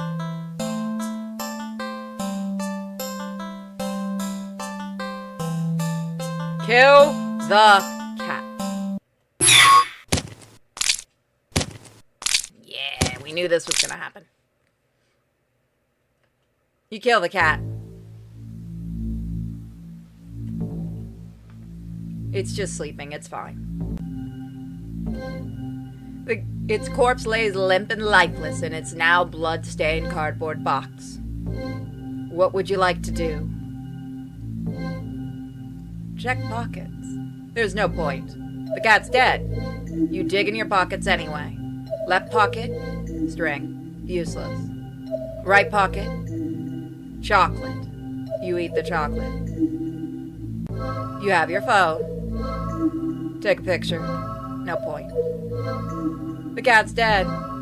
What would you like to do? What are you looking for? The cat's dead. You look away. You look anyway. You look to your left and right. Nothing but trash. You look up. The sun never reaches in here well enough anyway. But you can tell it's a beautiful day today. You look behind you. Nobody saw. You look down in front of you. Oh yeah, the cat's dead. What would you like to do? You're done here. You turn around and leave the alley. At least you try to. As you stand at the edge of the alley entrance, you see that nothing exists beyond it. Just an empty black void. You turn back.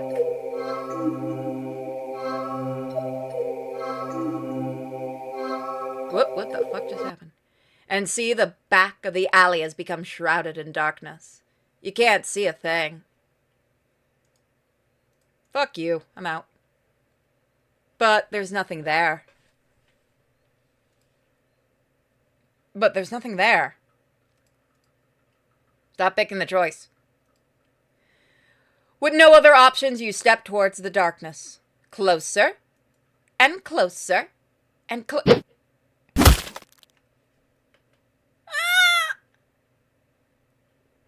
You're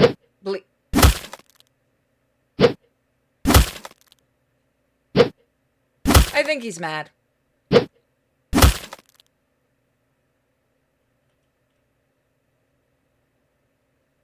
I think he's mad.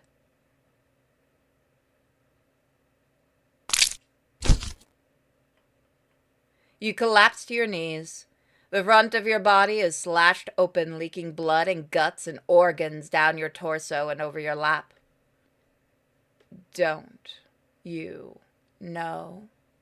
Cats have 9 lives. What?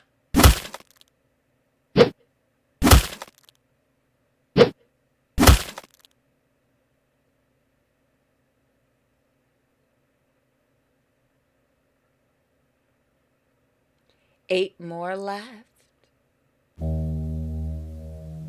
Oh. Next time, do not take it home. Bye, guys. Welcome back. Remember, don't take the it home.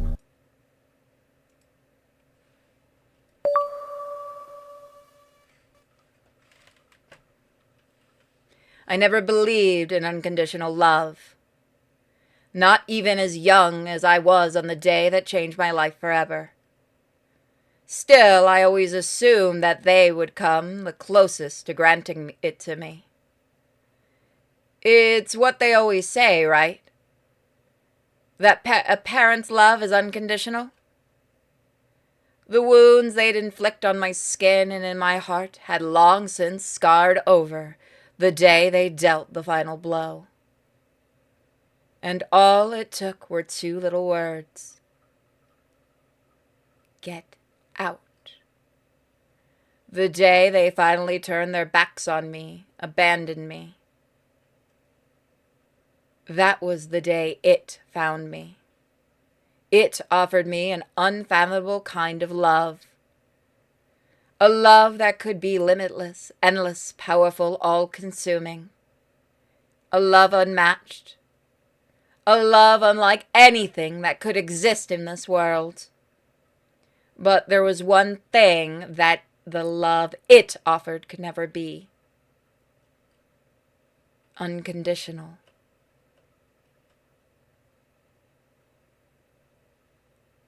Huh? Where am I?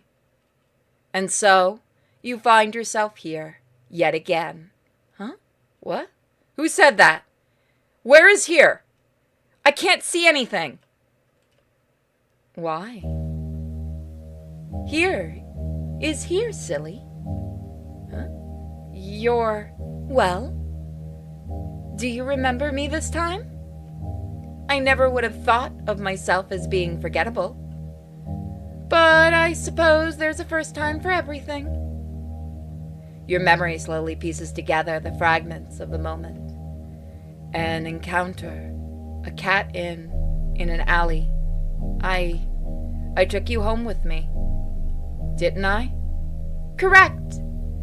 You were daydreaming so long, you even had me worried. Can you imagine that? Here I am indulging in a little play with my prey. Only for you to completely zone out on me. The game's no fun if you're not present, you know. No, I don't know. I don't understand what's going on at all. Curious as you are, I should have expected you to have questions. Well, I suppose you put me in a good enough mood to be generous and hear you out. Very well. What would you like to know? What do you mean by I was daydreaming? It's the first thing that came to mind, really. You were on the brink of death. But instead of watching your life flash before your eyes, you got stuck reliving the moment we met. Subconsciously coming up with scenarios in which you managed to survive. Well, maybe you would have, but I couldn't resist messing with your imagination just a little bit. You did just start ignoring me out of nowhere after all. You know by now how much I love attention. Your little thought experiments were rather amusing. But if I must say, you must have had a pretty dull life to forego indulging in precious memories of bygone days, in favor of daydreaming about a single encounter, over and over and over again. I've heard of having regrets on one's deathbed, but this has been ridiculous. Ridiculously intriguing, that is. Or perhaps rather than regrets, I was what you found intriguing. Am I still dreaming? You're lucid, I'd say, since you finally remembered me and all. Seems you're finally ready to end this farce, amusing as it's been. What would you like to know? Where are we right now? Inside your head, silly. The real version of ourselves are halted in time back in your reality. Oh, though I doubt much time has actually passed. These things tend to happen in a blink of an eye, after all. Well, usually anyway. What would you like to know? Why do you keep killing me? Oh, don't be so dramatic. I don't keep killing you. I haven't even killed you once yet. Those were just thoughts and ideas floating around in your head that I admittedly had a little fun with. Can you blame me? I would have gotten so bored just waiting for you to wake up. You even made me kill you in the end. Yes, I suppose I was curious to see if you actually would. You certainly didn't hold back. You must have been quite angry with me. It's fine, though. You know what they say about curiosity, yes? Wow. It was my own choice, and besides, I got you back, didn't I? What would you like to know? You're a cat. How are you talking? What do you mean? I've been talking to you all along. Intriguing as your imagination is, it would have run wild without my help. I was guiding you the whole time. Didn't you hear me in your thoughts? Like this. But you're a cat. How are you doing this? I'm quite powerful, yes, but also not so much. What does that mean? Besides, what makes you so sure I'm a cat? My appearance? I doubt I resemble any cat you've ever seen before, right? Then what the hell are you, if you're not a cat? Oh, I didn't say I wasn't a cat, did I?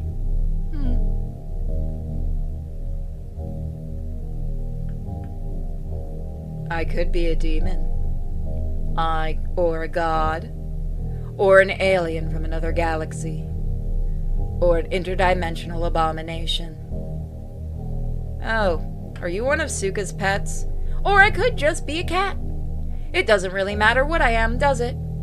Certainly what I can do would be more pressing matter, yes? A real cat couldn't have done all this.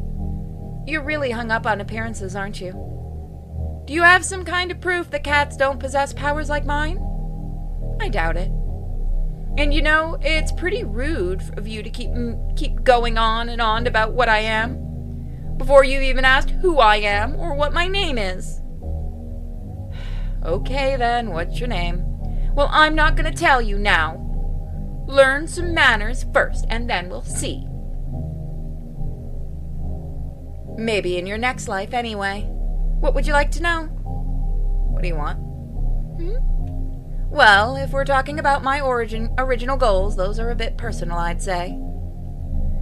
And anyway, things have changed. Right now? Presently, I'd like to have some more fun with you.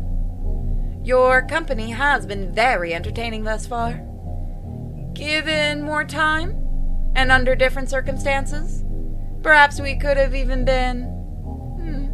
Well, all good things must come to an end. You can't truly want to spend what little time you have left in regret and delusion, right? Alternatively, I'm also quite hungry after waiting so long for you to wake up. At this point, I could go either way. Have I satisfied your curiosity now? I just have one more question.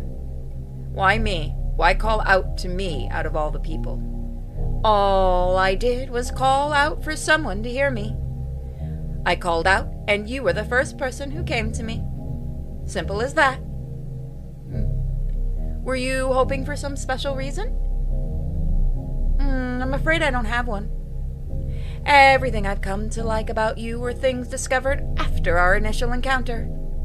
So there's no big reason for any of this. The reason is far less interesting than the results that came about from our interactions. I only called to satiate my hunger, but in doing so, I found something far more valuable. I know for a fact that regardless of how this plays out, I will never forget you. What do you mean? I've taken a liking to you, human, and so I'll grant you another chance. Another choice.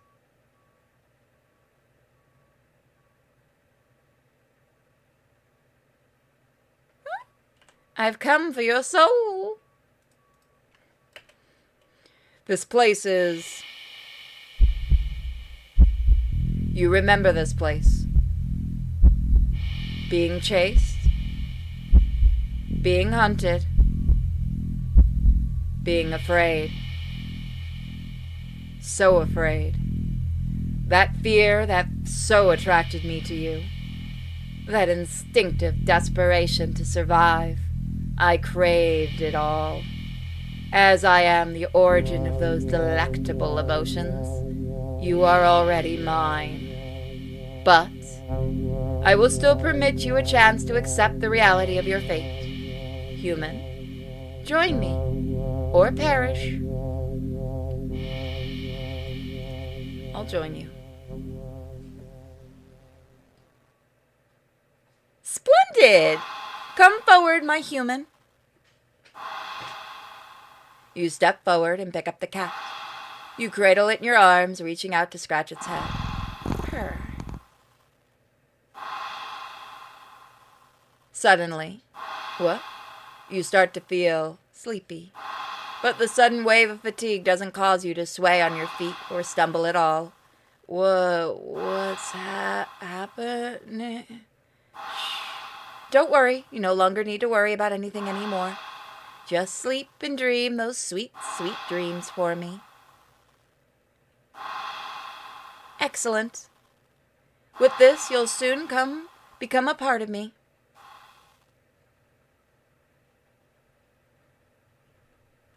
Ending 37 forever. Well, guys, 2 more endings. I'll see you next time. Bye, everybody. Welcome back.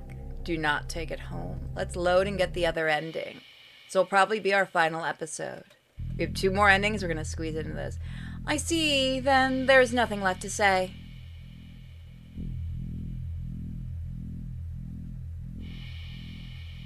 Resign to your feet. You finally turn around.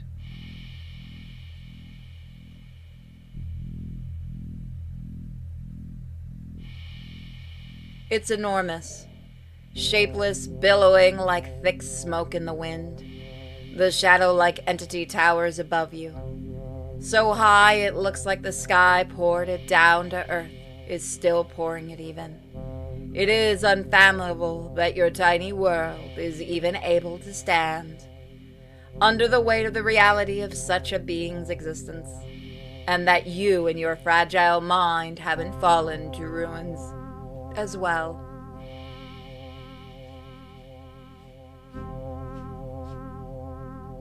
You step forward into the monstrous miasma and offer yourself to it.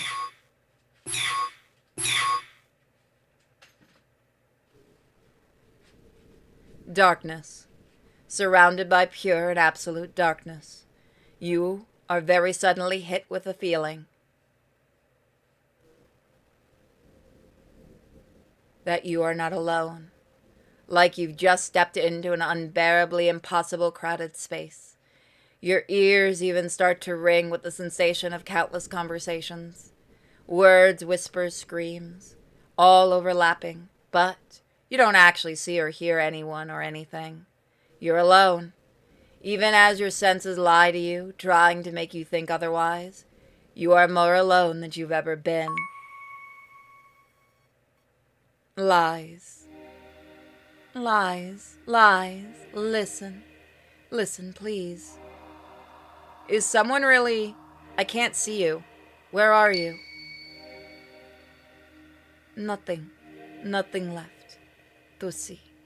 Only here. Hear us. Listen, please. Are you all trapped too in this place?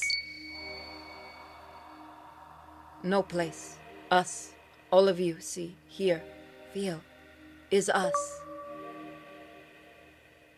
Us and it. We are victims, prey, like you. We are many, beyond counting. Our bodies gone, with time, what wills left behind. Us, we became what you see. This place is us. Need you, need your help, but what can I do? It too greedy, make mistake. Ate too many. We are many. Now strong. We are strong. Made it strong, but make mistake. Mistake. Error. Flaw. Weakness. Then why not escape yourselves? Too long here. Too long. One. We are one with it. Bodies lost, minds, wills, us, all corrupted. No body can't escape. You too, you, we, it, one, all of us, all now one. But you, new, fresh body, still have body. Escape is possible because still one with it. even just you, if escape, with mind, with body, it would unravel. Lose power, lose strength, lose us. Us, set free, forever, finally, escape, help. How do I do that? Don't fuck up. It remembers lies, hidden in truths. Lies, lies. Escape, push forward, it lies. Persist, persist. Persist. Persist. You ignore their words. Deep down, you know there's no way someone like you could win against something like it. The cat. Trying would be futile, stupid, useless. A pointless effort. The hopes of those words, their wills, it would all be wasted on you. So, you accept your fate and choose to perish.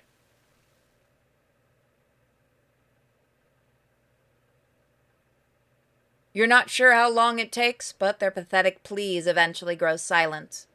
You almost wish they would have simply turned to insults and threats.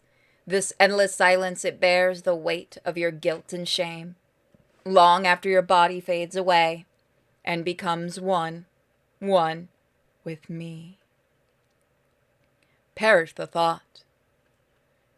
No, this is another daydream. Isn't it? You're lucid again? In here? But how did you... Well, when you've been dreaming about the same day over and over, you kind of start noticing the patterns. Listen, I'm nothing special. I don't really have any friends. I don't like crowds or going out most of the time. And more often than not, I'm alone, even in my home. One bed, one bath, and one me living alone in it. It'd be easy to say that I don't have much to lose. My life is admittedly pretty boring. But it is my life. And if this is my dream, then you're not calling the shots anymore. I don't think you understand what's going on. No, you're the one who isn't getting it. You called me. You're the one who needs me. Whether it's to eat me or kill me or make me yours forever, it doesn't matter. I'm done here. I'm going home. You forget yourself, human. You ungrateful little creature. I give you my attention, my patience, my love, and you think you can just leave? I didn't have to, you know.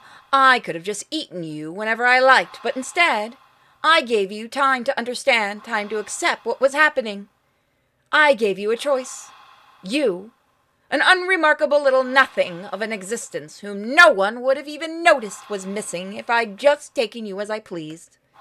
Dreaming away about endless possibilities. Never having to worry about permanent consequences ever again, about choosing wrong. A little world all your own inside your head. I offered it all to you. I gave you the choice to join me and have it all. And you refused. You said you'd rather die, didn't you? And yet here you are trying to get back on your choices. Only to continue to reject me. To reject my love. So foolish. So ungrateful. Just like the others, you don't even know what you want. Another bundle of contradictions. You wish for solitude, yet you fear being left alone. You fear being forgotten, undesired, unloved. Yet, even I, though I love you and desire you, even though I promise to never forget you, even though I am the only one willing to never leave you, you still reject me. Stupid little child. I'm done waiting. You do not get a second chance. You made your choice, and you will accept the consequences of that choice. You are going to stay here for with the rest of these ingrates. forever. Haven't you ever heard of changing your mind?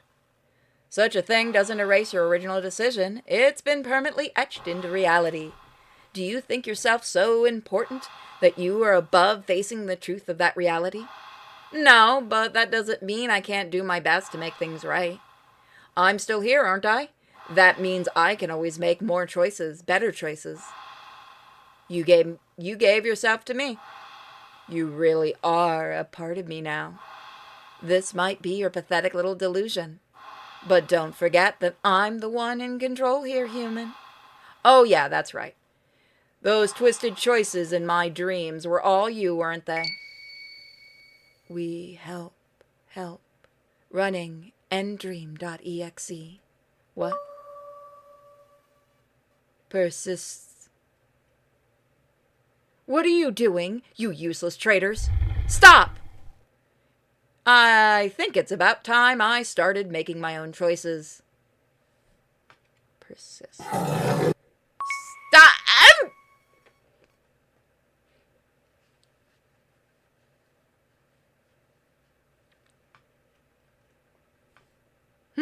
I'm back in the alley? It's not here. Good. I think I need to get home. I step forward out of the alley. This is going to take some getting used to. I step forward towards the entrance of the thankfully empty alley. I'm almost out of this place. When suddenly...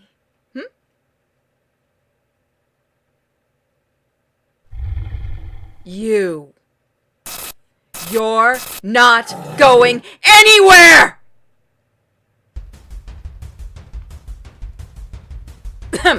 Fuck.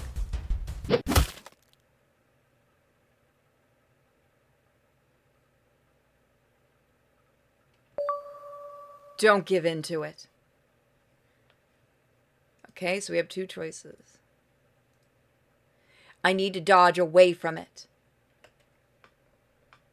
I'm back in the alley. Okay, what happens if we give up?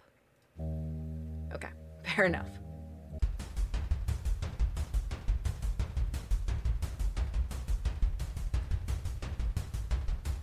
Go home. Damn it! It overrode my choice. Where the hell where the hell do I go? Anywhere but here.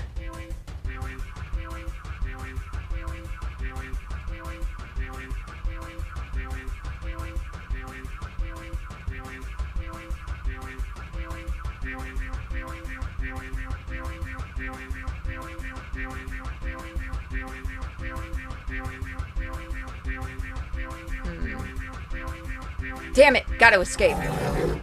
Got you now!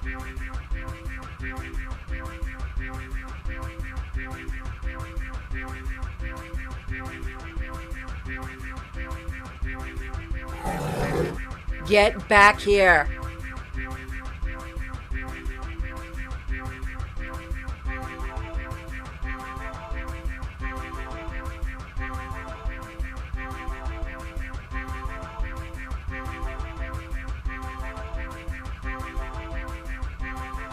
Crap, a dead end. Stop running!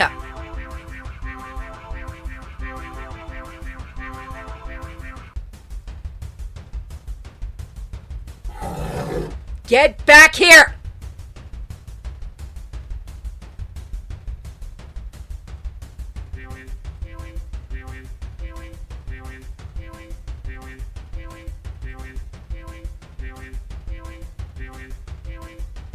A dead end? Where do I... Found you. Drink some.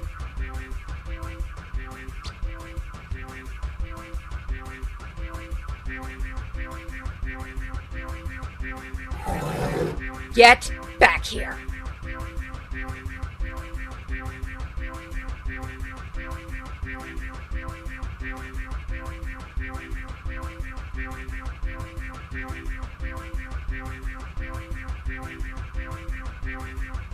How do I get out? No. Escape! I can't really yell that much because I've been recording this all day. Get back here! Did I do it? Thread unraveling.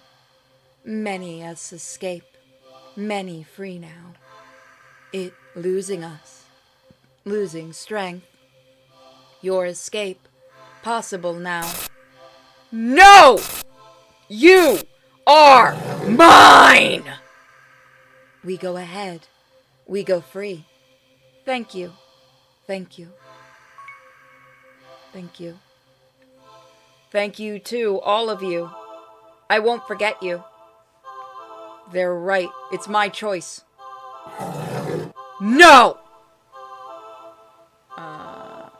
Nice try. Come back.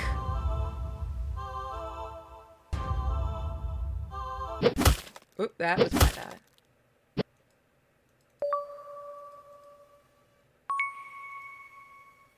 End of this chaos, you will be okay.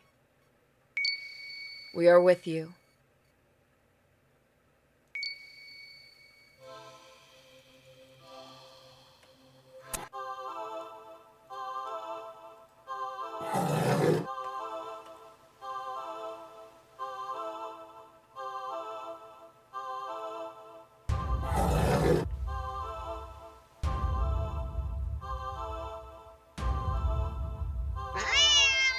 Come back!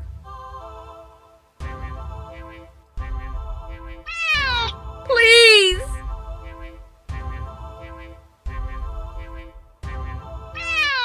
Don't leave me!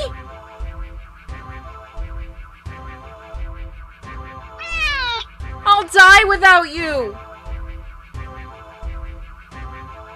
I'll take you to the vet and push you down. I'll die!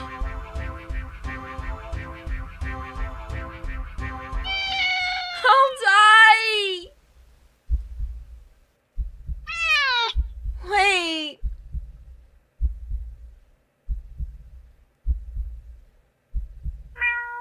Wait.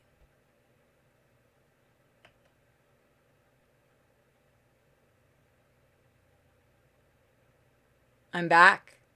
Back to where it all began. The alley. And in the cardboard box. And in the cardboard box at the back of the alley.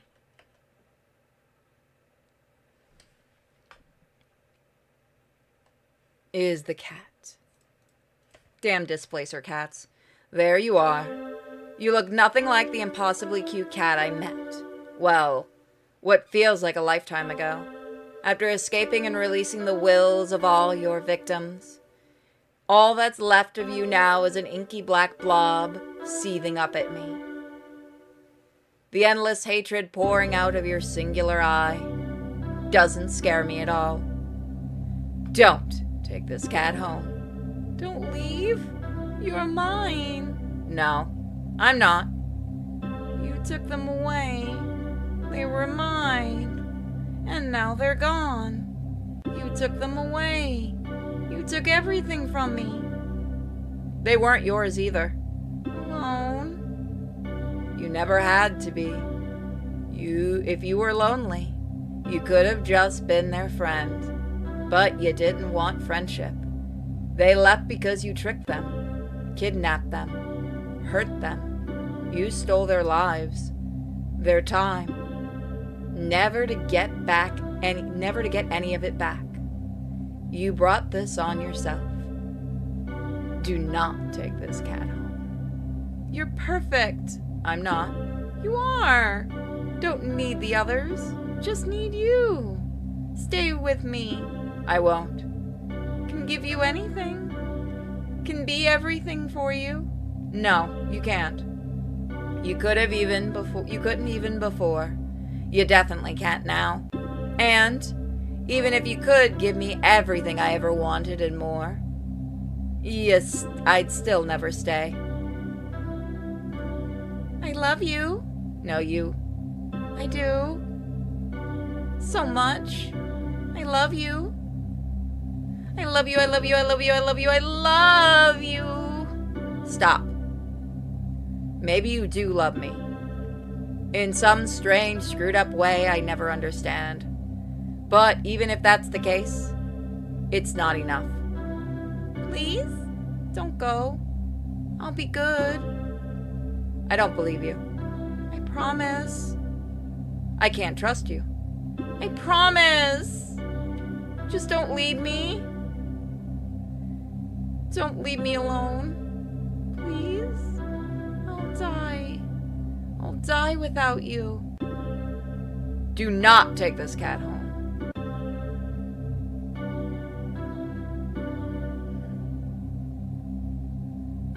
I hate you. Now that I can believe. There's nothing left to say.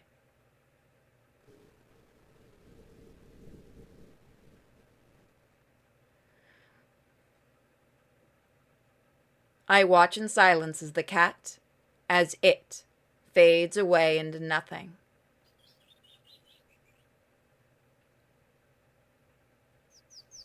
Goodbye. With one last glance around the alley, I turn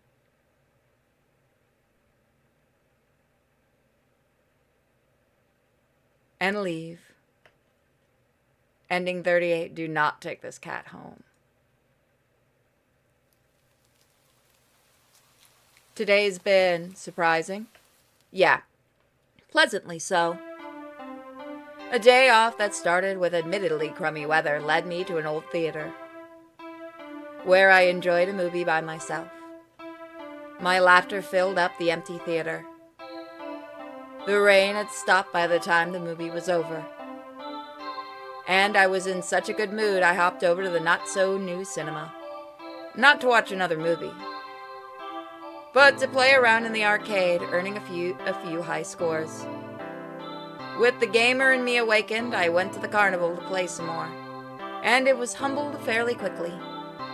But I did manage to win a small stuffed animal at the ring toss booth. The design is questionable, and I fucking love it. Look at the cutie! I'm not gonna lie, I want the plushie too. The rides weren't so bad either. I got inducted into a group for a bit while waiting in line at the Ferris wheel, bonding over our shared mistrust of carnival game vendors.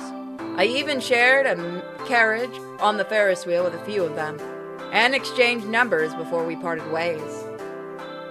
I don't know if I'll ever see them again, or if any of them will ever call me, or if I even have it in me to call any of them, but having the option to do so is nice. It feels nice. Baby steps. After all, even that tiny bit of interaction, though fun, exhausted me. So I went to recharge at the dog park, feeling rejuvenated at the sight of the dogs. Old, young, big, and small, all running around, happy and carefree. A few of the owners even let me take pictures. Kiwi. Yeah, today was a good day. I don't think about the cat, or it, I guess, all that much these days. It was hard at first. In the immediate days and weeks that followed, what happened to me was all I could think about. There were days I blamed myself, days I questioned my choices. I went back to the alley more times than I want to admit. The feeling that always went through me at the sight of the empty cardboard box was so indescribable, so overwhelming. I'd sometimes break down and cry right where I stood. It took a while, but eventually the strange emotion became clearer and clearer, until I had the courage to recognize it for what it was. Relief. I had been afraid to feel it for so long, terrified to let my guard down. But that sense of relief finally returned. Relief that it was gone. Relief that I was free to live my life. However simple or extraordinarily I wished that ones it had imprisoned, I never heard their voices again either. But that's for the best.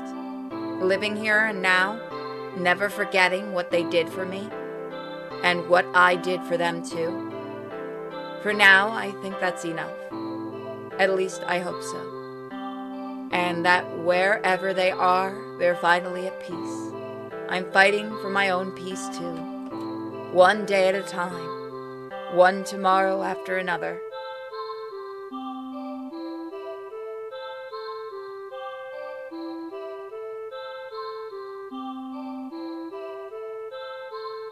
Finally, I head home to my little apartment. 1 bedroom, 1 bathroom, and 1 me living alone in it. Well, almost anyway. I'm home, baby. A little kitten flails and awkwardly runs over and mews up at me. I kneel down, looking fondly at its hazel green eye.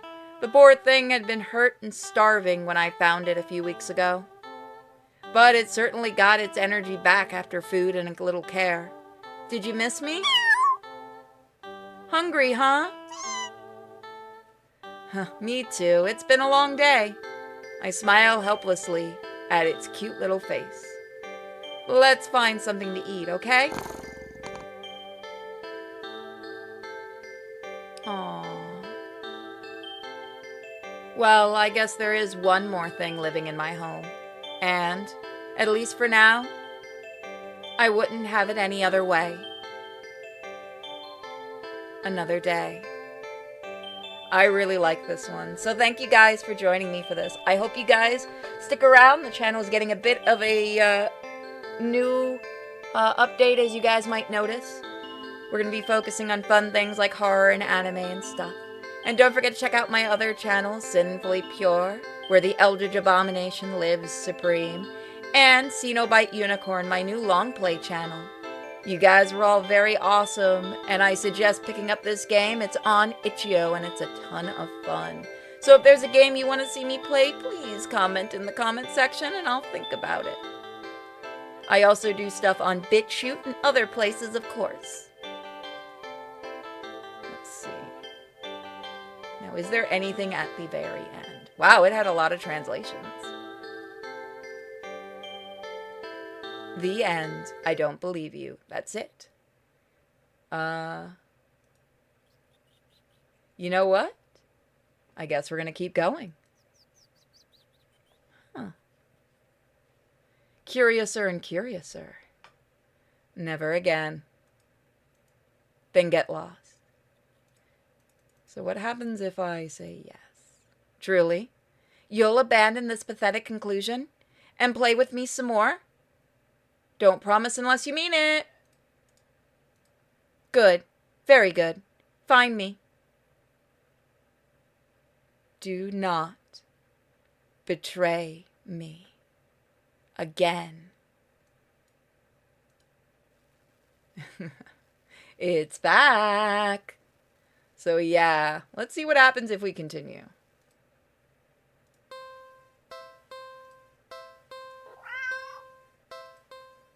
Okay, so it's just all this again. All right. So there are more endings, obviously. But for now, I'm going to leave it. I may return with the other endings. Let's see what happens if we do this. Because it did say it has 8 more lives.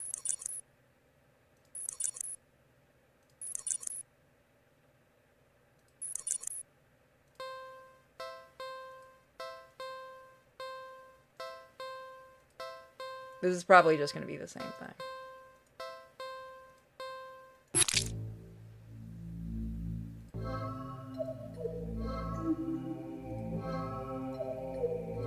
Yep, it's the same ending.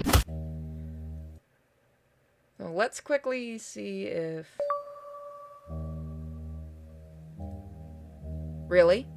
Perhaps you're not as curious as I thought. Still, I've taken a liking to you, human. Okay, so this is all the same. So we've basically shown everything.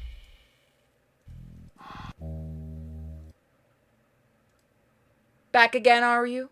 You've already reached the best outcome you're going to get. What more are you hoping to achieve? You wouldn't be thinking of going back on your promise to join me, right?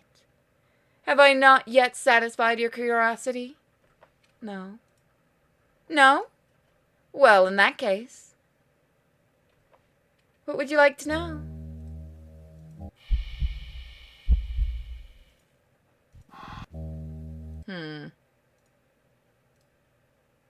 Well, I'll ask again.